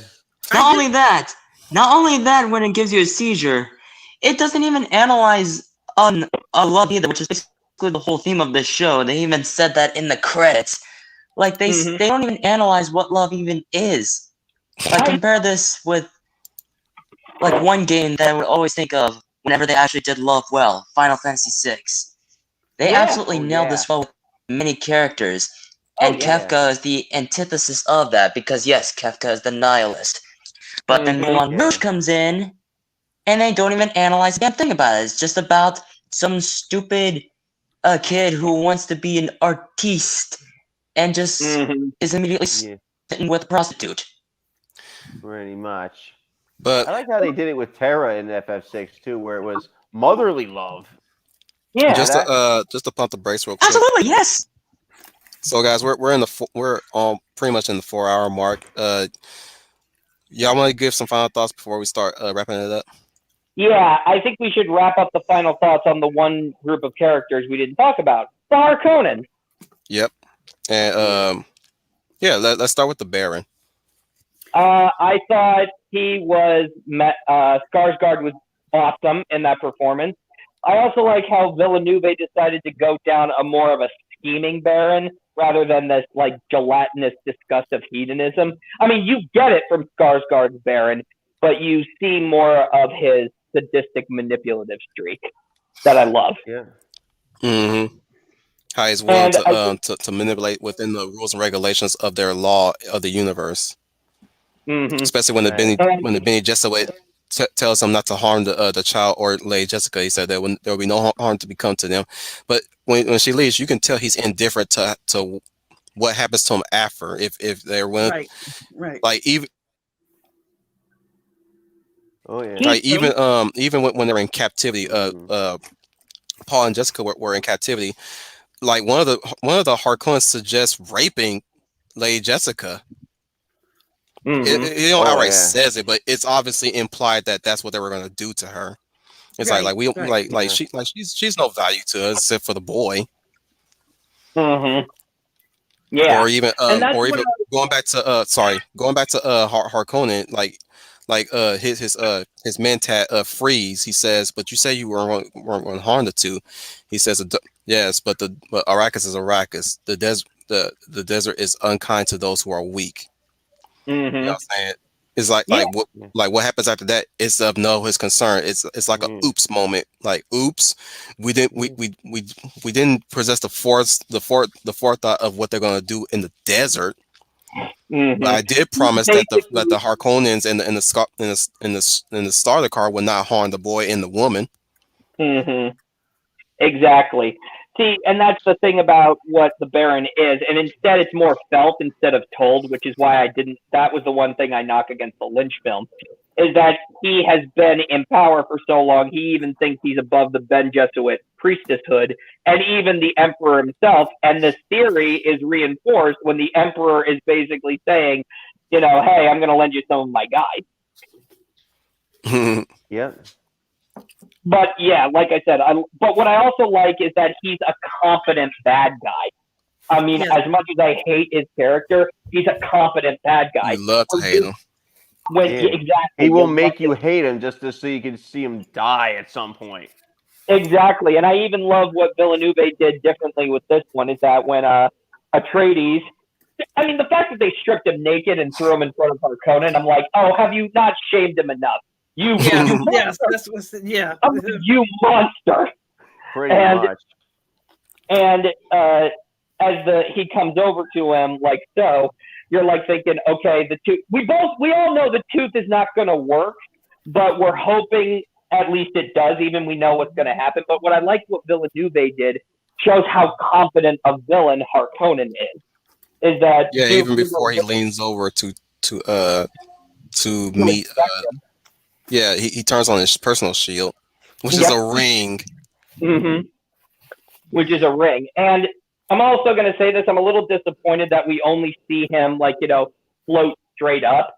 But the only time of movement we ever actually see of him is that one scene with Duke Leto. But it does its job well. I'm very disappointed that the choice of design of the flotation devices on him. Mm-hmm.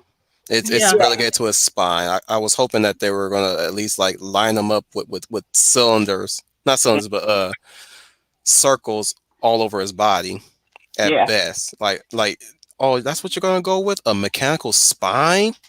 I know, and I'm like, really? His spine can literally lift him up that high? Such a small little device. I would have preferred an exoskeleton. At best, like that whole cloth he's wearing, like I was hoping that there was at least some circles around that at least. Like come on, like really? That's all? That's what you're gonna do for him? A surgical spine? I think, but like I said, I like the fact that he's more of a confident bad guy in this one because when Duke he activates his personal shield and leans in, And even Villeneuve delivers something satisfying for us. Yeah, he won, but he was actually horribly scarred. He didn't get away from that attempt unscarred, and I liked that. Yeah, he lost a lot of his men as well. They were killed, but he found a way to float to a corner of a room up in the air and survive. But he's scarred, like you said. He has to, which I think we're going to see more of him in. I don't want to spoil, but part 2. And I think that I don't want to spoil, but him and Paul. Let's just say him and Paul Atreides will meet up. I'm for sure of that. Well, what I also thought was really cool is that when he's on a wall, he's deliberately looking like a literal fly on the wall, a bug. Yeah, Very much. And I love that Looking visual. like a baby. It's basically that at the end of the day, that is what the Baron is. Yeah. He's just a bug on the wall. Yeah. We did bring up Beast for a cool minute for earlier this stream, but we can touch upon him a bit too with Dave Bautista as Beast Raban. I thought he was okay. Now maybe because he didn't have a lot of scenes. He didn't really have a lot. He didn't have a lot really to judge him on. It's just him coming in and he's yelling. I love that impression. background.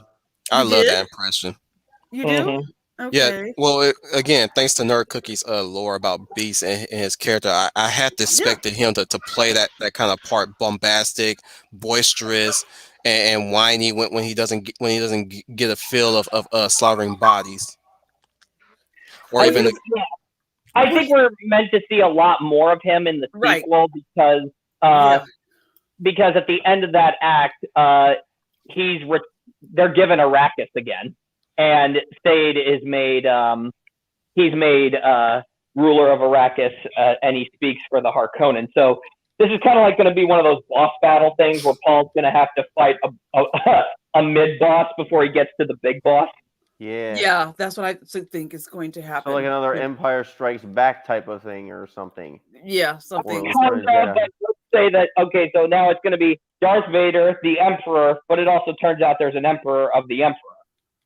Okay, and that's what it is. It's a straight line, and that's why Paul moves forward, and that's what I think is cool. It's a straight line. He has to fight through Thade, who fights with House Harkonnen. Harkonnen is run by the Baron, and the Baron takes orders from the Emperor. That's where it's all ultimately going. He's taking the fight beyond this little two-house fight. He's bringing in all of it. Exactly. I absolutely agree. Now, only if they bring in. Hell yeah! But remember, only if part 2 brings in Harkin's botched nephew. In the Lynch movie, he was played by the rock star Sting. And that's another person Paul has to deal with because he is the flip side of Paul. He's debauched. He's very cunning. He's very, very cunning, but his looks look like it's like Prince Charming in disguise, but he's very debauched, evil. I like that too. How he is the deliberate reverse end of Paul. If Paul's not, if he just didn't take into account the teachings, he's basically the embodiment of House Harkonnen.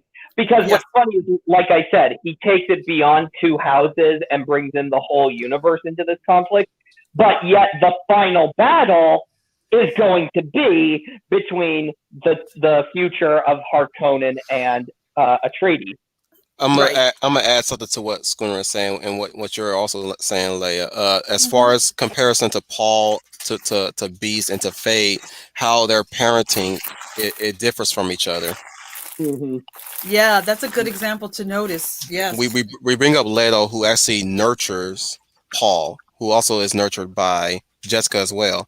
Whereas in the book, when they get to Fate to Freeze talking to Baron and taunting him in some way, pushing his buttons, being the Starscream, if you will. I do believe that both Fate and Beast were also in that same room, if I recall. Or Fate gets mentioned here and there, while Beast is Beast is just ready to kill kill Freeze because Freeze is pushing his button. Right. Mhm. But the way how Baron talks about his two nephews, it's more of an expectation out of them. He doesn't even take time to nurture them, Mhm. or even try to lead them in a good path to where, I mean, yeah, they work. You know what I'm saying? They're a chip off the old block from their uncle, but obviously they're doomed to fail Mhm. because of their maturity. Yep. And not only that, yeah, exactly. The going back to the anti-Paul is that he's very animalistic, and Sting I thought played him pretty well, despite him being Sting. Despite him being Sting, I love that line. He goes, "Why do you resist the inevitable? I will kill you." I agree with you, Scooney. I was surprised how well Sting embodied. Excuse me, I'm eating. How he embodied Faye in a way it is kind of memorable, and you're right about that. That's the cockiness that he has. So Mhm. Paul is no threat to him. Right. You know, that's why he comes in there, and that's what what I think is probably what Paul's going to have to walk through before he gets to the really big guy is Yeah. Faye And that Rafa. is, mhm. Exactly. And the beast could be a part of it, but it's like you said, the beast is even as ferociously machine, he can be defeated if you know how to defeat him the right way. Uncle, I asked, Nobody has why? Why did we give up our birthright? Why? Patience, nephew. Gift, not a gift. Yeah, he doesn't. He doesn't. It's very. You're right. He doesn't nurture them. He sort of raises them like. He keeps them in the dark. He's basically, Yeah. you'll do what you're told, and you'll do nothing else. They're like Saruman's. They're like Saruman's Urkai. I think of it in Lord of the Rings. Yeah, that's what I see. I see them as. You're right. You're exactly. That's the way they are. Yeah, that's the way they are. And that's what, yeah, exactly. And that's what ultimately leads to their downfall, their independent thought, their lack of independent thought, the ability to adapt to a situation. I mean, Beast is basically going to be destroyed because Paul is going to find a new way of fighting him, and he has no way to adapt to the situation without his uncle telling him what to do. Right. Whereas Faye Rothus is his overconfidence because he has no fear of Paul, so he fears, oh, what are you to me? And if you've seen the Lynch movie, you know what it's going to be interesting to see what they do in this one. But in the Lynch film, you all seen it. Like I said, Faye was played by Sting, but Sting went into through that fight overconfident. I don't care Does if you can use anybody your know voice.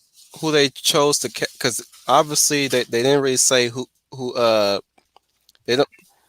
They're not really saying it specifically, but I think that we have an idea of who's going to be playing him in next part of Faye Rotha. I keep Well, looking. I hope it's a good actor. Please don't be Harry Styles or somebody like that they got for. I keep looking it up, but like every time I keep looking up, they either go to the guy who I think plays Jerome in Gotham.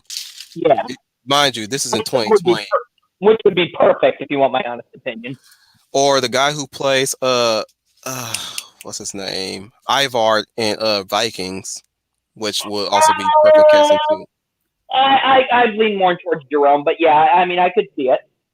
But either way, you knew they were never going to screw up the casting process because they knew we want a redhead for the role. Right. I think Nerdy Cookies have the scoop, has the information, but then again, it is an old video, so. Yeah. That's the one thing that they're not going to change. No. He has to be a redhead. No, they definitely not. No, they better not race swap that character. There's be no reason under the sun to race swap that character. Truth be told, I want them to, because we know he's gonna die anyways. So it make me know exactly, and that's the reason why they won't race swap him, because he's a villain. The redhead's a villain, and the redhead villain gets killed by the hero. Yeah, but I'm just saying, like, if they race off him, no harm, no foul, because the motherfucker gonna die anyways. You're right. And see, nowadays, guys, you got to remember, minorities cannot be killed. So, but bullshit. In my story, minorities get killed all the damn time.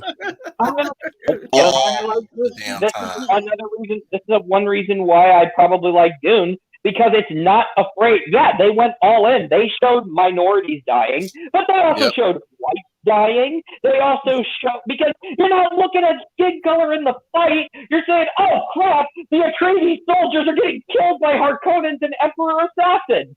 You're not, Basically, kill them all. Yes. yeah. Speaking And of you're not, minorities dying, I mean, Liet dies differently in this story than in the book. Whereas the book Liet dies to the weather, or rather the desert gust that's produced when the fauna, I believe they're Yep. called they're fish. Let's just say that. They, Mhm. they, Yeah. they do some ritual and it gushes up the melange, Mhm. and he sinks into it, and he awaits the inevitable. Whereas in the movie, she gets a final say on what she does to the Sardaukar. Now, mind you, the Sardaukar,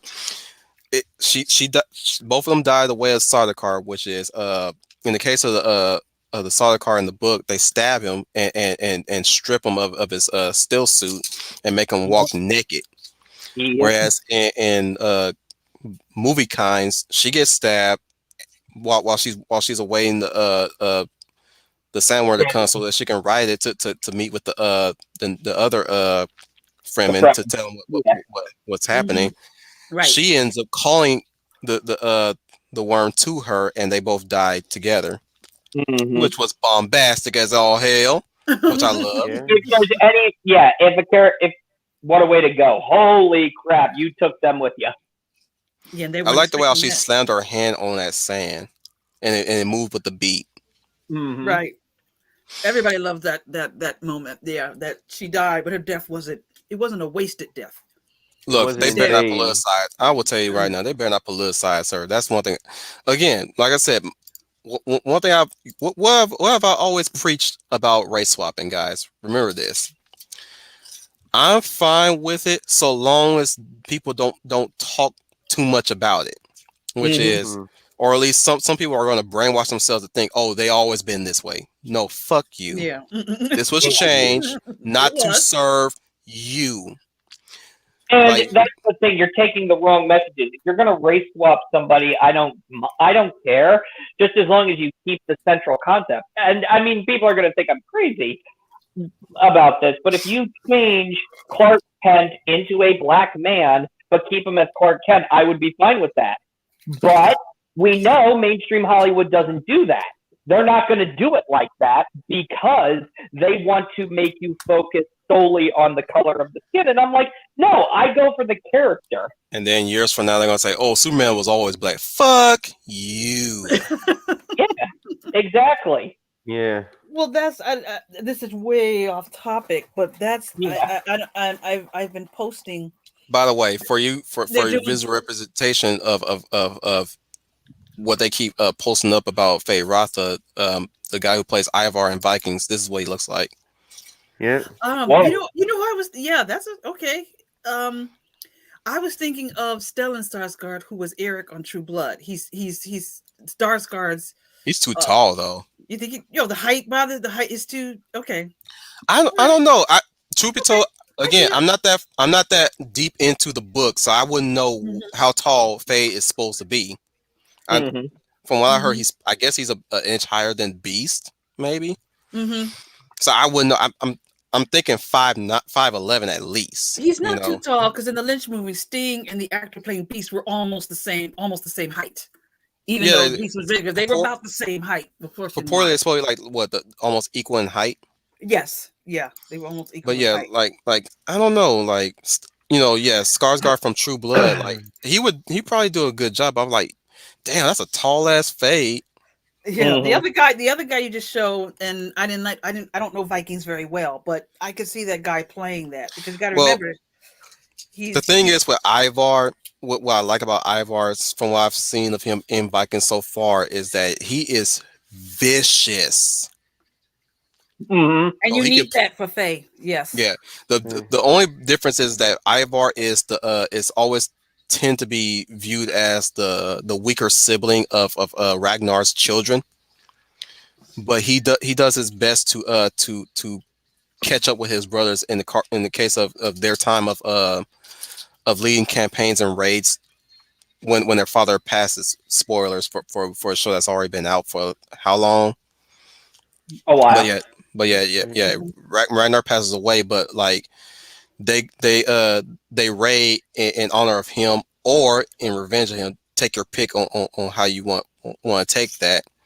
But they lead successful campaigns. Him, Ubed, uh, um, Bjorn, the eldest, and I believe the fourth one was called Sigrid. And like I said, now I mentioned that he's ruthless or vicious. His first introduction, he attempts to kill his mother, or rather his stepmother, Lagertha, Ragnar's first wife. And he's a cripple, mind you. He's a cripple. His legs don't work. But given a chance, he could stab you where he is. He does a really good job of trying to fight her. And I was like, damn, Ivar, man, you vicious. Yeah. Don't turn your back. And he's also prone to fits of what's that word? Why am I lost for words right now? Maybe because I'm getting hungry, but whatever. Yeah. He's bound to tantrum. Yeah, he's prone to fits of tantrum. He throws a tantrum. You know what I'm saying? Yeah. He's prone to outbursts. But you Right. guys are sick, letting the signal. So I'll close off on this. So I'd like to thank everybody for joining I us. am so glad I brought the example of Darkman in the chat. Exactly. Yeah. Exactly. But yeah, closing thoughts on you guys. In the case of Leia, what are you going to say? Your closing thoughts. I'm going to say this. Even though I liked the film, I will say though so far this year, of everything that has come out on HBO Max, and now this really to me is the best movie I've seen so far this year, because everything has been garbage crap. We all know the Yeah. MCU has completely gone down the woke toilet, Yep. and I wish this movie would get more Yeah, attention than The the DCEU Eternals. is far from DC. Yes.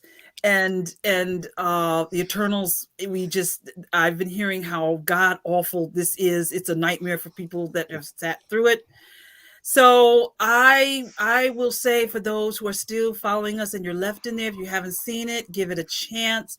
I wish the movie was getting more attention than it's getting, but I think this is a film that maybe when it goes to a cable or 4K or DVD, people will watch it and maybe catch up with it. So by the time part 2 comes out, it may get a larger audience when the part 2 comes out, and see what a good film. But like I said, it's I'm not in love with it, but so far it is the best movie this year to me, because there's just been a lot of crap this year. Mm-hmm. So Yep. and like I said, the Eternals, oh good lord, this cast is way better than that crap that they got going on out there. So Oh yeah. and I think there's still much to say. So Wolf, maybe down the line, maybe we could have like a small part 2 of Mm-hmm. this, Discussion. and then discussion of this movie, and then what we think part 2 should go like. But Yeah. if you haven't seen it, give it a chance. I've been imploring other people to check it out, but I'd Yeah. like to hear Brian's thoughts. Closing thoughts, Brian. Yeah, I will say that as someone who's just seen the film, so far so good. It's been able to avoid a lot of the usual pitfalls we've been seeing from a lot of modern film, but we have to just kind of wait and see for the sequel, and hopefully that keeps the same pace that they're doing. And that's all I got to say about that. Nothing else. Not really. Okay. Yeah. I think a Keep lot it of short and people, sweet. are waiting to see what part 2 is going to do. I think a lot of people are thinking like you. As far as let's go with Schooner now. Like I said, this is only part 1 to a set, so I can't really judge the whole thing. Right. Not just yet. I'll just simply say that part 1's good, but it's not how you begin, it's how you end. And I'm a little worried with the ending of part 1. That might actually be the high watermark of this franchise. And I'm preparing for that, but I'm hoping not. Like I said, the key things that we're going to be seeing Villeneuve is going to have to pull both Empire and Two Towers on that one. Right. Right. He's going to have to really find a way to really pull that off. How impactful Deep is going to be. How impactful the great battle is going to happen. How impactful the characters are going to be, memorable even. Like, are we really prepared to see more of Chani, despite her being played by Zendaya? And we didn't even talk about her yet. That just shows. Yeah, Yeah. That's how bad that is. Like we were skirting around her a lot at the beginning of this wave, and we barely even mentioned her. Yes, Yeah, and you want to know why? You want to know why? Because, no offense, we don't have enough to say if she was genuinely good, and we don't have enough to say that she was bad. I mean, because exactly. we She's just dream there. about her. She's Yeah. just there, and then she shows up at the ending, and it's, She got I mean, she's yeah. got an issue I have with these young female actresses right now. Yeah, it is. Mm. I do. Yep. Same. I do. That's They the have truth. this sort of gruff female voice that they're trying to pull off on. Mhm. And it's artificial too. It's Yeah. it's really getting on my nerves. It's reminding too much of Dragon Ball Evolution, Bulma. Right. She has not done enough to win me over of her as an actress. I have yet to see an Mhm. outstanding performance from her. We'll see what part 2 does. But in High this School film, Musical ain't gonna save this bitch. No, it isn't. Now, she has not done enough. And even for her Let's short be time honest, in High the School film, Musical is just trash. Mm-hmm. yeah. Yep. Continue, Leia. And even in this film, for the small time she's on air, it's like I forgot about her. I know she narrates at the beginning, and I'm like, okay. And then in the scene when she shows up, I'm like, I'm bored. So she has not done enough to prove anything to me. I'm just glad that she didn't actress. belittle Paul. Let's hope no. that doesn't happen. Let's Let's hope hope it. that stays that way. Yes, Mm-hmm.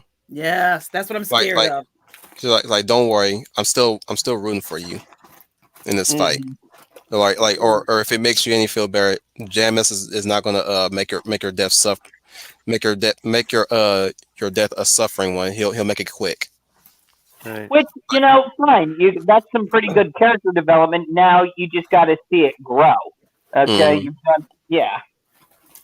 I even like how impressed Liet was when Paul, though through the prescience, he was able to get a still suit, assembled Mhm. perfectly while everybody else she was adjusting. And again, when I watched her adjust their still suits properly, I didn't get a sense of condescension or belittling of Duke Leto or even Gurney. But that's what, It's more of a, she wants to make sure these guys don't die. Mhm. right. And that's why I think a lot of us here on the panel kind of took to the movie because we didn't get any of that wokeness or belittling that Hollywood has been She doing. even explains how the still suits work, but she doesn't do it in a condescending manner. Exactly, and it feels It's more of a, put it like this: being adult. It's adult being adult. it's work relations done Yeah. right. Bingo. Yeah, it's being adult. Not no like in any other, put it like this: if this movie was released right somewhere in the 90s, and I'll tell you, this would not have annoyed us that much either. Like, say for Right. instance, if either Gurney or Leto asks a question, and she'll respond with a snark, Mhm. Right. any lesser right we'll put that in. However, again, like I said, due to what we're dealing with this current day and age, it was so refreshing to hear workmen professionalism. Exactly. Yes, We're not, exactly. because It people was know how almost to Star actually be Trek, workmen. next gen Star Trek. Go ahead, Yeah. Brian. Yeah, because the people here at least know how adults are supposed to behave, unlike Star Trek Into Darkness. Yeah, and like you said, Wolf, she's doing this because she wants them not to. She doesn't Oh want them yeah, to the die. one movie, It's the one safety. Star Trek movie where they think they could be so, like, trying to be so different from Star Trek and the Wrath of Khan, even though pretty much the same Oh. thing happens, only the deaths are reversed. Right. Well, I heard, for those that have reviewed the Eternals, and you guys probably know this, the women mostly degrade the men in this movie. They absolutely just chop their balls off in that film. Rob and John Starr just get totally obliterated by the women in this for the way they talk to them. And then you get it in 007, you get that with the black woman.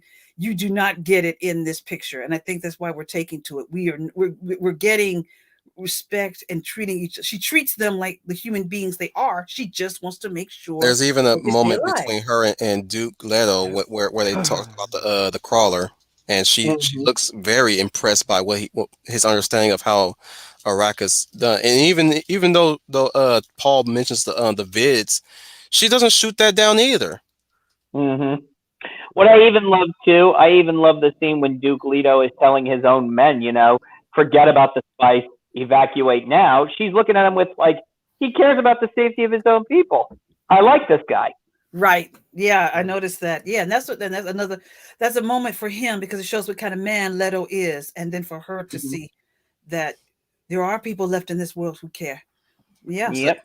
Yeah. Even Gurney Gurney mentions by it, unlike each drop door can only hold like 26 people. We'll save them all. Yeah. Yeah, that's a good moment. That's one of my favorite moments from the film in that moment as well. Yeah. See, and that's the thing. And they're projecting idealized people. It's like people who are not afraid to show their humanity once in a while. Right. Exactly. See, capitalism is good. Yeah. Anyways, to those who have not seen the movie, I'm talking about Final and Dominic. I know Final, you've already voiced your stance, but Dominic, does this get you hyped for the movie to at least like check it out? Yeah, it certainly does. Cause I've known about Dune for quite a while, but I've yet to like read the books as well as watching even the David Lynch movie, as well as the TV miniseries, which is a more faithful adaptation of the books. So after like hearing a lot of the positive buzz regarding this YouTube movie, I mean, I'm going to give it a shot after finishing reading book one. As far as you, Final, would you one day check it out or no? I think he's just more interested in reading, right? I mean, yeah. Eventually, I may check out the movie anyway once I get started reading the book. Because then again, I'm still, like I've already said, way earlier. I think when I got onto the stream, I'm already starting to read Harry Potter. Okay. Yeah. As for myself, I pretty much saw everything I needed to see out this year. I saw Quiet Place 2. That was one movie I was expecting to see. Really good. Loved it. Yep. I've seen Godzilla vs. Kong, which was long anticipated. Long. You know how many times they moved back that shit? Yep. And it was worth the wait. Worth every single second. It's like as soon as I saw the trailer, okay, I'm gonna stop bitching now about the wait time. So I finally saw it and I was happy. I was really happy with what we got, and I got the DVD, and I can't wait to get Dune. And I didn't see Free Guy, unfortunately, but that I'll be owning that on DVD. I peeped at it though. Very cool. And this year I was able to see Dune, which was again long wait, well worth it. Yep. I'm just hoping. Here's hoping that part 2 it works out. Yeah, I think what will happen is how this film is going to be judged is going to how part 2 comes out. Now, I think personally they should have shot all 3 like Lord of the Rings, but he didn't go that. Deneuve didn't go that route. Here's the thing. He says he was always wanted it in 2 parts. They said, yeah, we'll front the money, but only enough money for you to film part 1. Which is very strange. They made a special case for Dune because normally, 2 films would have been locked in, but given what we have right now and what's been going on, they're like, we're only going to give you enough money for 1. But I am happy to note that part 2 has been greenlit. I'm just hoping that it's good. I'm like you, Scooney. I'm going to be very trepidatious with 2. I'm going to treat 2 like I did this one. I'm going to wait And for reviews before I rush to see it because mhm. I don't want to You mess up know a why? good thing. Yeah, I'm gonna say it, Leia. I'm gonna say it. That my expectations for this, I'm on Endgame level of expectations, and Endgame burned me so bad that I was like, burned me so bad that until I see it, I am not making any foreseen judgments. Right. I'm the same way. I'm the same way. I'm just going to see I'm what it is. I'm of the opinion. I'm way in bated breath. It's got me hungry for more. Mm-hmm. All right. It's got. I'm sorry, guys. I'm Yeah. Oh You don't yeah, have it's with to, me. you don't It's have to with me apologize. too. I'm no. I'm just happy. saying. Like I went. I'm I'm just saying. Like I was there, and I just leave. Like even though that ending wasn't as much as what there's a lot to be expected. I'm sorry, Brian. We're gonna get you off pretty soon. Okay. We're gonna get you off pretty soon. Don't worry. Okay. But like, if anything, like I went in there. I was excited already by that point. But I mean, I'm just sitting here, just like, damn.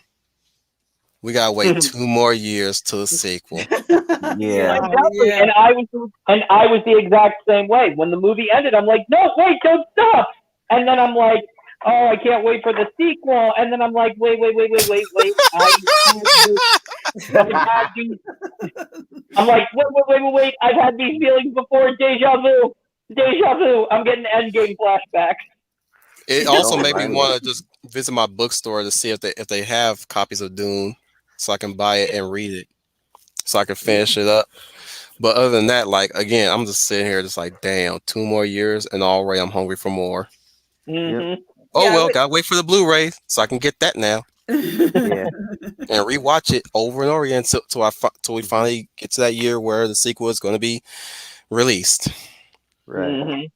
Yeah, I'm on the same way. I'm a lot like Scooty. Well, Scooty Endgame just massively disappointed me. So I am more Yeah. trepidatious, but I'm Mm-hmm. hoping that they keep this train going because this first one they got something good. Please don't screw it up. Yep. I'm like throughout this whole movie, like again, when we see Gurney just meet the Harkonnens with his soldiers, Right. I'm just like, You can feel it, dude! You can feel it! Gotta love it. it's like, yeah, let's go. I know you're gonna die, but whatever. Go out there and fight them. Mm-hmm. And quick aside, well, let's say for a second discussion, I want to touch upon the Fremen fighting style that we didn't get a chance to talk about, but man, that combat was good. Right. Mm-hmm. For the brief moment that we seen, especially in Paul's visions, that was amazing. But I'd like to thank everybody once again for joining us, and Child for the final half with us. Thank you, Child. Right. Child. Yeah. Giving her closing thoughts there. Thank everybody and those non-existent motherfuckers as well. Like to thank my compadres earlier, Trooper FN 2525, Fizz, Chozo as well. Who else was with us? That's it. Okay, good. Right. Oh yeah, Eloise. Eloise was with us for a time in the back room, by the way. But like to thank. All right, thank you everybody. You guys already said your call sign. Wait, I got Dominic right here. Thank Dominic as well. Pleasure. Wait, let me address you properly. He has a new moniker, everybody. Eloise has now a partner from the north to the south. He is the Hound of the South, Dominic Powell. Oh,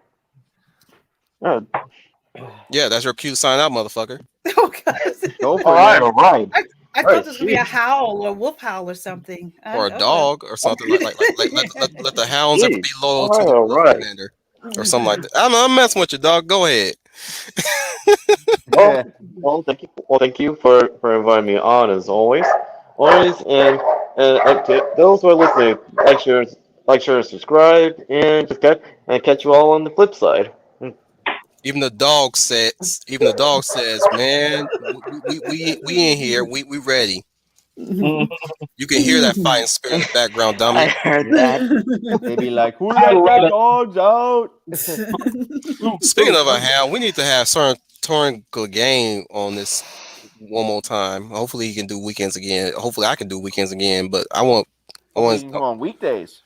I'm just saying, I miss that. I miss that bastard. I'd also like to thank the Lightbringer Final Fantasy fan 012. Alright. As always, thank you guys so much for watching. If you like what you saw here, click like and subscribe, share with your family and friends. Go subscribe to Wolf 10 Media, and make sure you ring that bell to get notified of our latest videos. This is Final Fantasy Fan 12 signing off, and remember, may the light forever shine upon us. Come at And I'll say one more thing. okay. Never and never give up hope or your sense of optimism and idealism. Because no That's your matter dog what, translating. Yeah. despite Get to- despite of how things are in the world, never lose optimism, idealism, and hope. all right then. Thank you for that resounding speech, Dominic, and for your dog participating. Coming to you live from Basement Deep Underground. He can tell you the rest. The schooner tuna. Coming at you live from a secret government facility buried deep underground. This is Schooner Tuna. Thank you for joining us this evening, and I hope you guys we catch you all later on in the future. Schooner Tuna signing off. Bloop, bloop, bloop, bloop, bloop. Give a resounding applause and cheers for the return of Leia plus size. Hopefully she'll be back for more shows. But nice. Nice. Thank you. Very sweet. I will say this, Leia, if you still need time to recover, we all know your situation, but if you still need more time to recover, we do that, girl. Okay, like don't be in a rush to join us. All right. Okay. Thank you. Your health comes top priority. Yeah. So she went out of her way to join us despite what she's going through on the side. Thank you for that. Oh, you're very welcome. You're very welcome. And thank you for all your kind words and sincere thoughts. I very much appreciate it. And I thank you all for joining us today. I enjoyed this group and all of you out there as well. So if you like what you heard, as you've heard this before, please share this video, like, and please leave comments. We would love to hear from you. If you've seen the movie Dune, what did you think about it? If you liked it, say so. Or if you're in the middle, say, oh my God. One more for the road, Leia. One more for the road. Here's a double pack. Okay. You don't show Chris Evans in a tank like that when I'm talking, because my mental capacity is I must gather thoughts now. Gather thoughts. Here's your spice melange right here. Right there.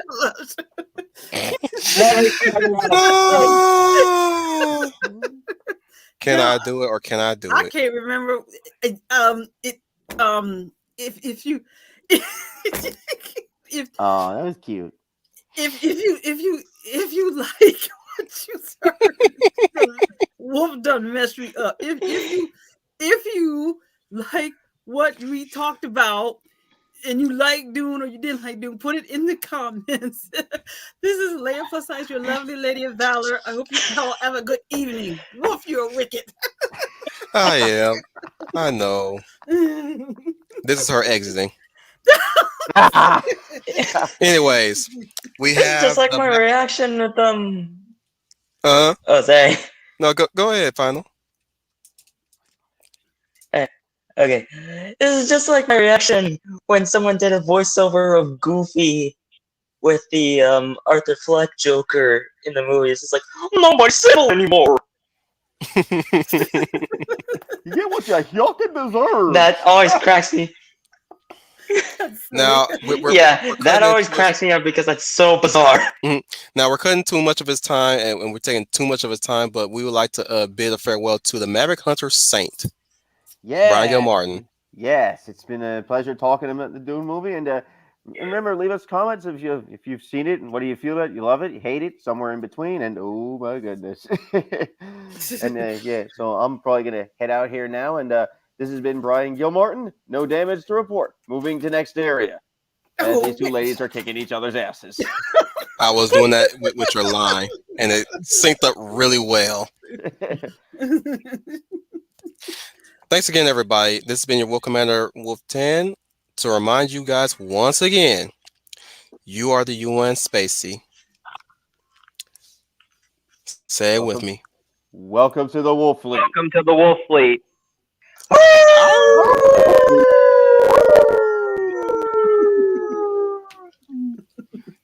Now I want to leave on a big bang as well. Oh, good. Um, Here it comes. what Oh, is yeah. I definitely want to leave. I can assure you, it's something that's booming. It's the pride and joy of all werewolves. Now, if only it could finally finish. Thank you.